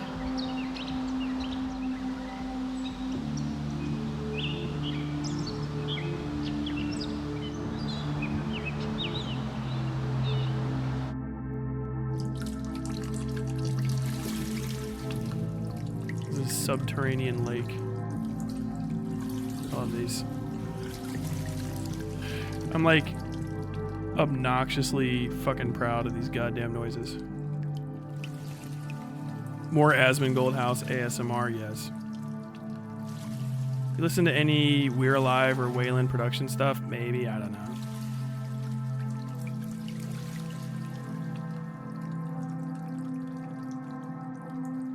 Alright, I think I'm gonna cut. Fuck. Yeah. I might not be here tomorrow. Just so you guys know. So, don't get excited to see me. I'm gonna be doing tile. I gotta do tile stuff tonight. I gotta do tile stuff tomorrow. And I don't know if I'm gonna be back. For the next day, maybe 2 days, hopefully just the next day. I might show up tomorrow night, very late, and we might have some videos and play video game, listen to video on YouTube stuff. Maybe Rudy What If All This. Then my last thing is, I don't know, I guess I said I would cover it. Riots are based if they do a thing. A bunch of people going all fucking cuckoo bananas outside of a fucking Home Depot to make ICE feel unwelcome. Based. I don't know, 10,000 influencers walking around on a highway. I'm sure someone else can defend it. Go find them. Folks, with all that said, I've been Westside Tyler Live. You've been watching Westside Tyler Bell. Join the Discord. The link is as always in the episode description down below. And until next time, as always, stay safe.